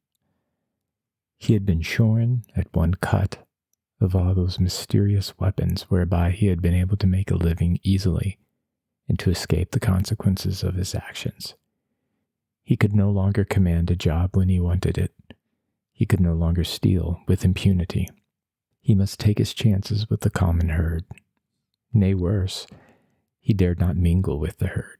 He must hide himself, for he was one marked out for destruction.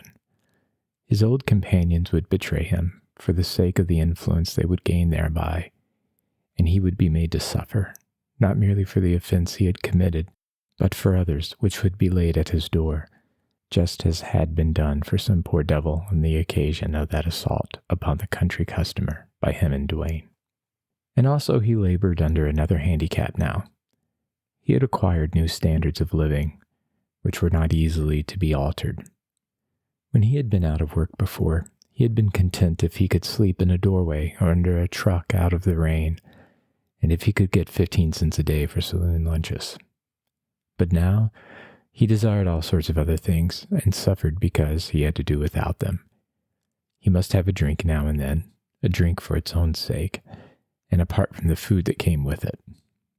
The craving for it was strong enough to master every other consideration. He would have it, though it were his last nickel, and he had to starve the balance of the day in consequence. Jorgis became once more a besieger of factory gates, but never since he had been in Chicago had he stood less chance of getting a job than just then. For one thing, there was the economic crisis, the million or two of men who had been out of work in the spring and summer, and were not yet all back by any means.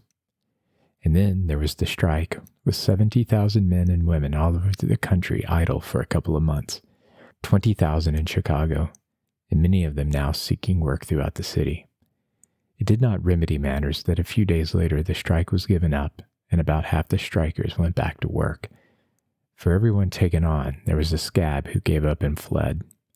The 10 or 15,000 green Negroes, foreigners, and criminals were now being turned loose to shift for themselves. Everywhere Jorgis went, he kept meeting them, and he was in an agony of fear lest some one of them should know that he was wanted. He would have left Chicago, only by the time he had realized his danger he was almost penniless, and it would be better to go to jail than to be caught out in the country in the winter time. At the end of about 10 days, Jorgis had only a few pennies left, and he had not yet found a job, not even a day's work at anything, not a chance to carry a satchel. Once again, as when he had come out of the hospital, he was bound hand and foot and facing the grisly phantom of starvation. Raw, naked terror possessed him, a maddening passion that would never leave him, and that wore him down more quickly than the actual want of food. He was going to die of hunger. The fiend reached out its scaly arms for him. It touched him. Its breath came into his face, and he would cry out for the awfulness of it. He would wake up in the night, shuddering and bathed in perspiration, and start up and flee. He would walk, begging for work until he was exhausted. He could not remain still. He would wander on, gaunt and haggard, gazing about him with restless eyes. Everywhere he went, from one end of the vast city to the other, there were hundreds of others like him. Everywhere was the sight of plenty and the merciless hand of authority waving them away. There was one kind of prison where the man is behind bars, and everything that he desires is outside. And there is another kind, where the things are behind the bars, and the man is outside. When he was down to his last quarter, Jorgis learned that before the bake shops closed at night, they sold out what was left at half price, and after that he would go and get 2 loaves of stale bread for a nickel, and break them up and stuff his pockets with them, munching a bit from time to time. He would not spend a penny save for this, and after 2 or 3 days more, he even became sparing of the bread, and would stop and peer into the ash barrels as he walked along the street, and now and then rake out a bit of something, shake it free from dust, and count himself just so many minutes further from the end. So for several days he had been going about, ravenous all the time, and growing weaker and weaker, and then one morning he had a hideous experience that almost broke his heart. He was passing down a street lined with warehouses, and a boss offered him a job, and then, after he had started to work, turned him off because he was not strong enough. And he stood by and saw another man put into his place, and then picked up his coat and walked off, doing all that he could to keep from breaking down and crying like a baby. He was lost. He was doomed. There was no hope for him. But then, with a sudden rush, his fear gave place to rage. He fell to cursing.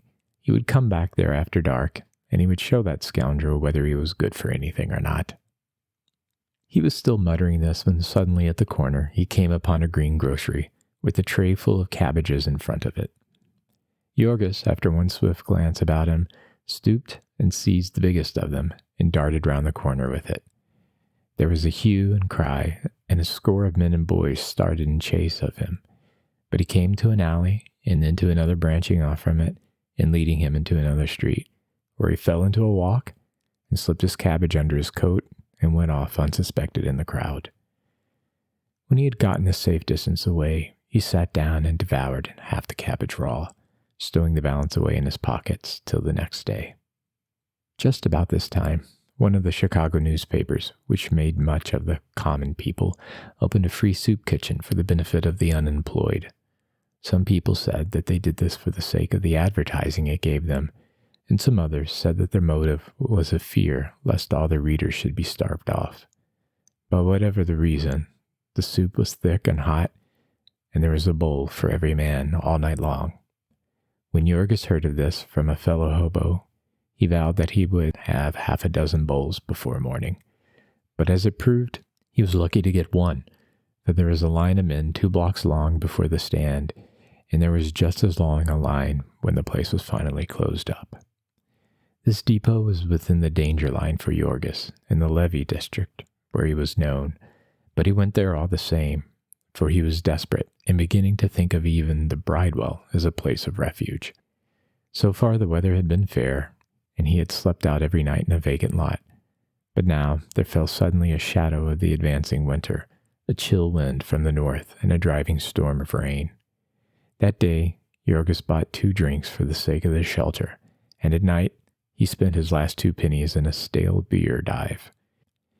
This was a place kept by a Negro, who went out and drew off the old dregs of beer that lay in barrels set outside of the saloons, and after he had doctored it with chemicals to make it fizz, he sold it for 2 cents a can, the purchase of a can including the privilege of sleeping the night through upon the floor with a mass of degraded outcasts, men and women. All these horrors afflicted Jorgis all the more cruelly because he was always contrasting them with the opportunities he had lost. For instance, just now it was election time again.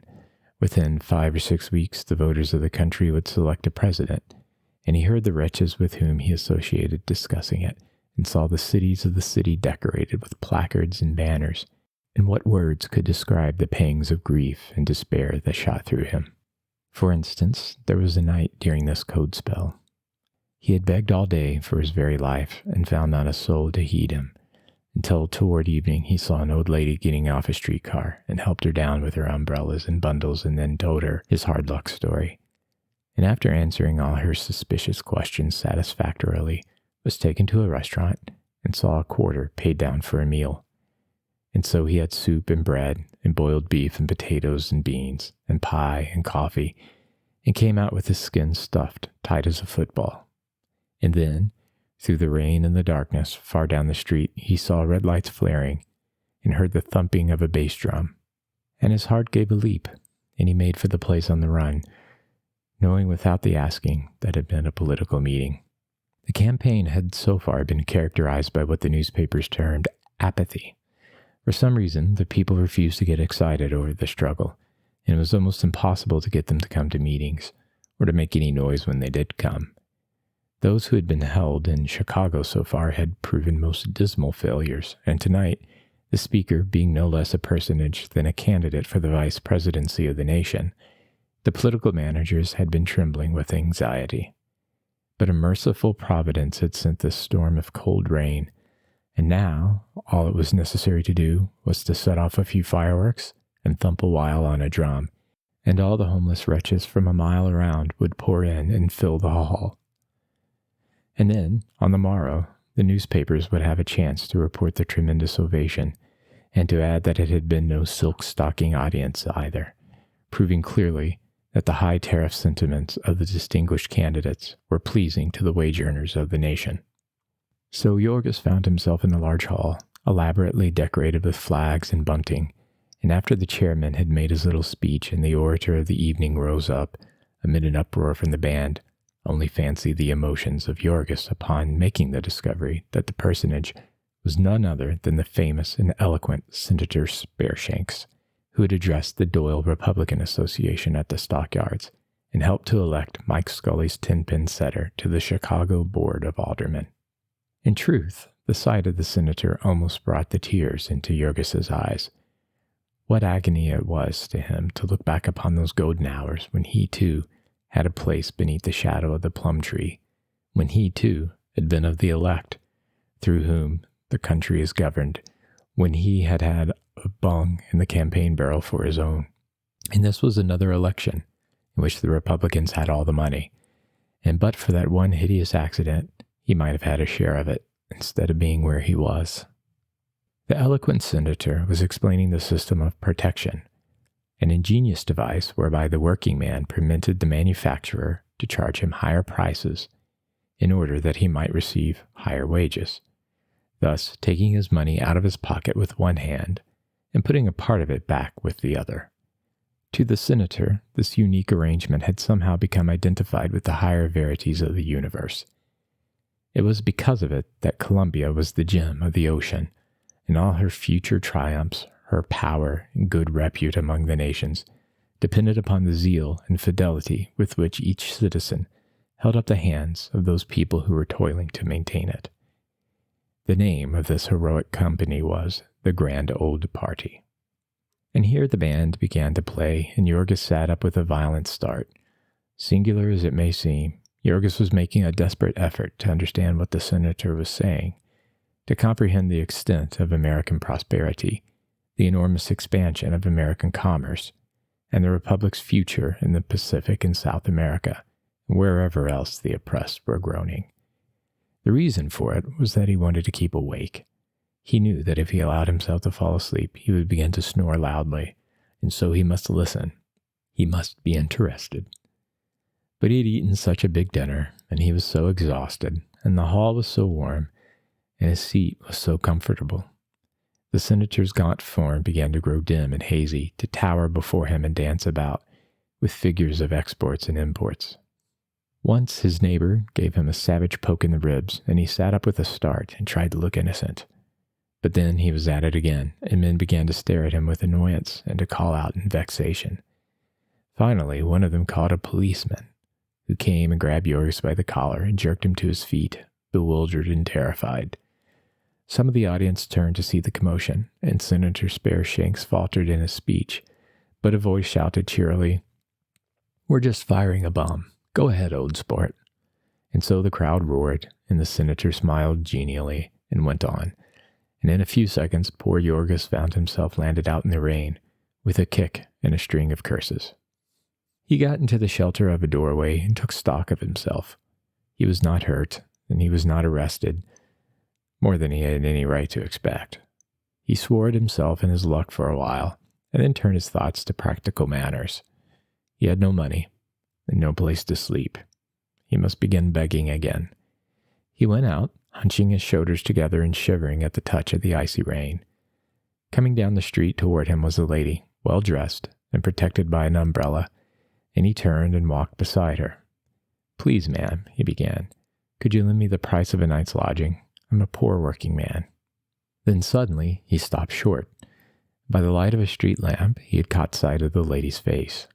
He knew her. It was Elena Yesatit, who had been the belle of his wedding feast. Elena Yesatit, who had looked so beautiful and danced with such a queenly air with Uosis Raxius, the teamster. Yorgis had only seen her once or twice afterward, for Uosis had thrown her for another girl, and Elena had gone away from Packingtown, no one knew where, and now he met her here. She was as much surprised as he was. "Yorgis Rutkus," she gasped. "And what in the world is the matter with you?" I've had hard luck," he stammered.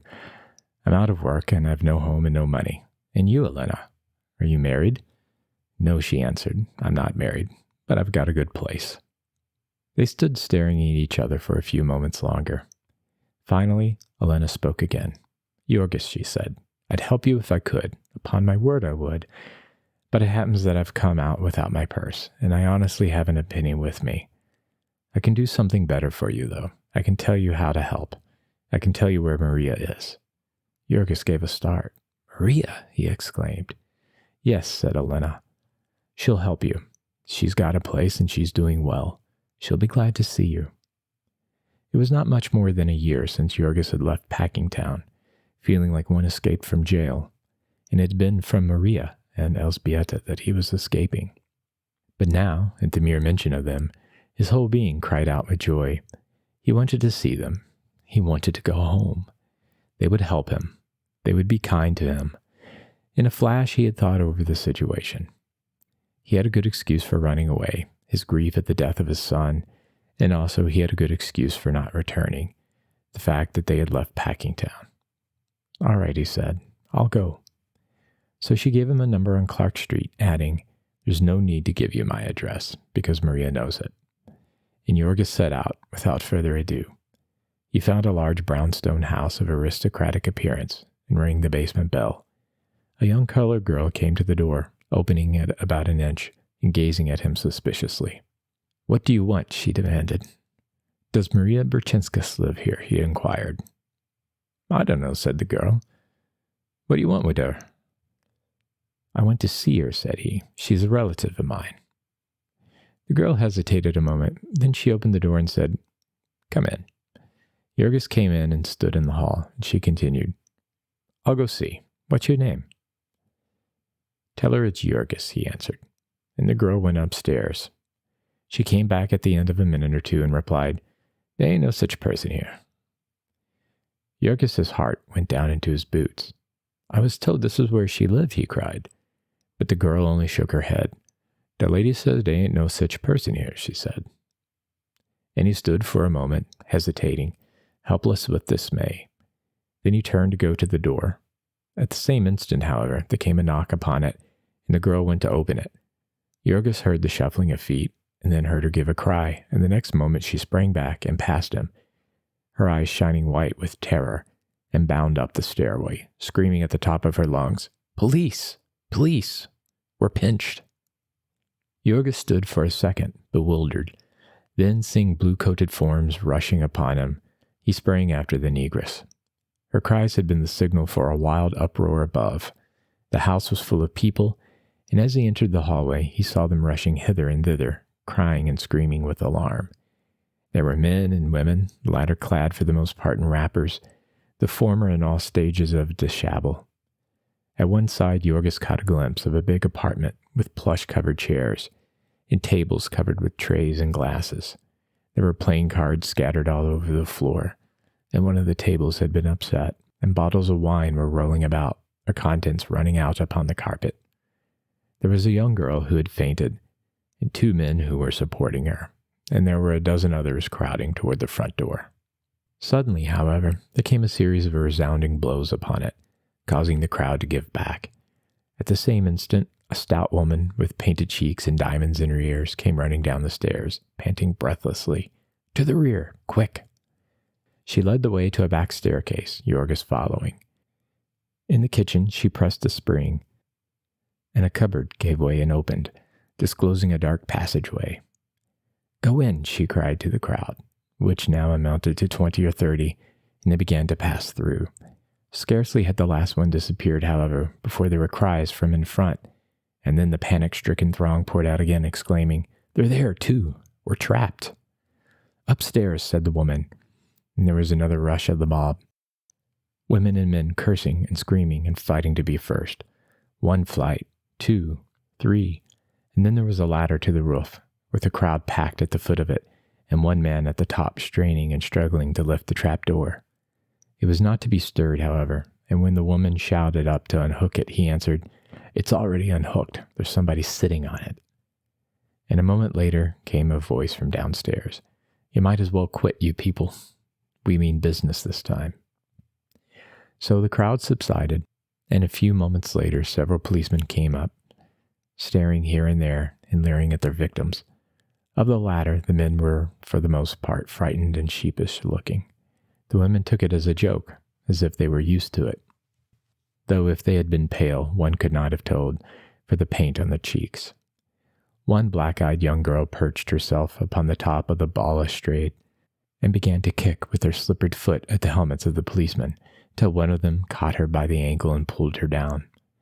On the floor below, 4 or 5 other girls sat upon trunks in the hall, making fun of the procession which filed by them. They were noisy and hilarious, and had evidently been drinking. One of them, who wore a bright red kimono, shouted and screamed in a voice that drowned out all the other sounds in the hall. And Jorgis took a glance at her, and then gave a start and a cry. Maria! She heard him and glanced around, and then she shrank back and half sprang to her feet in amazement. Jorgis, she gasped. For a second or two they stood staring at each other. How did you come here? Maria exclaimed. I came to see you, he answered. When? Just now. But how did you know? Who told you I was here? Elena Yesatit. I met her on the street. Again there was a silence while they gazed at each other. The rest of the crowd was watching them, and so Maria got up and came closer to him. And you, Jorgis asked, you live here? Yes, said Maria, I live here. Then suddenly came a hail from below. Get your clothes on now, girls, and come along. You'd best begin or you'll be sorry. It's raining outside. Brr, shivered someone, and the women got up and entered the various doors which lined the hallway. Come, said Maria, and took Jorgis into her room, which was a tiny place about 8 by 6, with a cot and a chair and a dressing stand and some dresses hanging behind the door. There were clothes scattered about on the floor, and hopeless confusion everywhere. Boxes of rouge and bottles of perfume mixed with hats and soiled dishes on the dresser, and a pair of slippers, and a clock and a whiskey bottle on a chair. Maria had nothing on but a kimono and a pair of stockings. Yet she proceeded to dress before Jorgis, without even taking the trouble to close the door. He had by this time divined what sort of place he was in, and he had seen a great deal of the world since he had left home. It was not easy to shock, and yet it gave him a painful start that Maria should do this. They had always been decent people at home, and it seemed to him that the memory of old times ought to have ruled her. But then he laughed at himself for a fool. What was he to be pretending to decency? How long have you been living here? He asked. Nearly a year, she answered. Why did you come? I had to live, she said, and I couldn't see the children starve. He paused for a moment, watching her. You were out of work? He asked finally. I got sick, she replied. And after that I had no money, and then Stanislovus died. Stanislovus died? Yes, said Maria. I forgot. You didn't know about it. How did he die? Rats killed him, she answered. Jorgis gave a gasp. Rats killed him? Yes, said the other. She was bending over, lacing her shoes as she spoke. He was working in an oil factory. At least he was hired by the men to get their beer. He used to carry cans on a long pole, and he'd drink a little out of each can. And one day he drank too much and fell asleep in a corner and got locked up in the place all night. When they found him, the rats had killed him and eaten him nearly all up. Jorgis sat, frozen with horror. Maria went on lacing her shoes. There was a long silence. Suddenly, a big policeman came to the door. "Hurry up there," he said.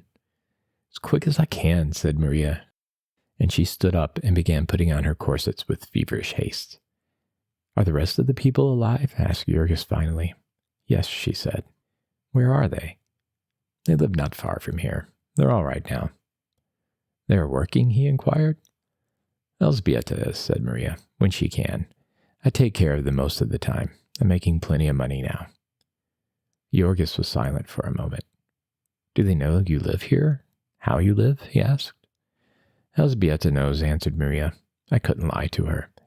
And maybe the children have found out by this time. It's nothing to be ashamed of. We can't help it." "And Timoshes?" he asked. "Does he know?" Maria shrugged her shoulders. "How do I know?" she said. "I haven't seen him for over a year. He got blood poisoning and lost one finger and couldn't play the violin anymore, and then he went away." Maria was standing in front of the glass, fastening her dress. Jurgis sat staring at her. He could hardly believe that she was the same woman he had known in the old days. She was so quiet, so hard. It struck fear to his heart to watch her. Then suddenly she gave a glance at him. "You look as if you've been having a rough time of it yourself," she said. "I have," he answered. "I haven't a cent in my pocket, nothing to do." "Where have you been?" "All over. I've been hoboing it. Then I went back to the yards just before the strike." He paused for a moment, hesitating. "I asked for you," he added. "I found you had gone away and no one knew where. Perhaps you think I did you a dirty trick running away as I did, Maria." "No," she answered. "I don't blame you. We never have, any of us. You did your best. The job was too much for us." She paused a moment, then added, "We were too ignorant. That was the trouble. We didn't stand any chance. If I'd known what I know now, we'd have won out." "You'd have come here?" said Jurgis. "Yes," she answered. "But that's not what I meant. I meant you, how differently you would have behaved. About Ona." Jurgis was silent. He had never thought of that aspect of it. "When people are starving," the other continued, "and they have anything with a price, they ought to sell it, I say. I guess you realize it now when it's too late. Ona could have taken care of us all in the beginning." Maria spoke without emotion, as one who had come to regard things from the business point of view. Yes, I guess so," Jurgis answered hesitatingly. He did not add that he had paid $300 in a foreman's job for the satisfaction of knocking down Phil Connor a second time. The policeman came to the door again just then. "Come on now," he said. "Lively." "All right," said Maria, reaching for her hat, which is big enough to be a drum major's, and full of ostrich feathers. She went out into the hall, and Jurgis followed, the policeman remaining to look under the bed and behind the door. "What's going to come of this?" Jurgis asked, as they started down the steps. "The raid, you mean?" "No, nothing. It happens to us every now and then. The madam's having some sort of time with the police. I don't know what it is, but maybe they'll come to terms before morning. Anyhow, they won't do anything to you. They always let the men off." "Maybe so," he responded, "but not me. I'm afraid I'm in for it." "How do you mean?" "I'm wanted by the police," he said, lowering his voice, though of course their conversation was in Lithuanian. "They'll send me up for a year or two, I'm afraid." "Hell," said Maria, "that's too bad. I'll see if I can't get you off." Downstairs, where the greater part of the prisoners were now massed, she sought out the stout personage with the diamond earrings and had a few whispered words with her. The latter then approached the police sergeant, who was in charge of the raid. "Billy," she said, pointing to Jurgis, "there's a fellow who came in to see his sister. He just got in the door when you knocked. You aren't taking hobos, are you?" The sergeant laughed as he looked at Jurgis. "Sorry," he said, "but the orders are everyone but the servants." So Jurgis slunk in among the rest of the men, who kept dodging behind each other like sheep that have smelled a wolf. There were old men and young men, college boys and grayed beards old enough to be their grandfathers. Some of them wore evening dress. There was no one among them save Jurgis who showed any signs of poverty. When the roundup was completed, the doors were opened and the party marched out. 3 patrol wagons were drawn up at the curb, and the whole neighborhood had turned out to see the sport. There was much chaffing and a universal craning of necks. The women stared about them with defiant eyes, or laughed and joked, while the men kept their heads bowed and their hats pulled over their faces. They were crowded into the patrol wagons as if into streetcars, and then off they went amid a din of cheers. At the station house, Jurgis gave a Polish name and was put into a cell with half a dozen others. And while he sat and talked in whispers, he lay down in a corner and gave himself up to his thoughts. Jurgis had looked into the deepest reaches of the social pit and grown used to the sights in them. Yet, when he had thought of all humanity as vile and hideous, he had somehow always accepted his own family that he had loved. And now, this horrible discovery, Maria a whore, and Elzbieta and the children living off her shame. Jurgis might argue with himself all he chose, that he had done worse, and was a fool for caring. But still, he could not get over the shock of that sudden unveiling. He could not help being sunk in grief because of it. The depths of him were troubled and shaken, and memories were stirred in him that had been sleeping so long he had counted them dead. Memories of the old life, his old hopes and his old yearnings, his old dreams of decency and independence. He saw Ona again. He heard her gentle voice pleading with him. He saw little Antinous, whom he had meant to make a man. He saw his trembling old father, who had blessed them all with his wonderful love.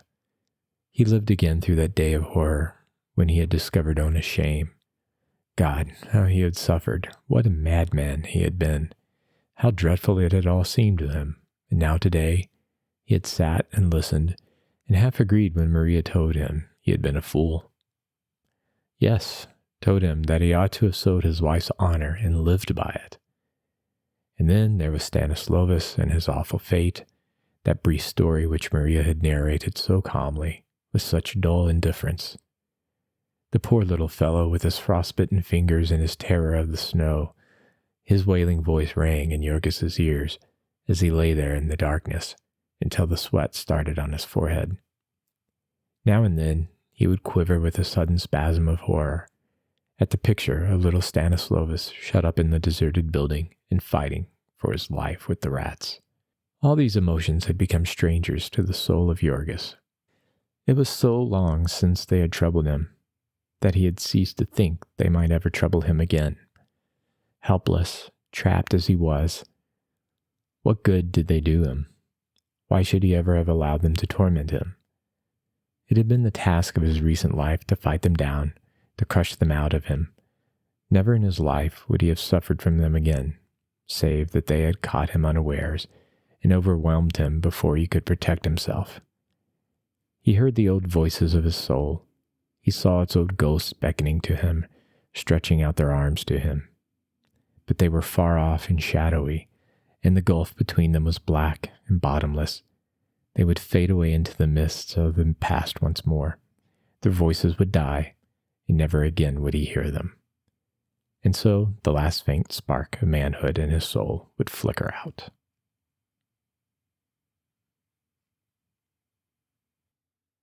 Chapter 28.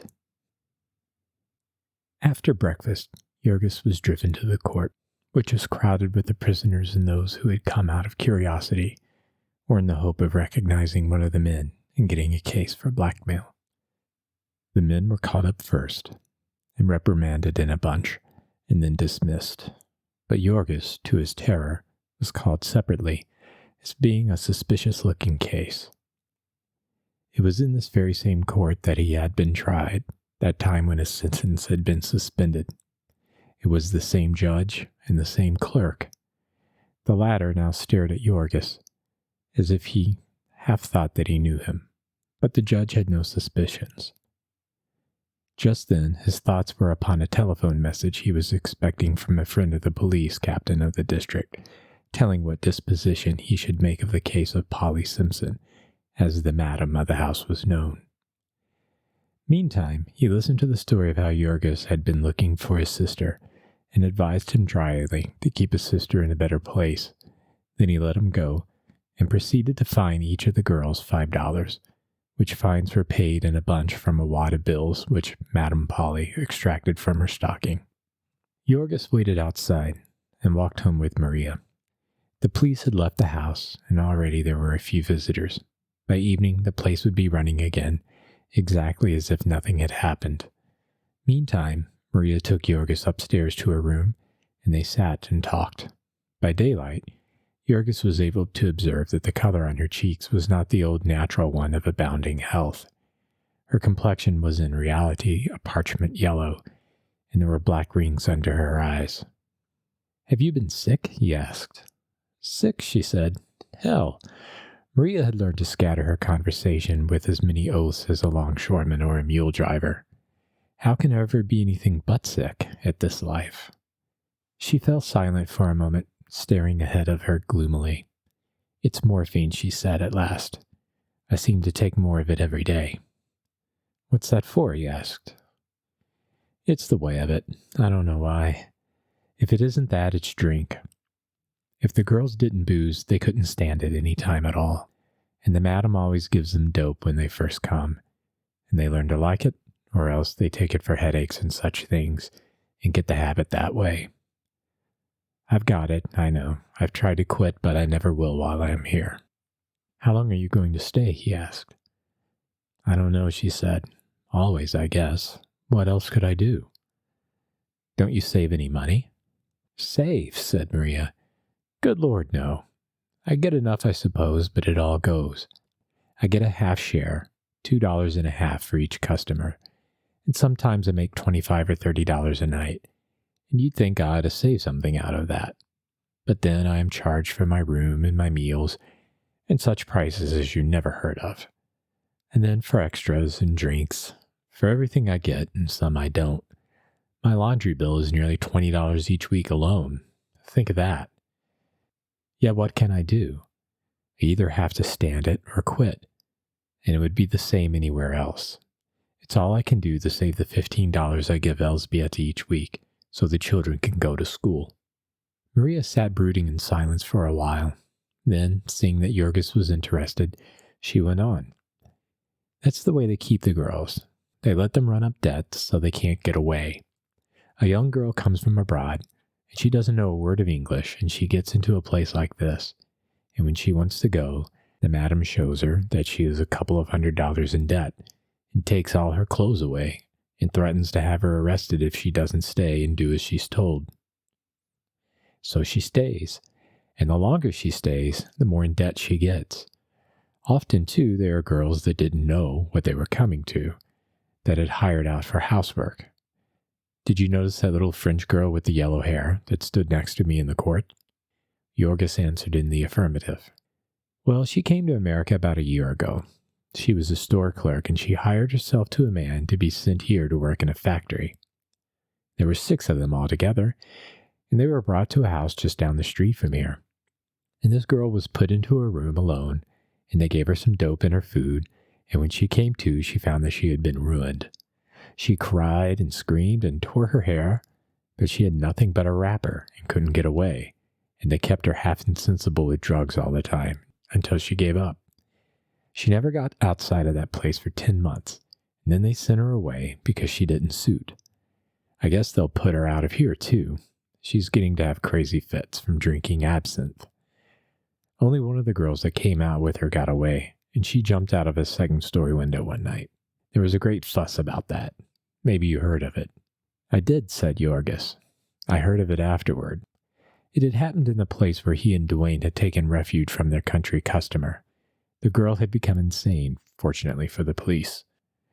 "There's lots of money in it," said Maria. "They get as much as $40 a head for girls, and they bring them from all over. There are 17 in this place, and 9 different countries among them. In some places you might find even more. We have half a dozen French girls. I suppose it's because the madam speaks the language. French girls are bad, too. The worst of all, except for the Japanese. There's a place next door that's full of Japanese women. But I wouldn't live in the same house as one of them." Maria paused for a moment or two, and then she added, "Most of the women here are pretty decent. You'd be surprised. I used to think they did it because they like to, but fancy a woman selling herself to every kind of man that comes, old or young, black or white, and doing it because she likes to." "Some of them say they do," said Yorgos. "I know," said she. "They say anything. They're in, and they know they can't get out. But they didn't like it when they began. You'd find out. It's always misery. There's a little Jewish girl here who used to run errands for a milliner, and got sick and lost her place. And she was 4 days on the streets without a mouthful of food. And then she went to a place just around the corner and offered herself. and they made her give up her clothes before they would give her a bite to eat. Maria sat for a minute or two, brooding somberly. Tell me about yourself, Yargis, she said suddenly. Where have you been? So he told her the long story of his adventures since his flight from home, his life as a tramp, and his work in the freight tunnels, and the accident, and then of Jack Duane, and of his political career in the stockyards and his downfall and subsequent failures. Maria listened with sympathy. It was easy to believe the tale of his late starvation, for his face showed it all. You found me just in the nick of time, she said. I'll stand by you. I'll help you till you can get some work. I don't like to let you, he began. Why not? Because I'm here? No, not that, he said, but I went off and left you. Nonsense, said Maria. Don't think about it. I don't blame you. You must be hungry, she said, after a minute or two. You stay here to lunch. I'll have something up in the room. She pressed a button, and a colored woman came to the door and took her order. It's nice to have somebody to wait on you, she observed with a laugh as she lay back on the bed. As the prison breakfast had not been liberal, Yorgos had a good appetite, and they had a little feast together, talking meanwhile of Elzbieta and the children in old times. Shortly before they were through, there came another colored girl with the message that the madam wanted Maria, Lithuanian Mary as they called her here. That means you have to go, she said to Yorgos. So he got up, and she gave him the new address of the family, a tenement over in the ghetto district. You go there, she said. They'll be glad to see you. But Yorgos stood hesitating. I don't like to, he said. Honest, Maria, why don't you just give me a little money and let me look for work first? How do you need money, was her reply. All you want is something to eat and a place to sleep, isn't it? Yes, he said. But then I don't like to go there after I left them, and while I have nothing to do, and while you... Go on, said Maria, giving him a push. What are you talking? I won't give you money, she added as she followed him to the door, because you'll drink it up and do yourself harm. Here's a quarter for you now. Go along, and they'll be so glad to have you back. You won't have time to feel ashamed. Goodbye. So Yorgos went out and walked down the street to think it over. He decided that he would first try to get work, and so he put in the rest of the day wandering here and there among factories and warehouses without success. Then, when it was nearly dark, he concluded to go home and set out. But he came to a restaurant and went in and spent his quarter for a meal. And when he came out, he changed his mind. The night was pleasant, and he would sleep somewhere outside and put in the morrow hunting, and so have one more chance of a job. So he started away again, when suddenly he chanced to look about him, and found that he was walking down the same street and past the same hall where he had listened to the political speech the night before. There was no red fire and no band now, but there was a sign out announcing a meeting, and a stream of people pouring in through the entrance. In a flash, Yorgos had decided that he would chance it once more and sit down and rest while making up his mind what to do. There was no one taking tickets, so it must be a free show again. He entered. There were no decorations in the hall this time, but there was quite a crowd upon the platform, and almost every seat in the place was filled. He took one of the last, far in the rear, and straightway forgot all about his surroundings. Would Elzbieta think that he had come to sponge off her? Or would she understand that he meant to get to work again and do his share? Would she be decent to him, or would she scold him? If only he could get some sort of a job before he went. That last boss had only been willing to try him. Then suddenly Yorgos looked up. A tremendous roar had burst from the throats of the crowd, which by this time had packed the hall to the very doors. Men and women were standing up, waving handkerchiefs, shouting, yelling. Evidently the speaker had arrived, thought Yorgos. What fools they were making of themselves. What were they expecting to get out of it anyhow? What had they to do with elections? With governing the country? Yorgos had been behind the scenes in politics. He went back to his thoughts, but with one further fact to reckon with, that he was caught here. The hall was now filled to the doors, and after the meeting it would be too late for him to go home, so he would have to make the best of it outside. Perhaps it would be better to go home in the morning, anyway, for the children would be at school, and he and Elzbieta could have a quiet explanation. She always had been a reasonable person, and he really did mean to do right. He would manage to persuade her of it, and besides, Maria was willing, and Maria was furnishing the money. If Elzbieta were ugly, he would tell her that in so many words. So Jorgis went on meditating until finally, when he had been an hour or two in the hall, there began to prepare itself a repetition of the dismal catastrophe of the night before. Speaking had been going on all the time, and the audience was clapping its hands and shouting, thrilling with excitement. And little by little, the sounds were beginning to blur in Jorgis's ears, and his thoughts were beginning to run together, and his head to wobble and nod. He caught himself many times as usual and made desperate resolutions, but the hall was hot and close, and his long walk and his dinner were too much for him. In the end, his head sank forward, and he went off again. And then again someone nudged him, and he sat up with his old terrified start. He had been snoring again, of course, and now what? He fixed his eyes ahead of him with painful intensity, staring at the platform as if nothing else ever had interested him, or ever could interest him all his life. He imagined the angry exclamations, the hostile glances.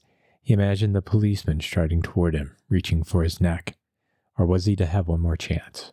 Were they going to let him alone this time? He sat trembling, waiting. And then suddenly came a voice in his ear, a woman's voice, gentle and sweet. If you would try to listen, comrade, perhaps you would be interested. Jorgis was more startled by that than he would have been by the touch of a policeman. He still kept his eyes fixed ahead and did not stir. But his heart gave a great leap. Comrade! Who was it that called him comrade? He waited long, and at last, when he was sure that he was no longer watched, he stole a glance out of the corner of his eyes at the woman who sat beside him. She was young and beautiful. She wore fine clothes and was what is called a lady, and she called him comrade. He turned a little, carefully, so that he could see her better. Then he began to watch her, fascinated. She had apparently forgotten all about him and was looking toward the platform. A man was speaking there. Jorgis heard his voice vaguely, but all his thoughts were for this woman's face. A feeling of alarm stole over him as he stared at her. It made his flesh creep. What was the matter with her? What could be going on to affect anyone like that? She sat as one turned to stone, her hands clenched tightly in her lap, so tightly that he could see the cords standing out in her wrists. There was a look of excitement upon her face, of tense effort, as of one struggling mightily or witnessing a struggle. There was a faint quivering of her nostrils, and now and then she would moisten her lips with feverish haste. Her bosom rose and fell as she breathed, and her excitement seemed to mount higher and higher, and then to sink away again, like a boat tossing upon ocean surges. What was it? What was the matter? It must be something that the man was saying, up there on the platform. What sort of a man was he? And what sort of thing was this, anyhow? So all at once, it occurred to Jorgis to look at the speaker.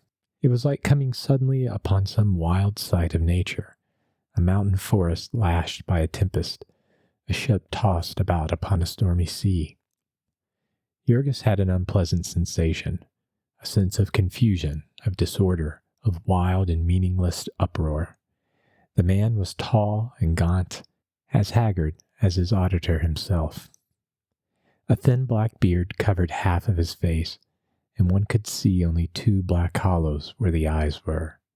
He was speaking rapidly, in great excitement. He used many gestures. As he spoke, he moved here and there upon the stage, reaching with his long arms as if to seize each person in his audience. His voice was deep, like an organ. It was some time, however, before Jorgis thought of the voice. He was too much occupied with his eyes to think of what the man was saying. But suddenly it seemed as if the speaker had begun pointing straight at him, as if he had singled him out particularly for his remarks, and so Jorgis became suddenly aware of his voice, trembling, vibrant with emotion, with pain and longing, with a burden of things unutterable, not to be compassed by words.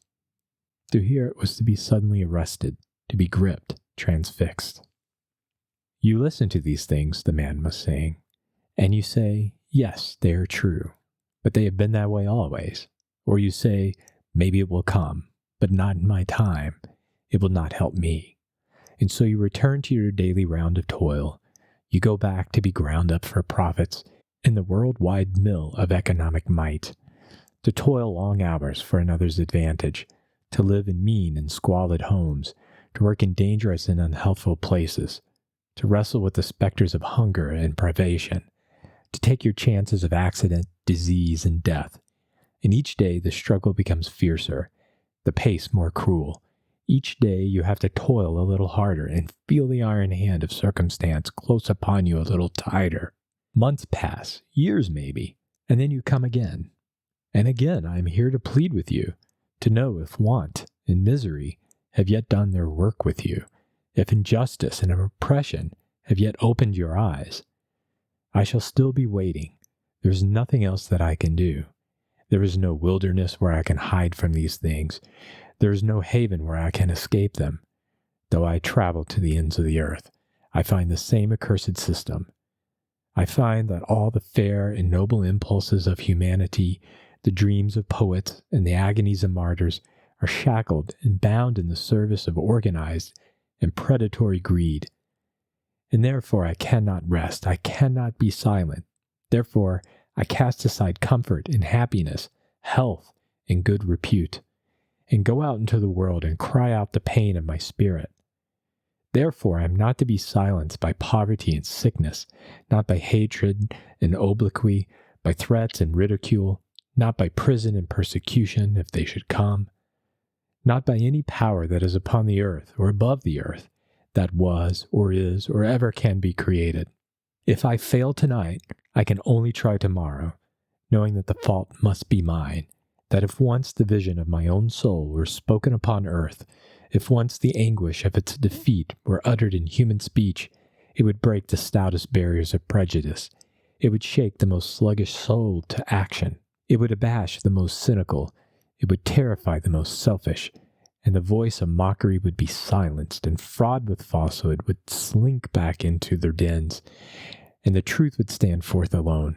For I speak with the voice of the millions who are voiceless, of them that are oppressed and have no comforter, of the disinherited of life, for whom there is no respite and no deliverance, to whom the world is a prison, a dungeon of torture, a tomb. With the voice of the little child who toils tonight in the southern cotton mill, staggering with exhaustion, numb with agony, and knowing no hope but the grave. Of the mother who sews by candlelight in her tenement garret, weary and weeping, smitten with the mortal hunger of her babes. Of the man who lies upon a bed of rags, wrestling in his last sickness, and leaving his loved ones to perish. Of the little girl who somewhere at this moment is walking the streets of this horrible city, beaten and starving, and making her choice between the brothel and the lake.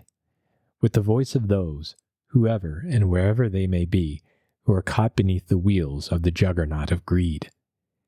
With the voice of humanity calling for deliverance. Of the everlasting soul of man, arising from the dust, breaking its way out of its prison, rending the bands of oppression and ignorance, groping its way to the light. The speaker paused. There was an instant of silence, while men caught their breaths, and then, like a single sound, there came a cry from 1,000 people. Through it all, Jurgis sat still, motionless and rigid, his eyes fixed upon the speaker. He was trembling, smitten with wonder. Suddenly, the man raised his hands, and silence fell, and he began again. I plead with you, he said, whoever you may be, provided that you care about the truth, but most of all, I plead with working man, with those to whom the evils I portray are not mere matters of sentiment, to be dallied and toyed with, and then perhaps put aside and forgotten, to whom they are the grim and relentless realities of the daily grind, the chains upon their limbs, the lash upon their backs, the iron in their souls, to you working men, to you the toilers who have made this land and have no voice in its councils, to you whose lot it is to sow that others may reap, to labor and obey and ask no more than the wages of a beast of burden, the food and shelter to keep you alive from day to day. It is to you that I come with my message of salvation. It is to you that I appeal. I know how much it is to ask of you. I know, for I have been in your place. I have lived your life, and there is no man before me here tonight who knows it better. I have known what it is to be a street waif, a bootblack, living upon a crust of bread and sleeping in cellar stairways and under empty wagons.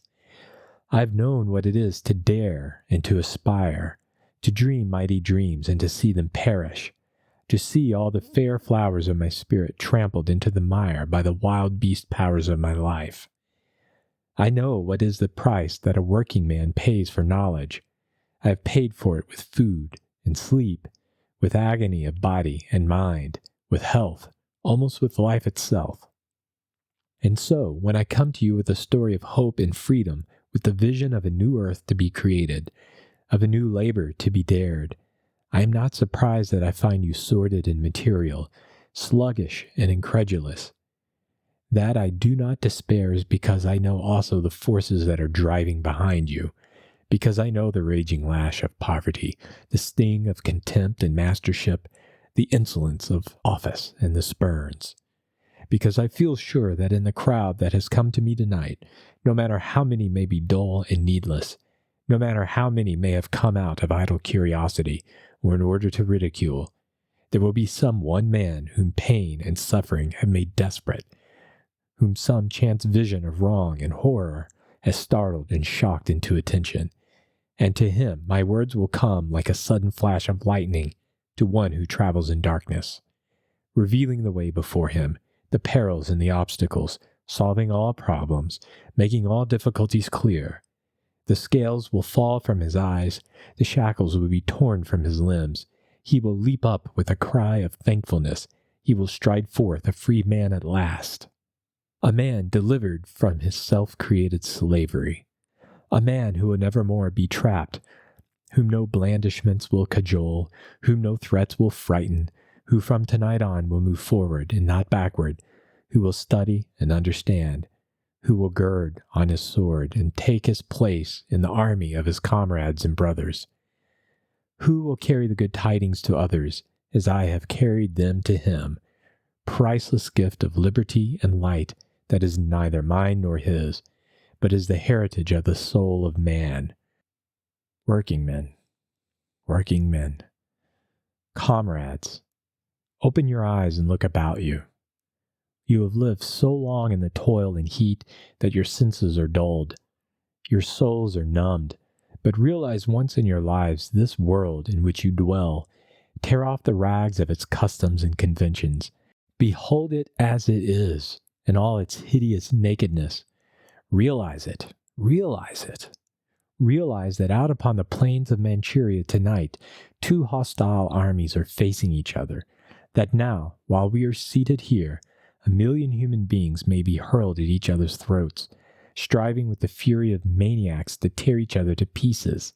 And this in the 20th century, 1900 years since the Prince of Peace was born on earth, 1900 years that his words have been preached as divine. And here 2 armies of men are rending and tearing each other like the wild beasts of the forests. Philosophers have reasoned, prophets have denounced, poets have wept and pleaded, and still this hideous monster roams at large. We have schools and colleges, newspapers and books. We have searched the heavens and the earth. We have weighed and probed and reasoned, and all to equip men to destroy each other. We call it war and pass it by. But do not put me off with platitudes and conventions. Come with me. Come with me. Realize it. See the bodies of men pierced by bullets, blown into pieces by bursting shells. Hear the crunching of the bayonet, plunged into human flesh. Hear the groans and shrieks of agony. See the faces of men crazed by pain, turned into fiends by fury and hate. Put your hand upon that piece of flesh. It is hot and quivering. Just now it was a part of a man. This blood is still steaming. It was driven by a human heart. Almighty God, and this goes on. It is systematic, organized, premeditated. And we know it, and read of it, and take it for granted. Our papers tell of it, and the presses are not stopped. Our churches know of it and do not close their doors. The people behold it and do not rise up in horror and revolution. Or perhaps Manchuria is too far away for you. Come home with me then. Come here to Chicago. Here in this city tonight, 10,000 women are shut up in foul pens and driven by hunger to sell their bodies to live. And we know it. We make it a jest. And these women are made in the image of your mothers. They may be your sisters, your daughters, the child whom you left at home tonight, whose laughing eyes will greet you in the morning. That fate may be waiting for her. Tonight in Chicago, there are 10,000 men, homeless and wretched, willing to work and begging for a chance, yet starving, and fronting in terror the awful winter cold.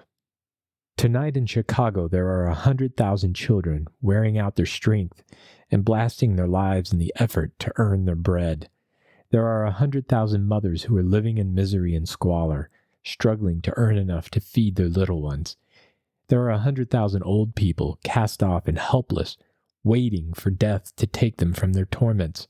There are 1 million people, men and women and children, who share the curse of the wage slave, who toil every hour they can stand and see for just enough to keep them alive, who are condemned till the end of their days to monotony and weariness, to hunger and misery, to heat and cold, to dirt and disease, to ignorance and drunkenness and vice. And then turn over the page with me and gaze upon the other side of the picture. There are 1,000, 10,000 maybe, who are the masters of these slaves, who own their toil. They do nothing to earn what they receive. They do not even have to ask for it. It comes to them of itself. Their only care is to dispose of it. They live in palaces. They riot in luxury and extravagance, such as no words can describe, as makes the imagination reel and stagger, makes the soul grow sick and faint. They spend hundreds of dollars for a pair of shoes, a handkerchief, a garter.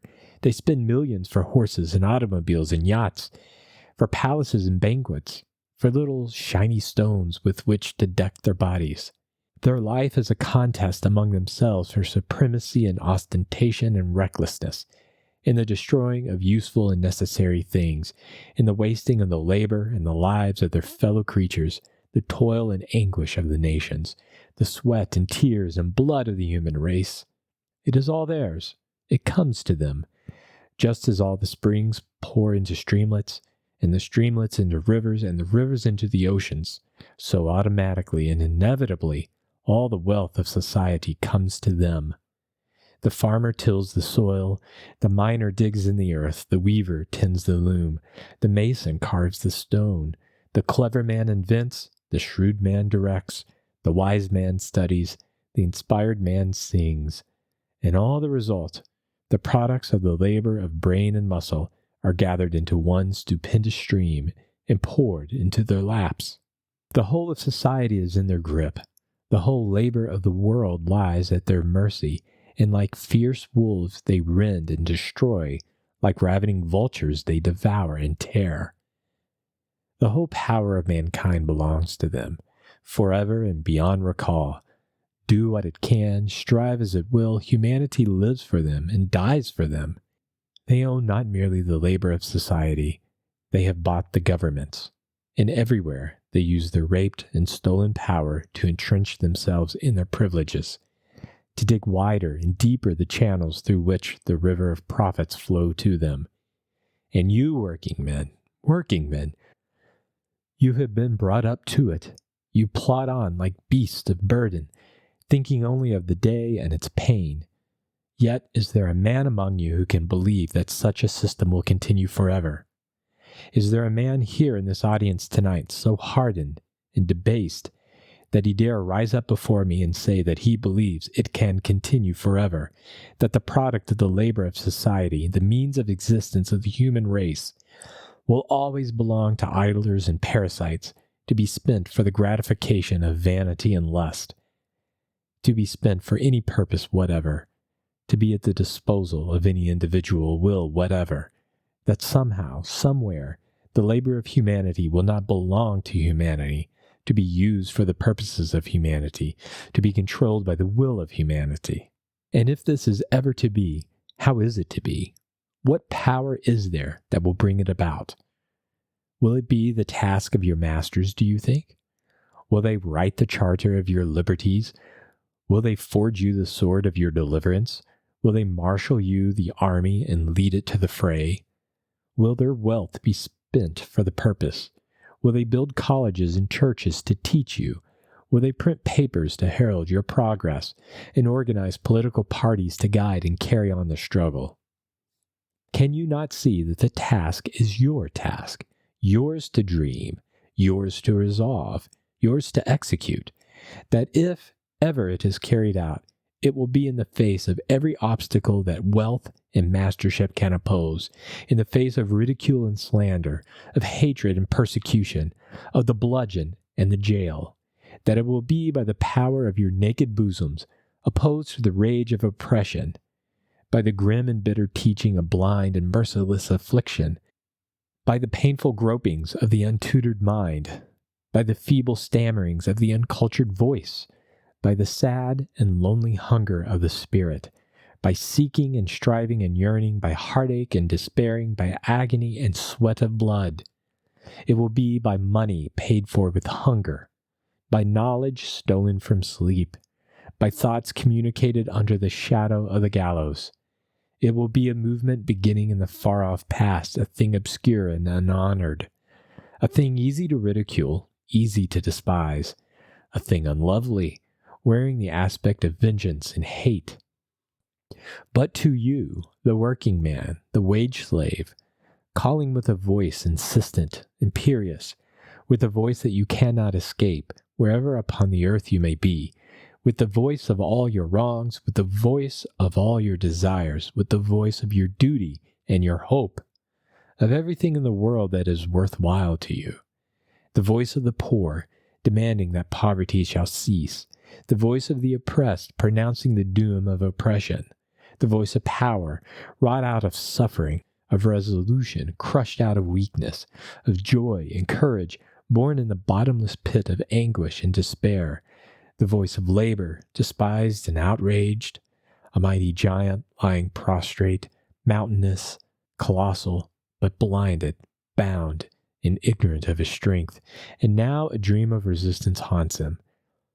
Hope battling with fear until suddenly he stirs, and a fetter snaps, and a thrill shoots through him to the farthest ends of his huge body, and in a flash the dream becomes an act. He starts, he lifts himself, and the bands are shattered. The burdens roll off him. He rises, towering, gigantic. He springs to his feet. He shouts in his newborn exultation. And the speaker's voice broke suddenly with the stress of his feelings.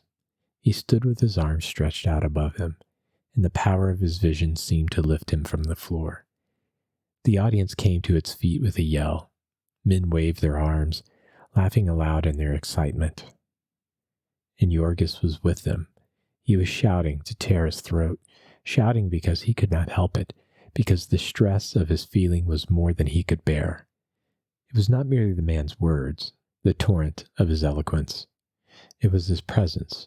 It was his voice, a voice with strange intonations that rang through the chambers of the soul like the clanging of a bell, that gripped the listener like a mighty hand about his body, that shook him and startled him with sudden fright, with the sense of things not of earth, of mysteries never spoken before, of presences, of awe and terror.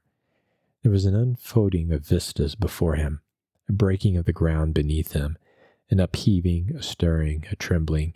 He felt himself suddenly a mere man no longer. There were powers within him undreamed of. There were demon forces contending, age-long wonders struggling to be born, and he sat oppressed with pain and joy, while a tingling stole down into his fingertips, and his breath came hard and fast. The sentences of this man were to Yorgis like the crashing of thunder in his soul. A flood of emotion surged up in him.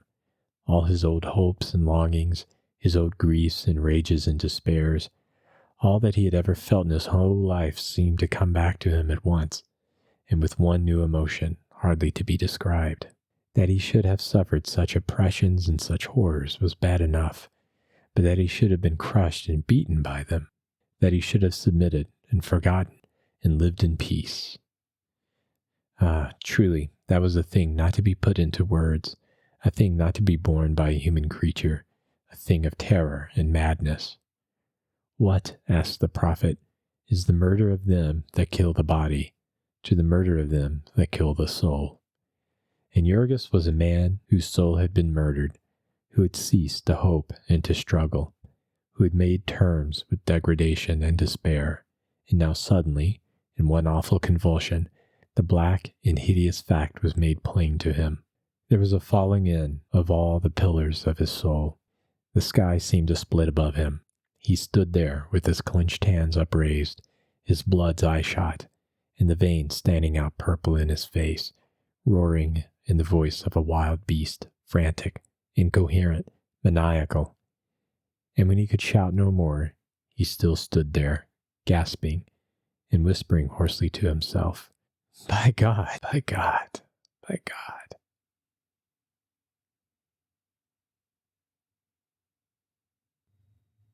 Chapter 29. The man had gone back to his seat upon the platform, and Jurgis realized that his speech was over. The applause continued for several minutes, and then someone started a song, and the crowd took it up, and the place shook with it. Jurgis had never heard it, and he could not make out the words, but the wild and wonderful spirit of it seized upon him. It was the Marseillaise.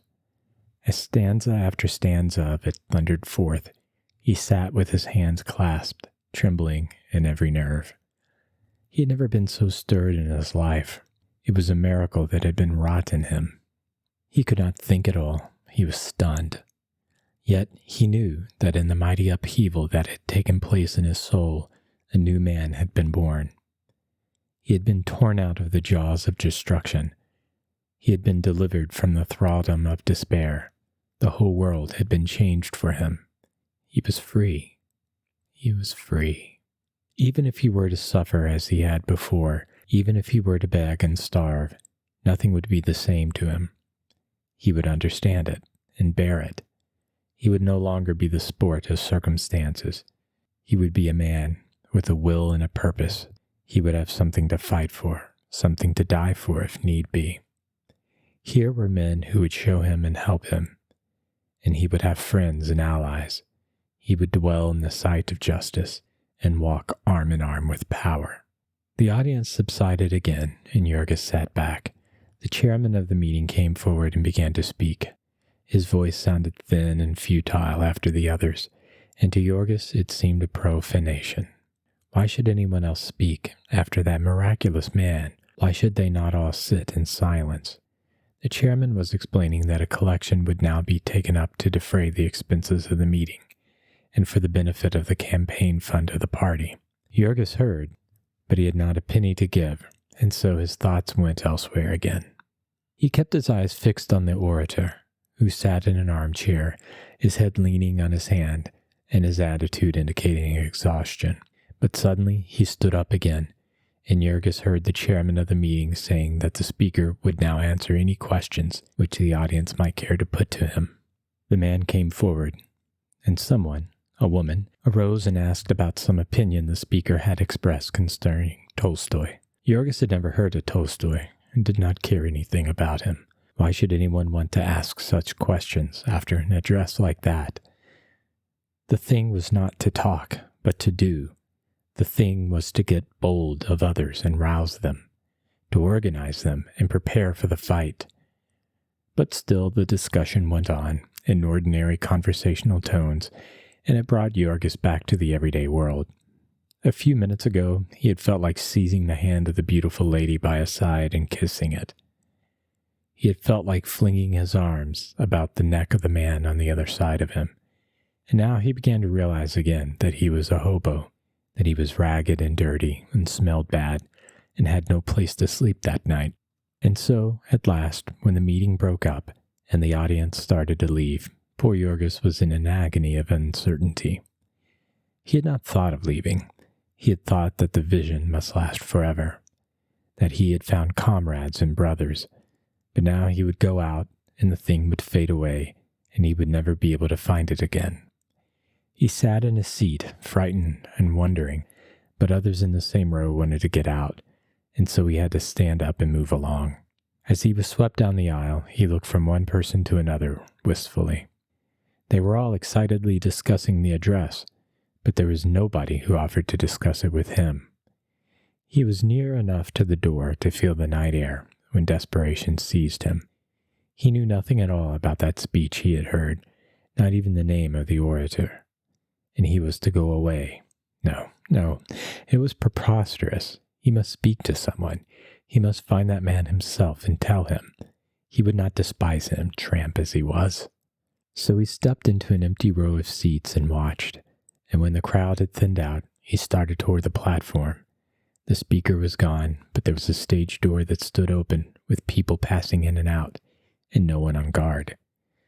Jorgis summoned up his courage and went in, and down a hallway, and to the door of a room where many people were crowded. No one paid any attention to him, and he pushed in, and in a corner he saw the man he sought. The orator sat in a chair, with his shoulders sunk together and his eyes half closed. His face was ghastly pale, almost greenish in hue, and one arm lay limp at his side. A big man with spectacles on stood near him, and kept pushing back the crowd, saying, "Stand away a little, please. Can't you see the comrade is worn out?" So Jorgis stood watching, while 5 or 10 minutes passed. Now and then the man would look up and address a word or two to those who were near him, and, at last, on one of these occasions, his glance rested on Jorgis. There seemed to be a slight hint of inquiry about it, and a sudden impulse seized the other. He stepped forward. "I wanted to thank you, sir," he began, in breathless haste. "I could not go away without telling you how glad I am I heard you. I didn't know anything about it at all." The big man with the spectacles, who had moved away, came back at this moment. "The comrade is too tired to talk to anyone," he began, but the other held up his hand. "Wait," he said. "He has something to say to me." And then he looked into Jorgis's face. "You want to know more about socialism?" he asked. Jorgis started. He stammered. "Is it socialism? I didn't know. I want to know about what you spoke of. I want to help. I've been through all that." "Where do you live?" asked the other. "I have no home," said Jorgis. "I am out of work." "You are a foreigner, are you not?" "Lithuanian, sir." The man thought for a moment, and then turned to his friend. "Who is there, Walters?" he asked. "There is Ostrinsky, but he is a Pole." "Ostrinsky speaks Lithuanian," said the other. "All right, then. Would you mind seeing if he has gone yet?" The other started away, and the speaker looked at Jorgis again. He had deep, black eyes, and a face full of gentleness and pain. "You must excuse me, comrade," he said. "I'm just tired out. I've spoken every day for the last month. I will introduce you to someone who will be able to help you as well as I could." The messenger had had to go no further than the door. He came back, followed by a man whom he introduced to Jorgis as Comrade Ostrinsky. Comrade Ostrinsky was a little man, scarcely up to Jorgis's shoulder, wizened and wrinkled, very ugly, and slightly lame. He had on a long-tailed black coat, worn green at the seams and the buttonholes. His eyes must have been weak, for he wore green spectacles that gave him a grotesque appearance.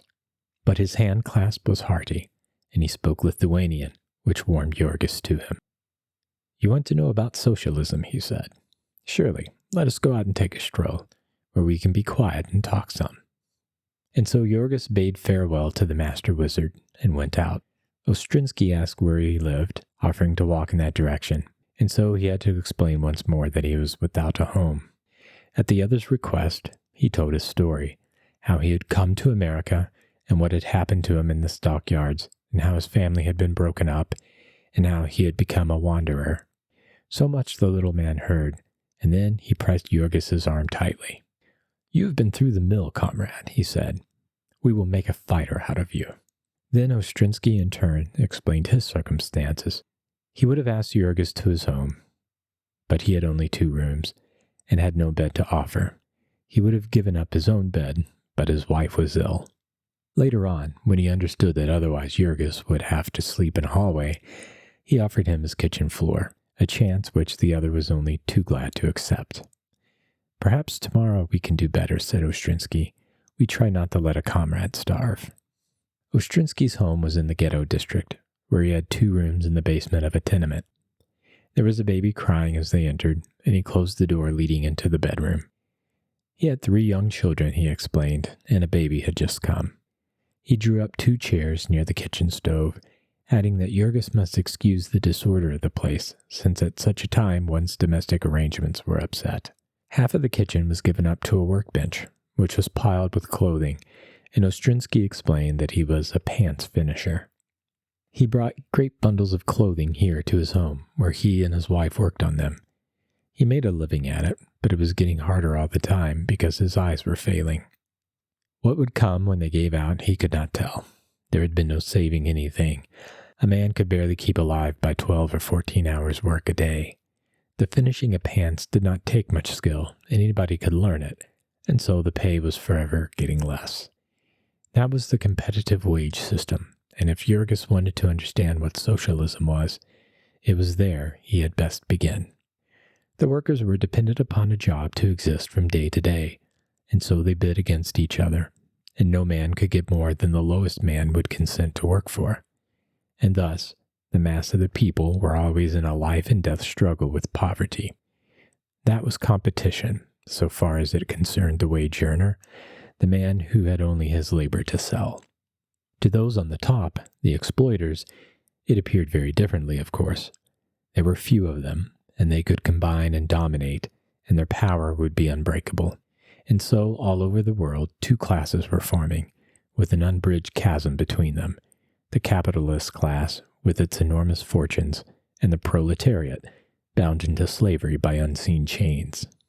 The latter were 1,000 to 1 in numbers, but they were ignorant and helpless, and they would remain at the mercy of their exploiters until they were organized, until they had become class conscious. It was a slow and weary process, but it would go on. It was like the movement of a glacier. Once it was started, it could never be stopped. Every socialist did his share, and lived upon the vision of the good time coming, when the working class should go to the polls and seize the powers of government, and put an end to private property in the means of production. No matter how poor a man was, or how much he suffered, he could never really be unhappy while he knew of that future. Even if he did not live to see it himself, his children would, and, to a socialist, the victory of his class was his victory. Also, he had always the progress to encourage him. Here in Chicago, for instance, the movement was growing by leaps and bounds. Chicago was the industrial center of the country, and nowhere else were the unions so strong. But the organizations did the workers little good, for the employers were organized also. And so the strikes generally failed, and as fast as the unions were broken up, the men were coming over to the socialists. Ostrinsky explained the organization of the party, the machinery by which the proletariat was educating itself. There were locals in every big city and town, and they were being organized rapidly in the smaller places. A local had anywhere from 6 to 1,000 members, and there were 1,400 of them in all, with a total of about 25,000 members, who paid dues to support the organization. Local Cook County, as the city organization was called, had 80 branch locals, and it alone was spending several $1,000s in the campaign. It published a weekly in English and one each in Bohemian and German.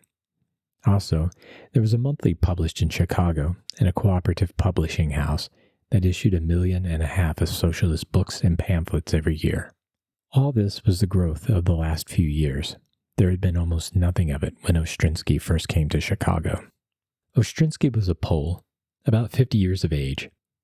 He had lived in Silesia, a member of a despised and persecuted race, and had taken part in the proletarian movement in the early 70s when Bismarck, having conquered France, had turned his policy of blood and iron upon the International. Ostrinsky himself had twice been in jail, but he had been young then and had not cared. He had had more of his share of the fight, though, for just when socialism had broken all its barriers and became the great political force of the empire, he had come to America and begun all over again. In America, everyone had laughed at the mere idea of socialism then. In America, all men were free. As if political liberty made wage slavery any the more tolerable, said Ostrinsky. The little tailor sat tilted back in his stiff kitchen chair, with his feet stretched out upon the empty stove and speaking in low whispers so as not to waken those in the next room. To Jorgis, he seemed a scarcely less wonderful person than the speaker at the meeting. He was poor, the lowest of the low, hunger-driven, and miserable. And yet, how much he knew, how much he had dared and achieved, what a hero he had been. There were others like him too, thousands like him, and all of them working men. That all this wonderful machinery of progress had been created by his fellows, Jorgis could not believe it. It seemed too good to be true. That was always the way, said Ostrinsky. When a man was first converted to socialism, he was like a crazy person. He could not understand how others could fail to see it, and he expected to convert all the world the first week. After a while, he would realize how hard a task it was, and then it would be fortunate that other new hands kept coming to save him from settling down into a rut. Just now, Jorgis would have plenty of chance to vent his excitement, for a presidential campaign was on, and everybody was talking politics. Ostrinsky would take him to the next meeting of the branch local and introduce him, and he might join the party. The dues were 5 cents a week, but anyone who could not afford this might be excused from paying. The Socialist Party was a really democratic political organization. It was controlled absolutely by its own membership and had no bosses. All of these things Ostrinsky explained, as also the principles of the party. You might say that there was really but one socialist principle, that of no compromise, which was the essence of the proletarian movement all over the world. When a socialist was elected to office, he voted with old party legislators for any measure that was likely to be of help to the working class. But he never forgot that these concessions, whatever they might be, were trifles compared with the great purpose, the organizing of the working class for the revolution. So far, the rule in America had been that one socialist made another socialist once every 2 years, and if they should maintain the same rate, they would carry the country in 1912, though not all of them expected to succeed as quickly as that. The socialists were organized in every civilized nation. It was an international political party, said Ostrinsky, the greatest the world had ever known. It numbered 30 million of adherents, and it cast 8 million votes. It had started its first newspaper in Japan and elected its first deputy in Argentina. In France, it named members of cabinets, and in Italy and Australia, it held the balance of power and turned out ministries. In Germany, where its vote was more than a third of the total vote of the empire, all other parties and powers had united to fight it. It would not do, Ostrinsky explained, for the proletariat of one nation to achieve the victory, for that nation would be crushed by the military power of the others. And so the socialist movement was a world movement, an organization of all mankind to establish liberty and fraternity. It was the new religion of humanity, or you might say it was the fulfillment of the old religion, since it implied but the literal application of all the teachings of Christ. Until long after midnight, Jorgis sat lost in the conversation of his new acquaintance. It was a most wonderful experience to him, an almost supernatural experience. It was like encountering an inhabitant of the fourth dimension of space, a being who is free from all one's own limitations. For 4 years now, Jorgis had been wandering and blundering in the depths of a wilderness, and here, suddenly, a hand reached down and seized him, and lifted him out of it, and set him upon a mountaintop from which he could survey it all, could see the paths from which he had wandered, the morasses into which he had stumbled, the hiding places of the beasts of prey that had fallen upon him. There were his Packingtown experiences, for instance. What was there about Packingtown that Ostrinsky could not explain? To Jorgis, the Packers had been equivalent to fate. Ostrinsky showed him that they were the Beef Trust. They were a gigantic combination of capital which had crushed all opposition and overthrown the laws of the land and was preying upon the people. Jorgis recollected how, when he had first come to Packingtown, he had stood and watched the hog killing and thought how cruel and savage it was, and come away congratulating himself that he was not a hog. Now, his new acquaintance showed him that a hog was just what he had been, one of the Packers' hogs. What they wanted from a hog was all the profits that could be got out of him. And that was what they wanted from the working man. And also, that was what they wanted from the public. What the hog thought of it, and what he suffered, were not considered, and no more was it with labor, and no more with the purchaser of meat. That was true everywhere in the world, but it was especially true in Packingtown. There seemed to be something about the work of slaughtering that tended to ruthlessness and ferocity. It was literally the fact that in the methods of the packers, 100 human lives did not balance a penny of profit. When Jorgis had made himself familiar with the socialist literature, as he would very quickly, he would get glimpses of the beef trust from all sorts of aspects, and he would find it everywhere the same. It was the incarnation of blind and insensate greed. It was a monster devouring with 1,000 mouths, trampling with 1,000 hoofs. It was the great butcher. It was the spirit of capitalism made flesh. Upon the ocean of commerce it sailed as a pirate ship. It had hoisted the black flag and declared war upon civilization. Bribery and corruption were its everyday methods. In Chicago, the city government was simply one of its branch offices. It stole billions of gallons of city water openly. It dictated to the courts the sentences of disorderly strikers. It forbade the mayor to enforce the building laws against it. In the national capital, it had power to prevent inspection of its product and to falsify government reports. It violated the rebate laws, and when an investigation was threatened, it burned its books and sent its criminal agents out of the country. In the commercial world, it was a juggernaut car. It had wiped out thousands of businesses every year. It drove men to madness and suicide.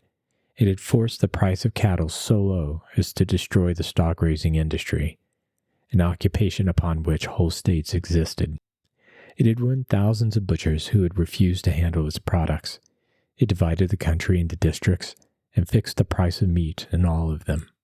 And it owned all the refrigerator cars and levied an enormous tribute upon all poultry and eggs and fruit and vegetables. With the millions of dollars a week that poured in upon it, it was reaching out for the control of other interests, railroads and trolley lines, gas and electric light franchises. It already owned the leather and the grain business of the country. The people were tremendously stirred up over its encroachments, but nobody had any remedy to suggest. It was the task of socialists to teach and organize them, and prepare them for the time when they were to seize the huge machine called the Beef Trust, and use it to produce food for human beings, and not to heap up fortunes for a band of pirates. It was long after midnight when Jorgis lay down upon the floor of Ostrinsky's kitchen, and yet it was an hour before he could get to sleep, for the glory of that joyful vision of the people of Packingtown marching in and taking possession of the Union stockyards.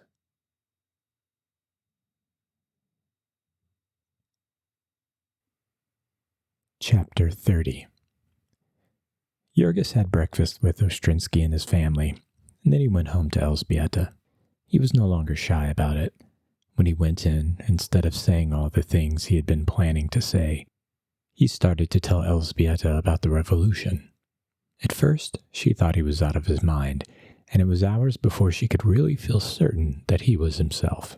When, however, she had satisfied herself that he was sane upon all subjects except politics, she troubled herself no further about it. Jorgis was destined to find that Elżbieta's armor was absolutely impervious to socialism. Her soul had been baked hard in the fire of adversity, and there was no altering it now. Life to her was the hunt for daily bread, and ideas existed for her only as they bore upon that. All that interested her in regard to this new frenzy which had seized hold of her son-in-law was whether or not it had a tendency to make him sober and industrious. And when she found he intended to look for work and to contribute his share to the family fund, she gave him full rein to convince her of anything. A wonderfully wise little woman was Elżbieta. She could think as quickly as a hunted rabbit, and in half an hour she had chosen her life attitude to the socialist movement.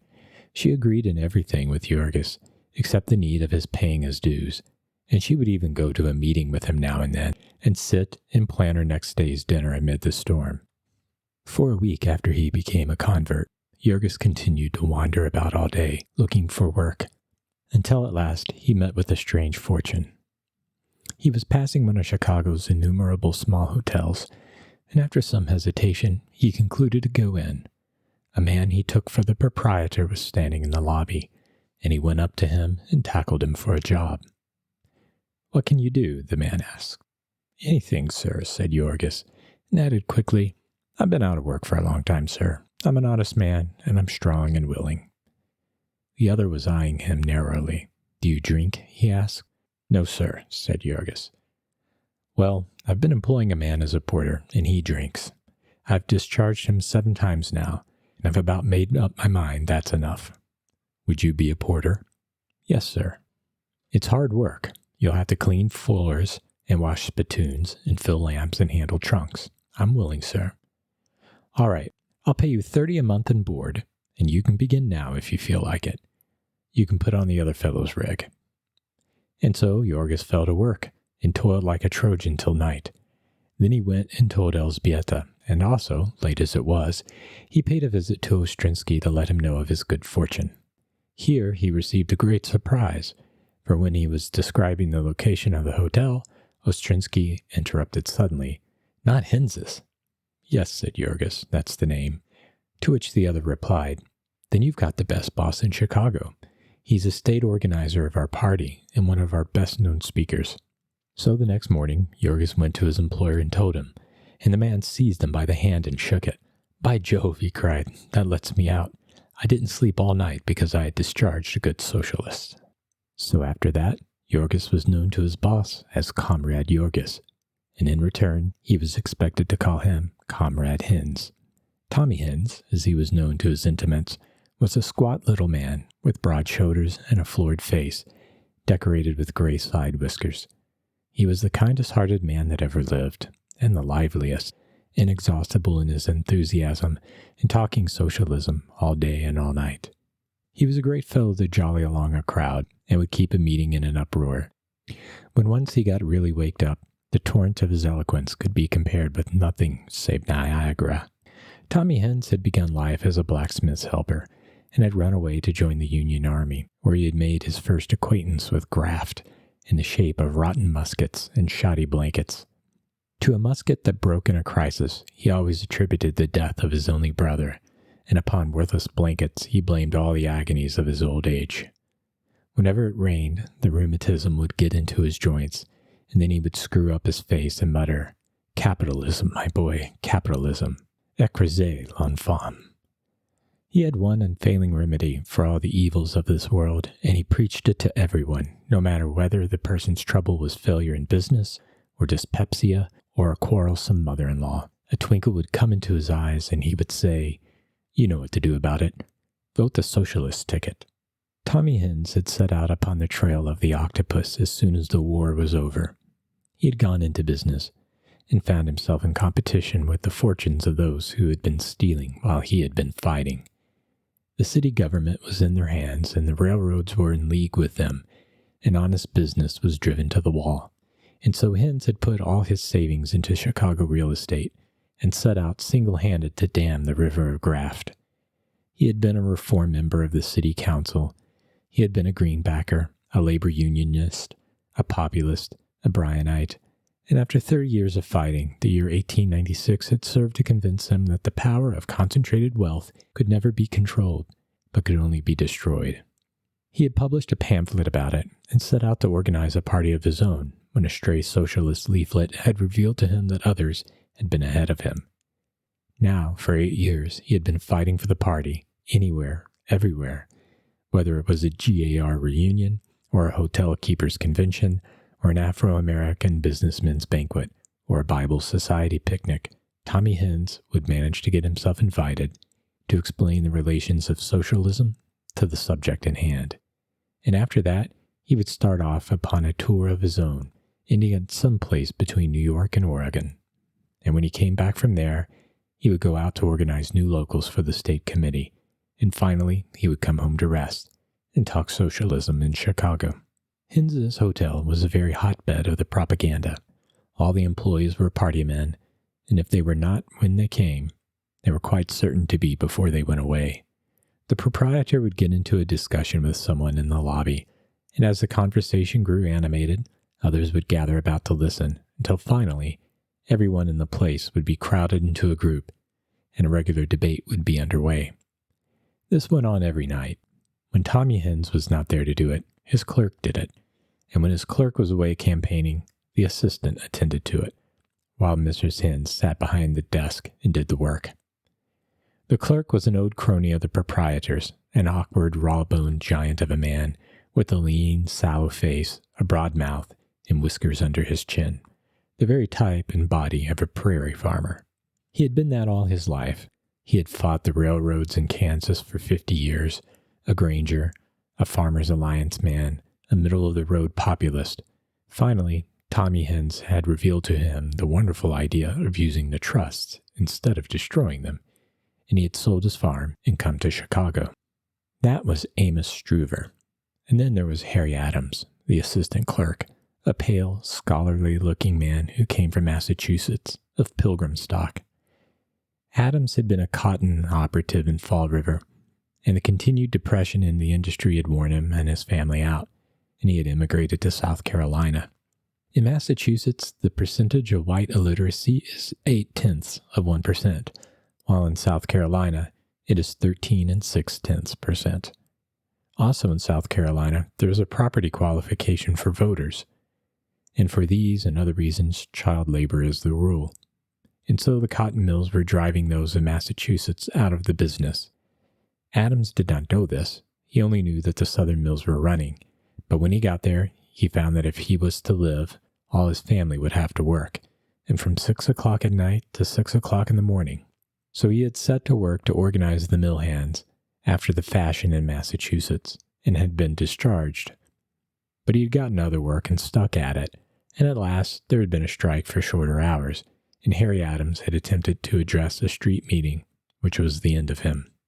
In the states of the far south, the labor of convicts is leased to contractors, and when there are not convicts enough, they have to be supplied. Harry Adams was sent up by a judge who was a cousin of the mill owner with whose business he had interfered. And though the life had nearly killed him, he had been wise enough not to murmur, and at the end of his term, he and his family had left the state of South Carolina, Hell's backyard as he called it. He had no money for car fare, but it was harvest time, and they walked one day and worked the next.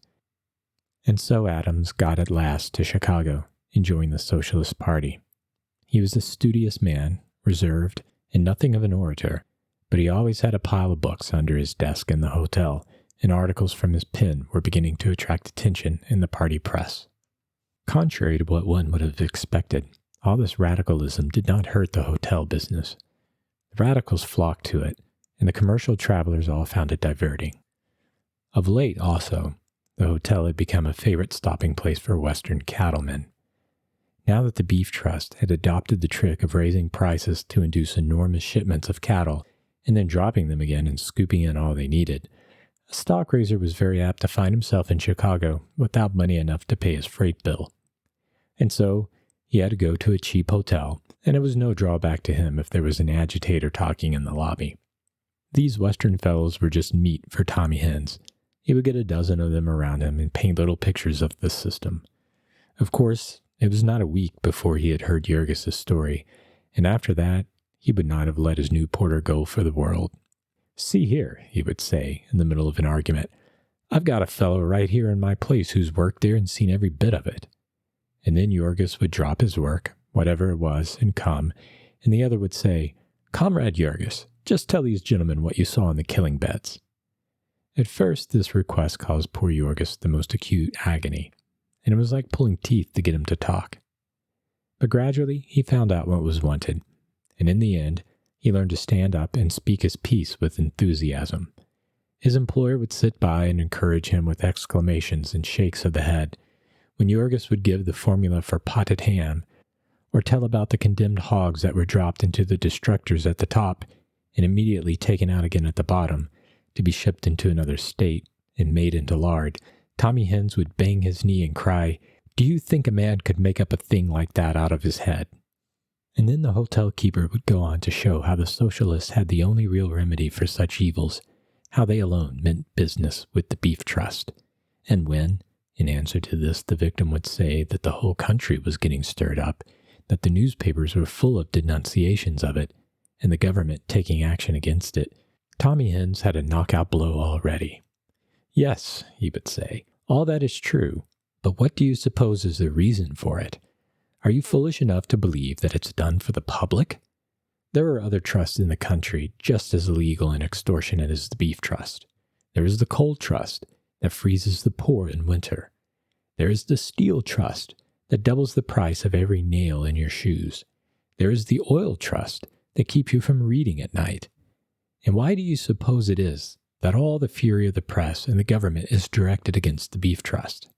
And when to this the victim would reply that there was clamor enough over the oil trust, the other would continue, 10 years ago, Henry D. Lloyd told all the truth about the Standard Oil Company and his Wealth versus Commonwealth. And the book was allowed to die, and you hardly ever heard of it. And now, at last, 2 magazines have the courage to tackle Standard Oil again. And what happens? The newspapers ridicule the authors. The churches defend the criminals, and the government does nothing. And now, why is it all so different with the beef trust? Here the other would generally admit that he was stuck, and Tommy Hens would explain to him, and it was fun to see his eyes open. If you were a socialist, the hotel keeper would say, you would understand that the power which really governs the United States today is the railroad trust. It is the railroad trust that runs your state government wherever you live, and that runs the United States Senate. And all of the trusts that I have named are railroad trusts, save only the beef trust. The beef trust has defied the railroads. It is plundering them day by day through the private car. And so the public is roused with fury, and the papers clamor for action, and the government goes on the warpath. And you poor common people watch and applaud the job and think it's all done for you, and never dream that it is really the grand climax of the century-long battle of commercial competition, the final death grapple between the chiefs of the beef trust and Standard Oil, for the prize of the mastery and ownership of the United States of America. Such was the new home in which Jorgis lived and worked, and in which his education was completed. Perhaps you would imagine that he did not do much work there, but that would be a great mistake. He would have cut off one hand for Tommy Hens, and to keep Hens's hotel a thing of beauty was his joy in life.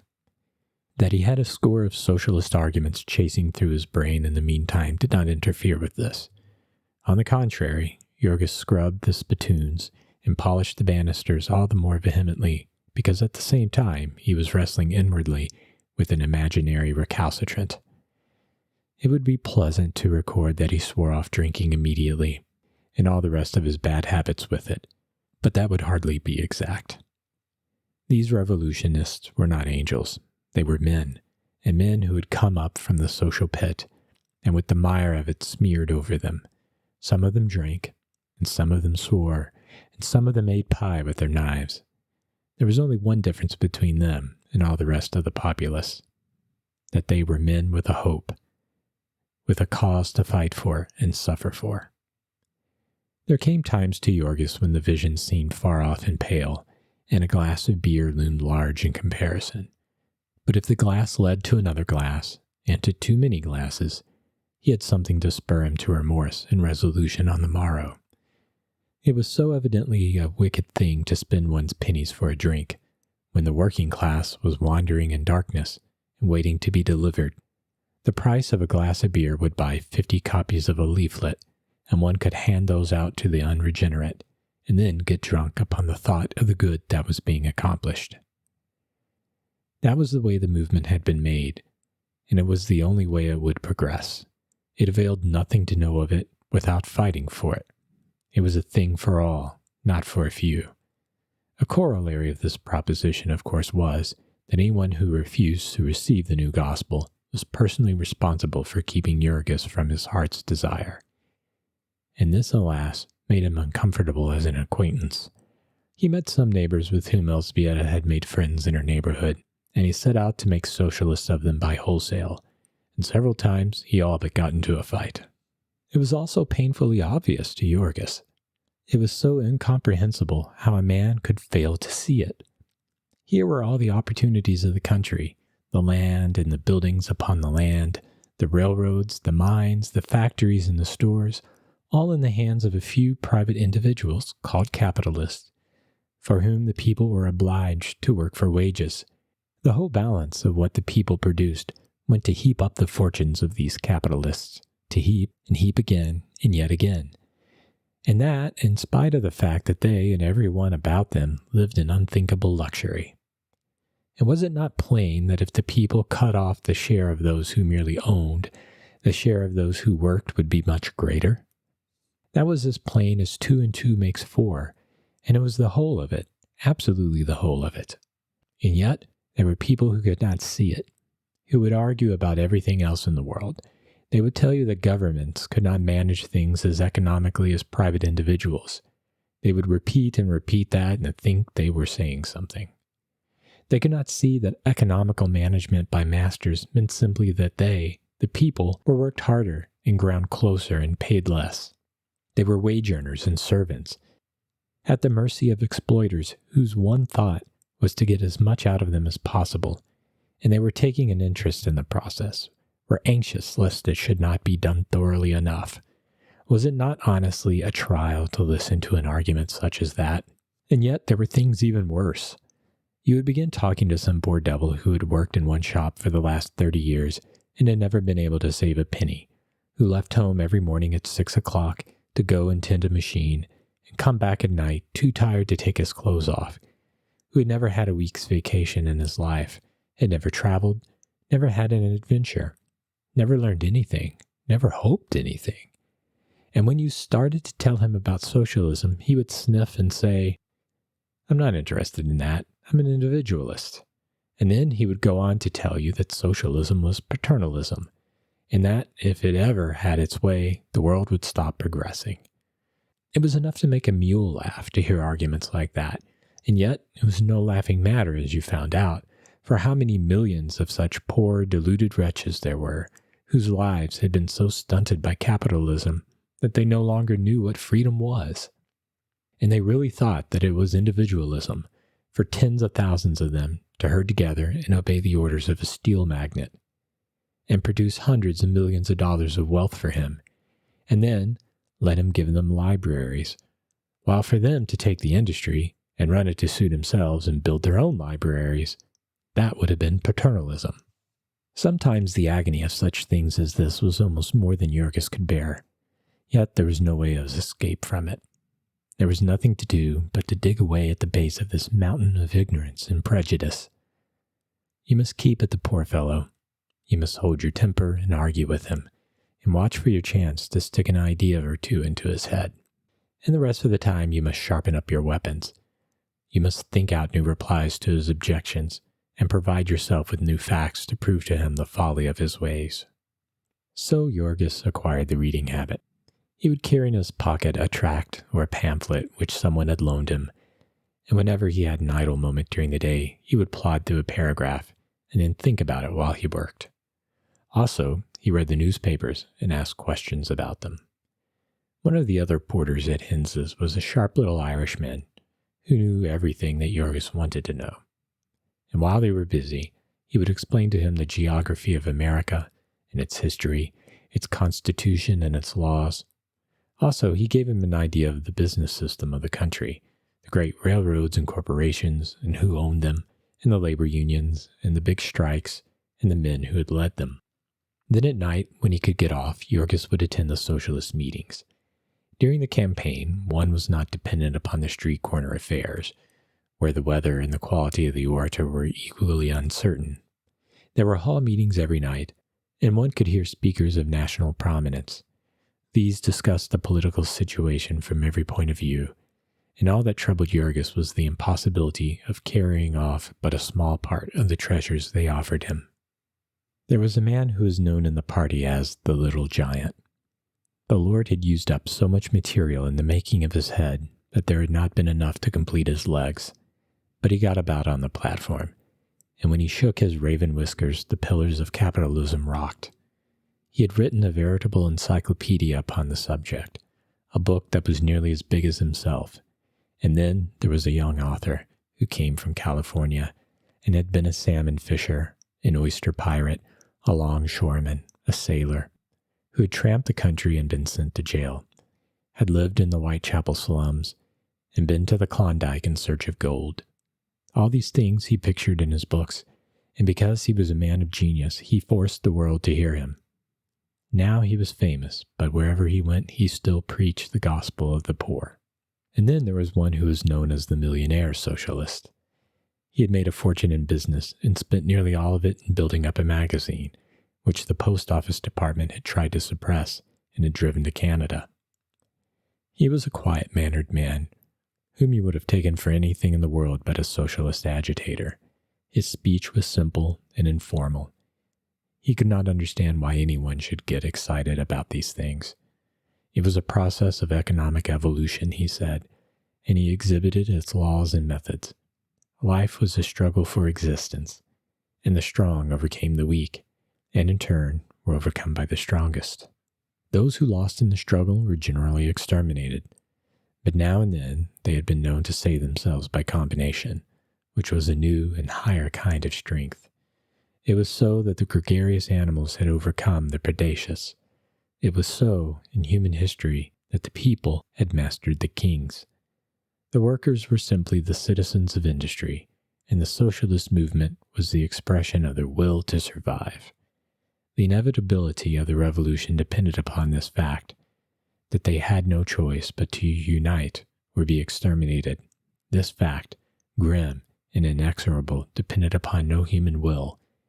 It was the law of the economic process, of which the editor showed the details with the most marvelous precision. Later on came the evening of the great meeting of the campaign, when Jurgis heard the two standard-bearers of his party. 10 years before, there had been in Chicago a strike of 150,000 railroad employees, and thugs had been hired by the railroads to commit violence, and the President of the United States had sent in troops to break the strike by flinging the officers of the Union into jail without trial. The President of the Union came out of his cell a ruined man, but also he came out a socialist, and now, for just 10 years, he had been traveling up and down the country, standing face to face with the people and pleading with them for justice. He was a man of electric presence, tall and gaunt, with a face worn thin by struggle and suffering. The fury of outraged manhood gleamed in it, and the tears of suffering little children pleaded in his voice. When he spoke, he paced the stage, lithe and eager, like a panther. He leaned over, reaching out for his audience. He pointed into their souls with an insistent finger. His voice was husky from much speaking, but the great auditorium was as still as death, and everyone heard him. And then, as Jurgis came out from this meeting, someone handed him a paper which he carried home with him and read. And so he became acquainted with the Appeal to Reason. About 12 years previously, a Colorado real estate speculator had made up his mind that it was wrong to gamble in the necessities of life of human beings. And so he had retired and began the publication of a socialist weekly. There had come a time when he had to set his own type, but he had held on and won out, and now his publication was an institution. It used a carload of paper every week, and the mail trains would be hours loading up at the depot of the little Kansas town. It was a 4-page weekly, which sold for less than half a cent a copy. Its regular subscription list was 250,000, and it went to every crossroads post office in America. The Appeal was a propaganda paper. It had a manner all its own. It was full of ginger and spice, of Western slang and hustle. It collected news of the doings of the plutes and served it up for the benefit of the American working mule. It would have columns of the deadly parallel, the $1 million worth of diamonds, or the fancy pet poodle establishment of a society dame, beside the fate of Mrs. Murphy of San Francisco, who had starved to death on the streets, or of John Robinson, just out of the hospital, who had hanged himself in New York because he could not find work. It collected the stories of graft and misery from the daily press and made little pungent paragraphs out of them. 3 banks of Bungtown, South Dakota failed, and more savings of the workers swallowed up. The mayor of Sandy Creek, Oklahoma, has skipped with $100,000. That's the kind of rulers the old partyites give you. The president of the Florida Flying Machine Company is in jail for bigamy. He was a prominent opponent of socialism, which he said would break up the home. The Appeal had what it called its army, about 30,000 of the faithful, who did things for it, and was always exhorting the army to keep its standard up, and occasionally encouraging it with a prize competition for anything from a gold watch to a private yacht or an 80-acre farm. Its office helpers were all known to the army by quaint titles: Inky Ike, the bald-headed man, the red-headed girl, the bulldog, the office goat, and the one hoss. But sometimes, again, the appeal would be desperately serious. It sent a correspondent to Colorado and printed pages describing the overthrow of American institutions in that state. In a certain city of the country, it had over 40 of its army and the headquarters of the Telegraph Trust, and no message of importance to socialists ever went through that a copy of it did not go to the appeal. It would print great broadsides during the campaign. One copy that came to Jurgis was a manifesto addressed to striking working men, of which nearly 1 million copies had been distributed in the industrial centers, wherever the employers' associations had been carrying out their open shop program. "You have lost the strike," it was headed, "and now what are you going to do about it?" It was what is called an incendiary appeal. It was written by a man into whose soul the iron had entered. When this edition appeared, 20,000 copies were sent to the Stockyards district, and they were taken out and stowed away in the rear of a little cigar store. And every evening, and on Sundays, the members of the Packingtown locals would get armfuls and distribute them on the streets and in the houses. The people of Packingtown had lost their strike, if ever a people had, and so they read these papers gladly, and 20,000 were hardly enough to go round. Jurgis had resolved not to go near his old home again, but when he heard of this, it was too much for him, and every night for a week he would get on the car and ride out to the stockyards and help to undo his work of the previous year, when he had sent Mike Scully's 10-pin setter to the city board of aldermen. It was quite marvelous to see what a difference 12 months had made in Packingtown. The eyes of the people were getting opened. The socialists were literally sweeping everything before them that election, and Scully and the Cook County machine were at their wits' end for an issue. At the very close of the campaign, they bethought themselves of the fact that the strike had been broken by Negroes, and so they sent for a South Carolina fire-eater, the pitchfork senator as he was called, a man who took off his coat when he talked to working men, and damned and swore like a Hessian. This meeting they advertised extensively, and the socialists advertised it too, with the result that about 1,000 of them were on hand that evening. The pitchfork senators stood their fusillade of questions for about an hour, and then went home in disgust, and the balance of the meeting was a strictly party affair. Jurgis, who had insisted upon coming, had the time of his life that night. He danced about and waved his arms in his excitement, and at the very climax he broke loose from his friends and got out into the aisle and proceeded to make a speech himself. The senator had been denying that the Democratic Party was corrupt. It was always the Republicans who bought the votes, he said. And here was Jurgis shouting furiously, "It's a lie! It's a lie!"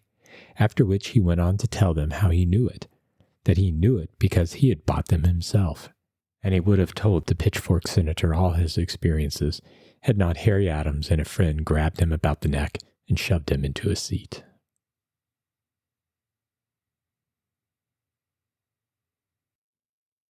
Chapter 31. One of the first things that Jurgis had done after he got a job was to go and see Maria. She came down into the basement of the house to meet him, and he stood by the door with his hat in his hand saying, "I've got work now, so you can leave here." But Maria only shook her head. There was nothing else for her to do, she said, and nobody to employ her. She could not keep her past a secret. Girls had tried it, and they were always found out. There were thousands of men who came to this place, and sooner or later she would meet one of them. And besides, Maria added, "I can't do anything. I'm no good. I take dope. What could you do with me?" "Can't you stop?" Jurgis cried. "No," she answered. "I'll never stop. What's the use of talking about it? I'll stay here till I die, I guess. It's all I'm fit for." And that was all that he could get her to say. There was no use trying. When he told her he would not let Elsbeth take her money, she answered indifferently, "Then it'll be wasted here, that's all." Her eyelids looked heavy, and her face was red and swollen. He saw that he was annoying her, that she only wanted him to go away. So he went, disappointed and sad. Poor Jorgis was not very happy in his home life. Elzbieta was sick a good deal now, and the boys were wild and unruly, and very much the worse for their life upon the streets. But he stuck by the family nevertheless, for they reminded him of his old happiness, and when things went wrong, he could solace himself with a plunge into the socialist movement. Since his life had been caught up into the current of this great stream, things which had before been the whole of life to him came to seem of relatively slight importance. His interests were elsewhere, in the world of ideas. His outward life was commonplace and uninteresting. He was just a hotel porter and expected to remain one while he lived. But meantime, in the realm of thought, his life was a perpetual adventure. There was so much to know, so many wonders to be discovered. Never in all his life did Jorgis forget the day before election, when there had come a telephone message from a friend of Harry Adams, asking him to bring Jorgis to see him that night, and Jorgis went and met one of the minds of the movement. The invitation was from a man named Fisher, a Chicago millionaire who'd given up his life to settlement work and had a little home in the heart of the city slums. He did not belong to the party, but he was in sympathy with it, and he said that he was to have as his guest that night the editor of a big Eastern magazine, who wrote against socialism, but really did not know what it was.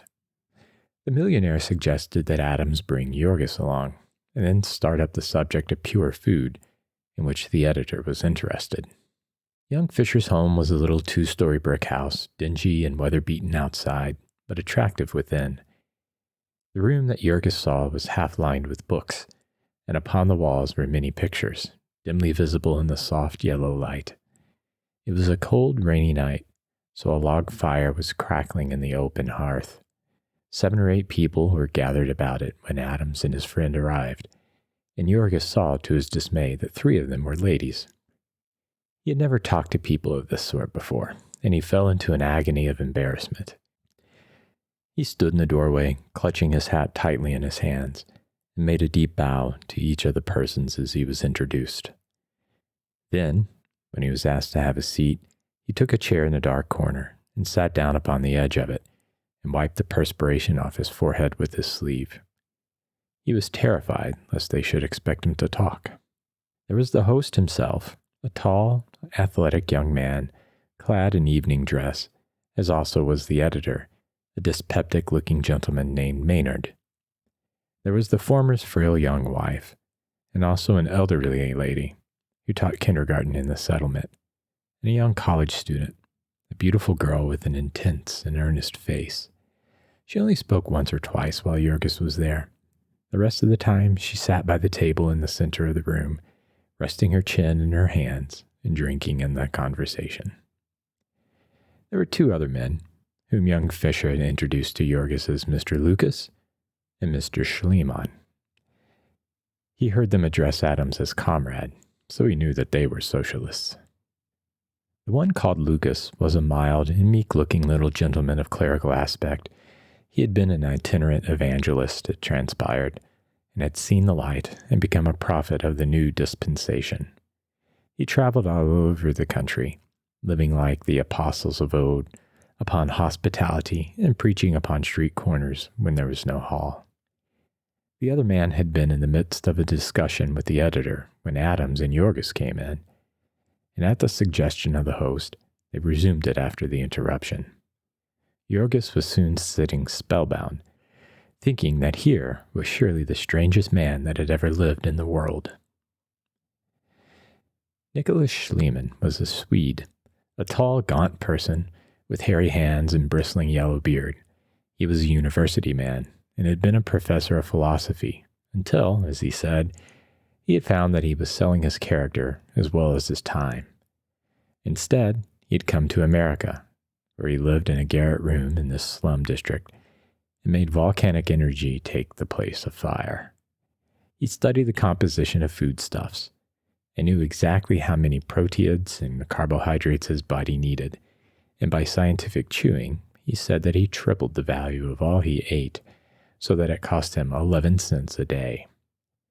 About the 1st of July, he would leave Chicago for his vacation on foot. And when he struck the harvest fields, he would set to work for $2.50 a day and come home when he had another year's supply, $125. That was the nearest approach to independence a man could make under capitalism, he explained.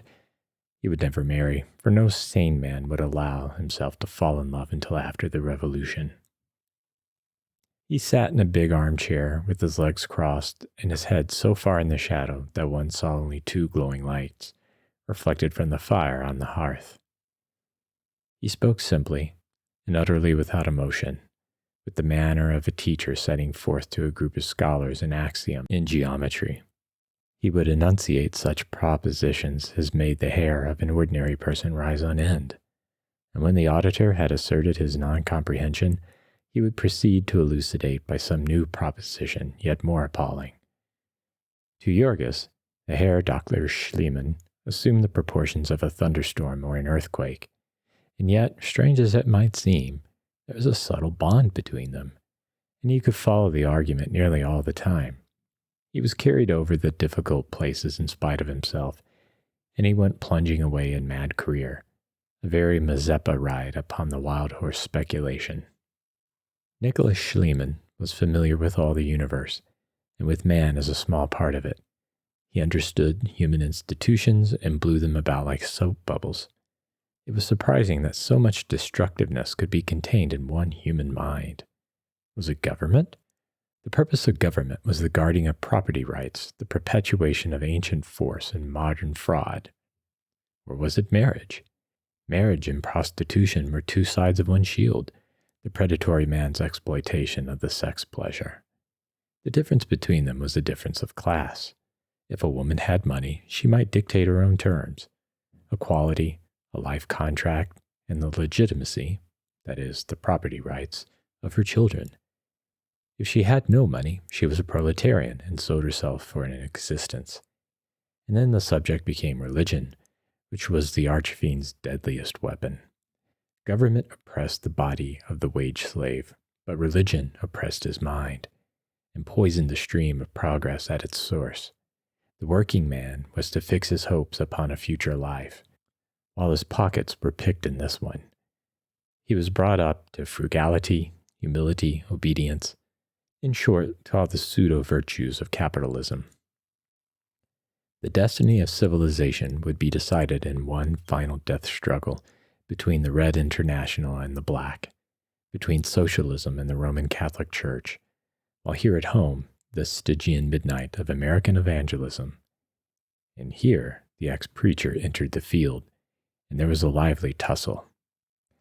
Comrade Lucas was not what is called an educated man. He knew only the Bible, but it was the Bible interpreted by real experience. And what was the use, he asked, of confusing religion with man's perversions of it? That the church was in the hands of the merchants at the moment was obvious enough, but already there were signs of rebellion, and if Comrade Schliemann could come back a few years from now— "Ah, yes," said the other, "of course. I have no doubt that in 100 years the Vatican will be denying that it ever opposed socialism, just as at present it denies that it ever tortured Galileo." "I'm not defending the Vatican," exclaimed Lucas vehemently. "I'm defending the Word of God, which is one long cry of the human spirit for deliverance from the sway of oppression.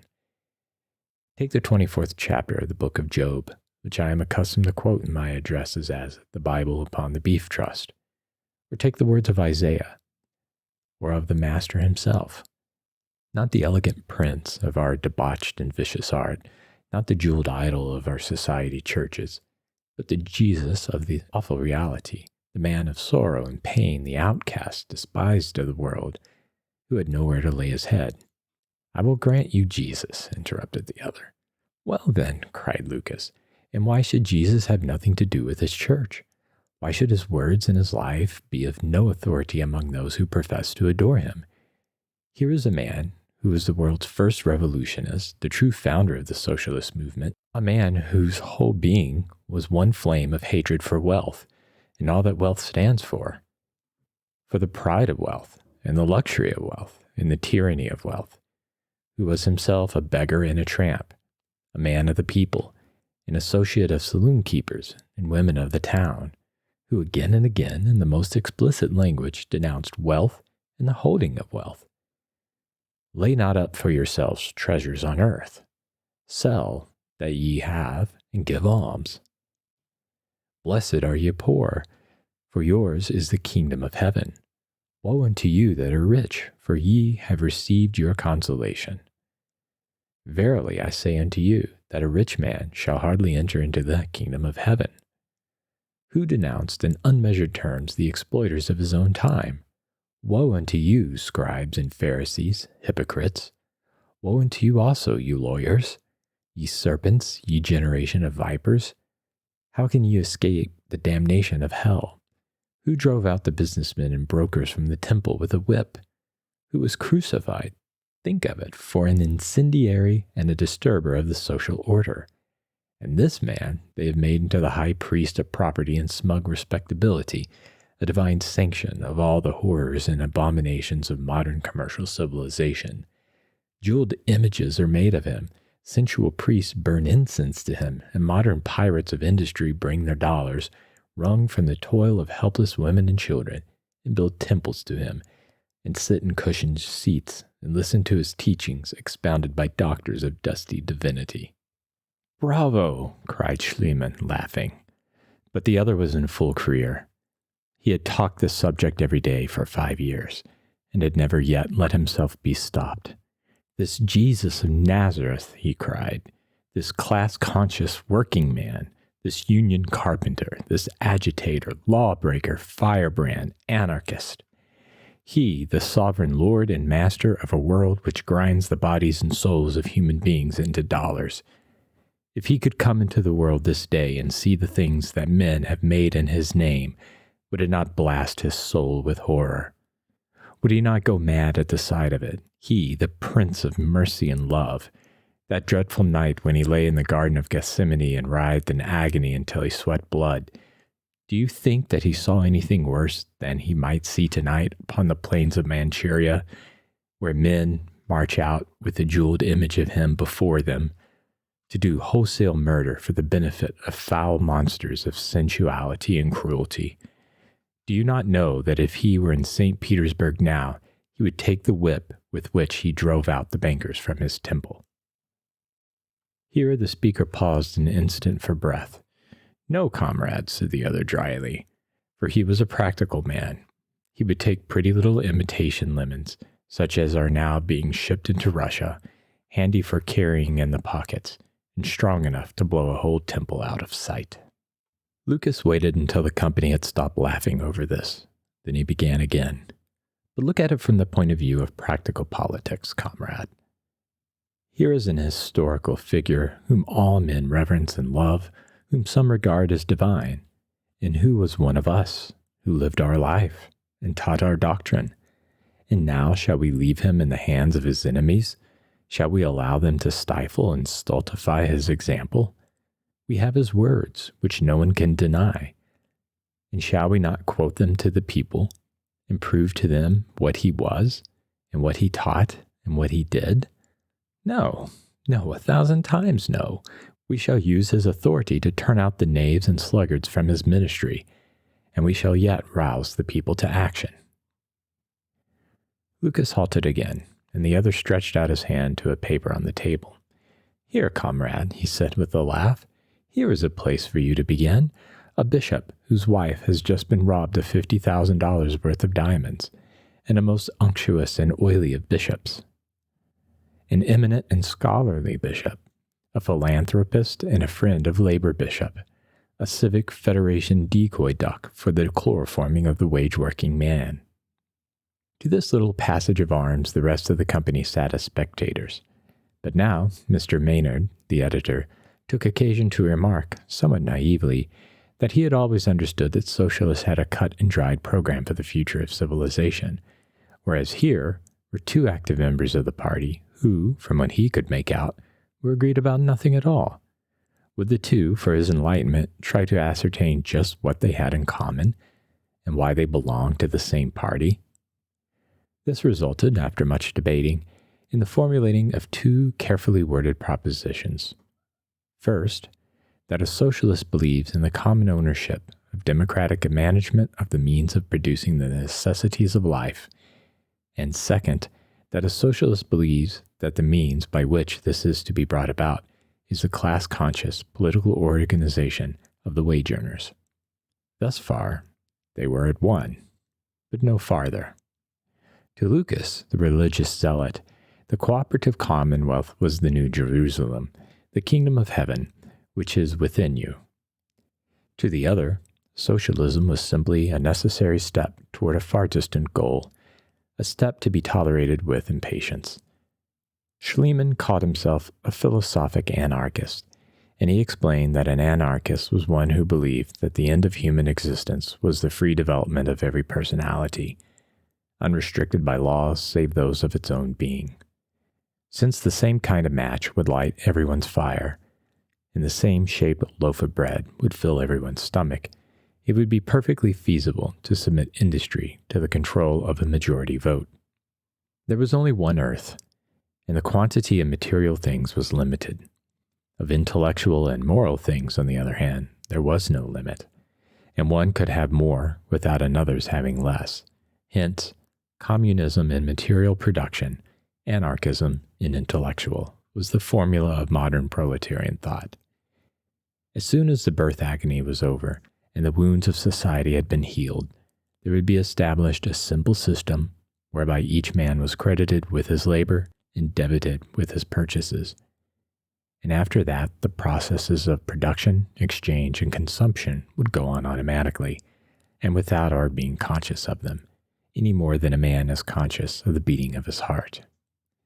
And then, explained Schliemann, society would break up into independent, self-governing communities of mutually congenial persons, examples of which at present were clubs, churches, and political parties. After the revolution, all the intellectual, artistic, and spiritual activities of men would be cared for by such free associations. Romantic novelists would be supported by those who like to read romantic novels, and impressionist painters would be supported by those who like to look at impressionist pictures.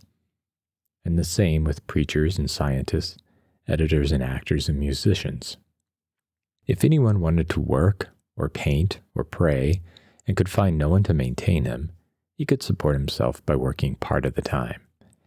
That was the case at present, the only difference being that the competitive wage system compelled a man to work all the time to live, while, after the abolition of privilege and exploitation, anyone would be able to support himself by an hour's work a day.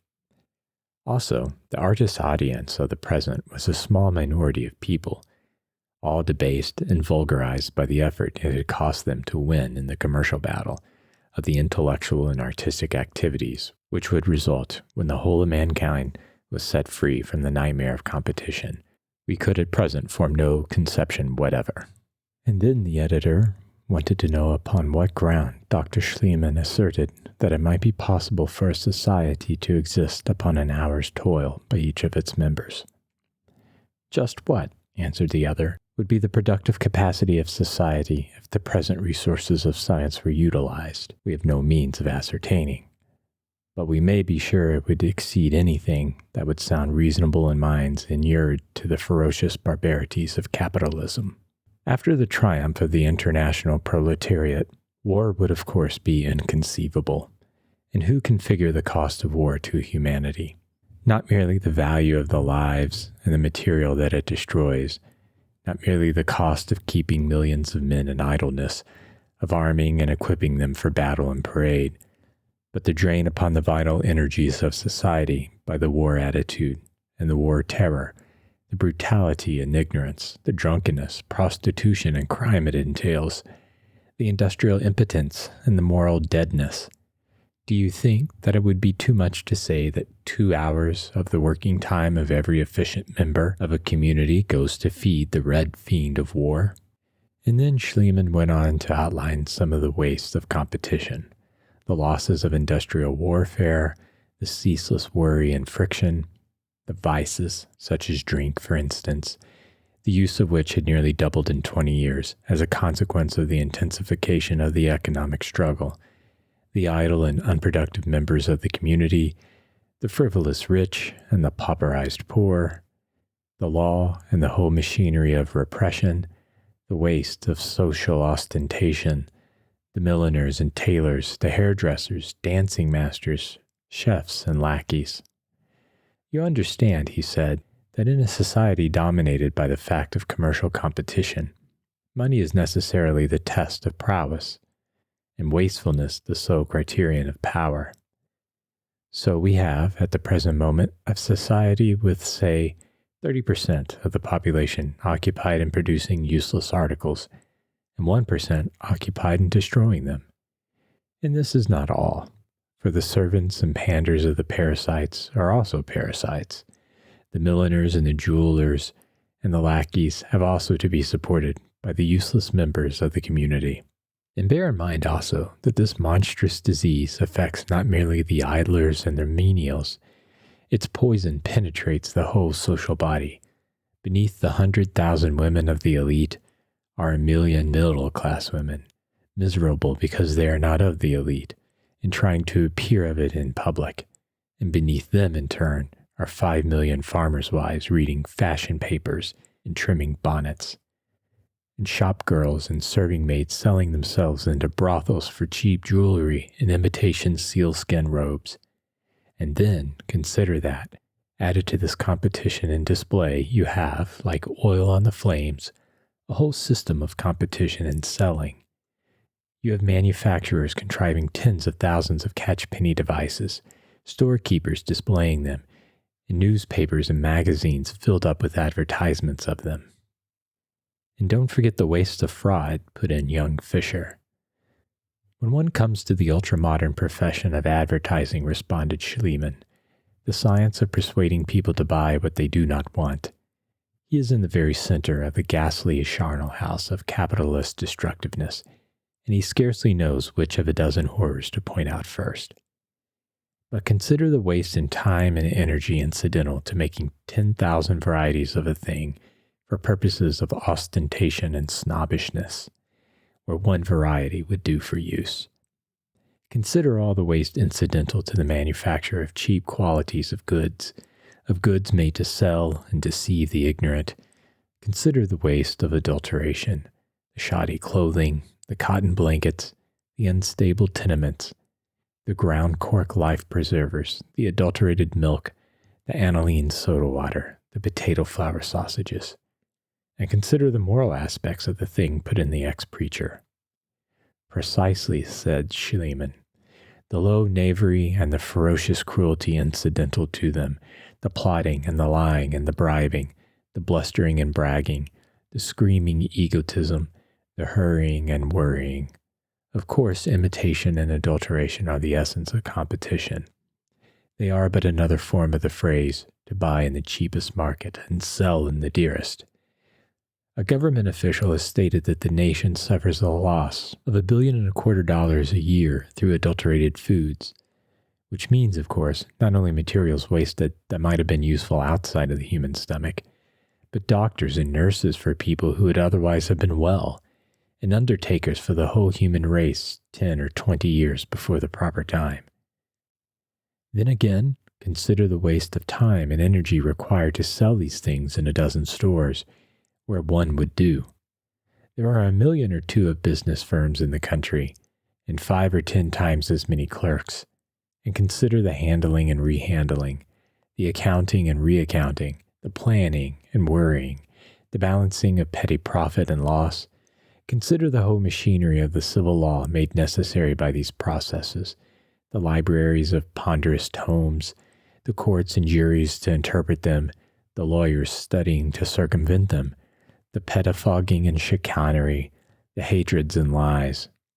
Consider the waste incidental to the blind and haphazard production of commodities, the factories closed, the workers idle, the goods spoiling in storage.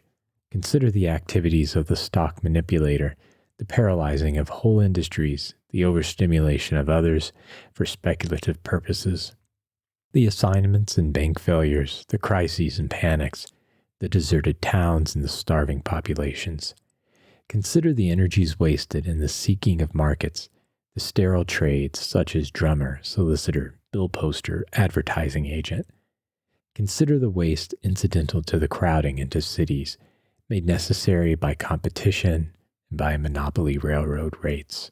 Consider the slums, the bad air, the disease, and the waste of vital energies. Consider the office buildings, the waste of time and material and the piling of story upon story, and the burrowing underground. Then take the whole business of insurance, the enormous mass of administrative and clerical labor it involves, and all utter waste. I do not follow that, said the editor. The cooperative commonwealth is a universal automatic insurance company and savings banks for all its members. Capital being the property of all, injury to it is shared by all and made up by all. The bank is the universal government credit account, the ledger in which every individual's earnings and spendings are balanced. There is also a universal government bulletin in which are listed and precisely described everything which the Commonwealth has for sale. As no one makes any profit by the sale, there is no longer any stimulus to extravagance, and no misrepresentation, no cheating, no adulteration or imitation, no bribery or grafting. How is the price of an article determined? The price is the labor it has cost to make and deliver it, and is determined by the first principles of arithmetic. The million workers in the nation's wheat fields have worked 100 days each, and the total product of the labor is 1 billion bushels, so the value of a bushel of wheat is the 10th part of a farm labor day. If we employ an arbitrary symbol and pay, say, $5 a day for farm work, then the cost of a bushel of wheat is 50 cents. You say for farm work, said Mr. Maynard. Then labor is not to be paid alike? Manifestly not, since some work is easy and some hard, and we should have millions of rural mill carriers and no coal miners. Of course, the wages may be left the same, and the hours varied.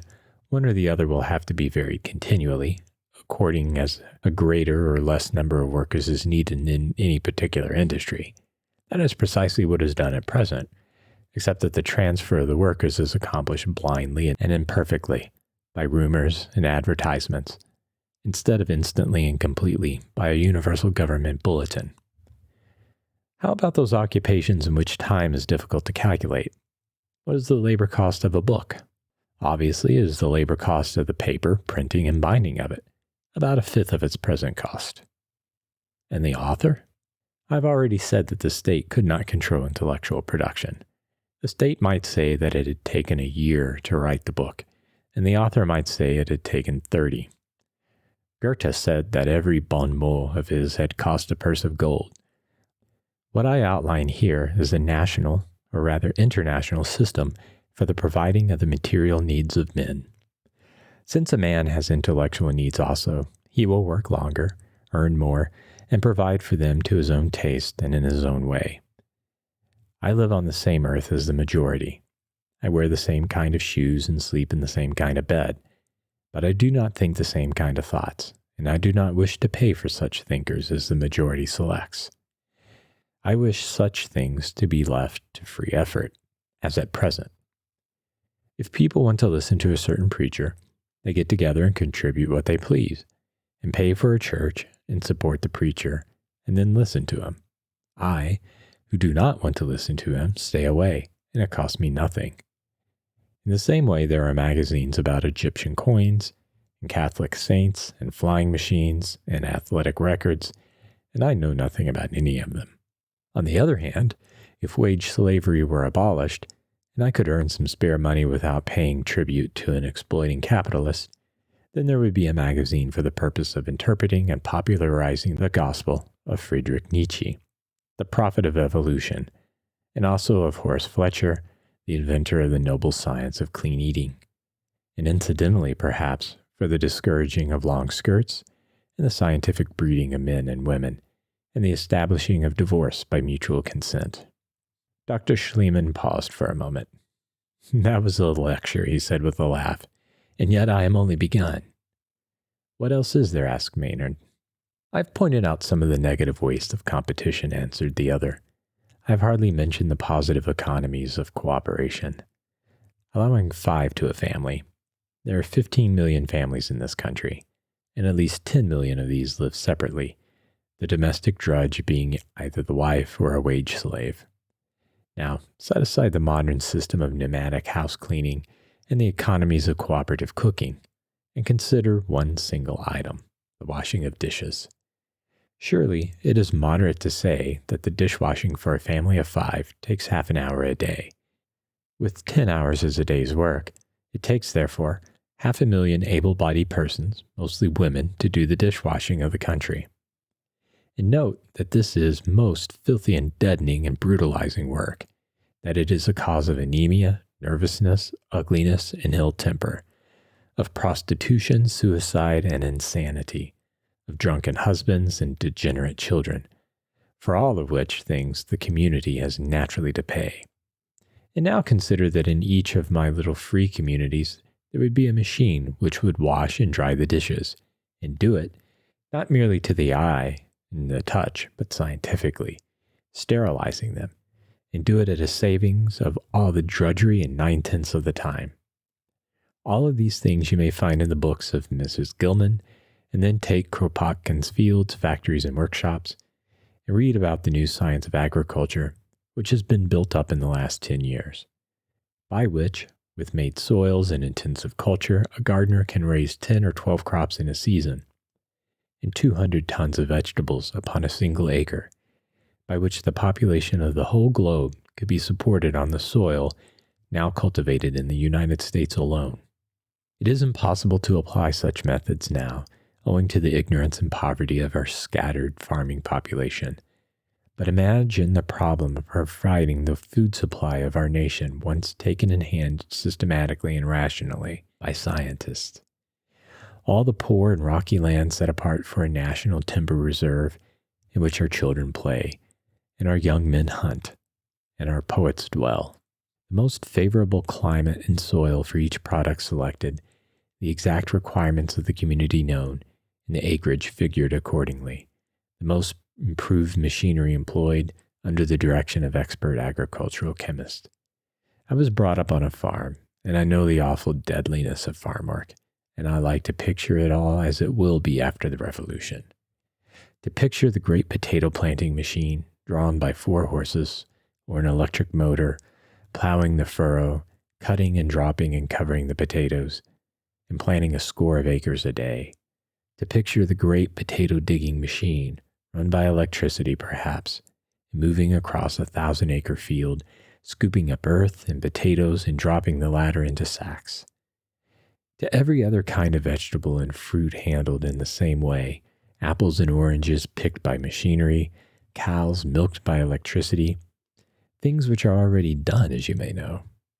To picture the harvest fields of the future, to which millions of happy men and women come for a summer holiday, brought by special trains, the exactly needful number to each place. And to contrast all this with our present agonizing system of independent small farming, a stunted, haggard, ignorant man mated with a yellow, lean, and sad-eyed drudge, and toiling from 4 o'clock in the morning until 9 at night, working the children as soon as they are able to walk, scratching the soil with its primitive tools, and shut out from all knowledge and hope, from all their benefits of science and invention, and all the joys of the spirit, held to a bare existence by competition and labor, and boasting of his freedom because he is too blind to see his chains. Dr. Schliemann paused a moment. And then, he continued, place beside this fact of an unlimited food supply the newest discovery of physiologists, that most of the ills of the human system are due to overfeeding. And then again, it has been proven that meat is unnecessary as a food, and meat is obviously more difficult to produce than vegetable food, less pleasant to prepare and handle, and more likely to be unclean. But what of that, so long as it tickles the palate more strongly? How would socialism change that? Asked the girl student quickly. It was the first time she had spoken. So long as we have wage slavery, answered Schliemann, it matters not in the least how debasing and repulsive a task may be. It is easy to find people to perform it. But just as soon as labor is set free, then the price of such work will begin to rise. So one by one, the old, dingy, and unsanitary factories will come down. It will be cheaper to build new, and so the steamships will be provided with stoking machinery, and so the dangerous trades will be made safe, or substitutes will be found for the products. In exactly the same way as the citizens of our industrial republic become refined, year by year, the cost of slaughterhouse products will increase, until eventually those who want to eat meat will have to do their own killing. And how long do you think the custom would survive then? To go on to another item, one of the necessary accompaniments of capitalism in a democracy is political corruption. And one of the consequences of civic administration by ignorant and vicious politicians is that preventable diseases kill off half our population. And even if science were allowed to try, it could do little, because the majority of human beings are not yet human beings at all, but simply machines for the creating of wealth for others. They are pinned up in filthy houses and left to rot and stew in misery, and the conditions of their life make them ill faster than all the doctors in the world could heal them. And so, of course, they remain as centers of contagion, poisoning the lives of all of us and making happiness impossible for even the most selfish. For this reason, I would seriously maintain that all the medical and surgical discoveries that science can make in the future will be of less importance than the application of the knowledge we already possess when the disinherited of the earth have established their right to a human existence. And here, the Herr Doctor relapsed into silence again. Jorgis had noticed that the beautiful young girl who sat by the center table was listening with something of the same look that he himself had worn the time when he had first discovered socialism. Jorgis would have liked to talk to her. He felt sure that she would have understood him. Later on in the evening, when the group broke up, he heard Mrs. Fisher say to her in a low voice, "I wonder if Mr. Maynard will still write the same things about socialism." To which she answered, "I don't know, but if he does, we shall know that he is a knave." And only a few hours after this came Election Day, when the long campaign was over and the whole country seemed to stand still and hold its breath, awaiting the issue. Jorgis and the rest of the staff of Hens's hotel could hardly stop to finish their dinner before they hurried off to the big hall which the party had hired for that evening. But already there were people waiting, and already the telegraph instrument on the stage had begun clicking off the returns. When the final accounts were made up, the socialist vote proved to be over 400,000, an increase of something like 350% in 4 years. And that was doing well. But the party was dependent for its early returns upon messages from the locals. And naturally, those locals which had been most successful were the ones which felt most like reporting. And so that night, everyone in the hall believed that the vote was going to be 6 or 7 or even 800,000. Just such an incredible increase had actually been made in Chicago. And in the state, the vote of the city had been 6,700 and 1,900, and now it was 47,000. That of Illinois had been 9,600, and now it was 69,000. So, as the evening waxed and the crowd piled in, the meeting was a sight to be seen. Bulletins would be read, and the people would shout themselves hoarse. And then someone would make a speech, and there would be more shouting, and then a brief silence, and more bulletins. There would come messages from the secretaries of the neighboring states reporting their achievements. The vote of Indiana had gone from 2,300 to 12,000, of Wisconsin from 7,000 to 28,000, of Ohio from 4,800 to 36,000. There were telegrams to the national office from enthusiastic individuals in little towns, which had made amazing and unprecedented increases in a single year. Benedict, Kansas, from 26 to 260. Henderson, Kentucky, from 19 to 111. Holland, Michigan, from 14 to 208. Clio, Oklahoma, from 0 to 104.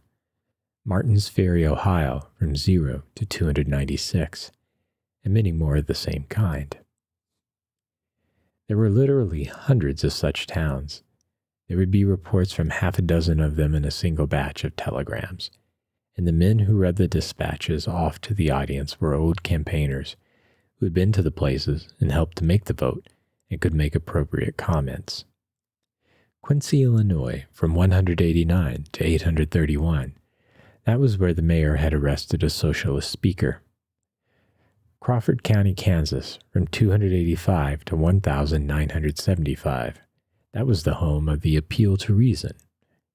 Battle Creek, Michigan, from 4,261 to 10,184. That was the answer of labor to the Citizens Alliance movement. And then there were official returns from the various precincts and wards of the city itself. Where there was a factory district or one of the silk stocking wards seemed to make no particular difference in the increase. But one of the things which surprised the party leaders most was the tremendous vote that came rolling in from the stockyards. Packingtown comprised 3 wards of the city, and the vote in the spring of 1903 had been 500, and in the fall of the same year, 1,600. Now, only 1 year later, it was over 6,300, and the Democratic vote only 8,800. There were other wards in which the Democratic vote had been actually surpassed, and in 2 districts, members of the state legislature had been elected. Thus, Chicago now led the country. It had set a new standard for the party. It had shown the working men the way. So spoke an orator upon the platform, and 2,000 pairs of eyes were fixed upon him, and 2,000 voices were cheering his every sentence. The orator had been the head of the city's relief bureau in the stockyards, until the sight of misery and corruption had made him sick. He was young, hungry-looking, full of fire, and as he swung his long arms and beat up the crowd, to Yorgis he seemed the very spirit of revolution. Organize, organize, organize. That was his cry. He was afraid of this tremendous vote, which his party had not expected and which it had not earned. These men are not socialists, he cried. This election will pass and the excitement will die and people will forget about it. And if you forget about it too, if you sink back and rest upon your oars, we shall lose this vote that we have polled today, and our enemies will laugh us to scorn. It rests with you to take your resolution, now, in the flush of victory, to find these men who have voted for us, and bring them to our meetings, and organize them, and bind them to us. We shall not find all our campaigns as easy as this one. Everywhere in the country tonight, the old party politicians are studying this vote and setting their sails by it, and nowhere will they be quicker or more cunning than here in our own city. 50,000 socialist votes in Chicago means a municipal ownership democracy in the spring.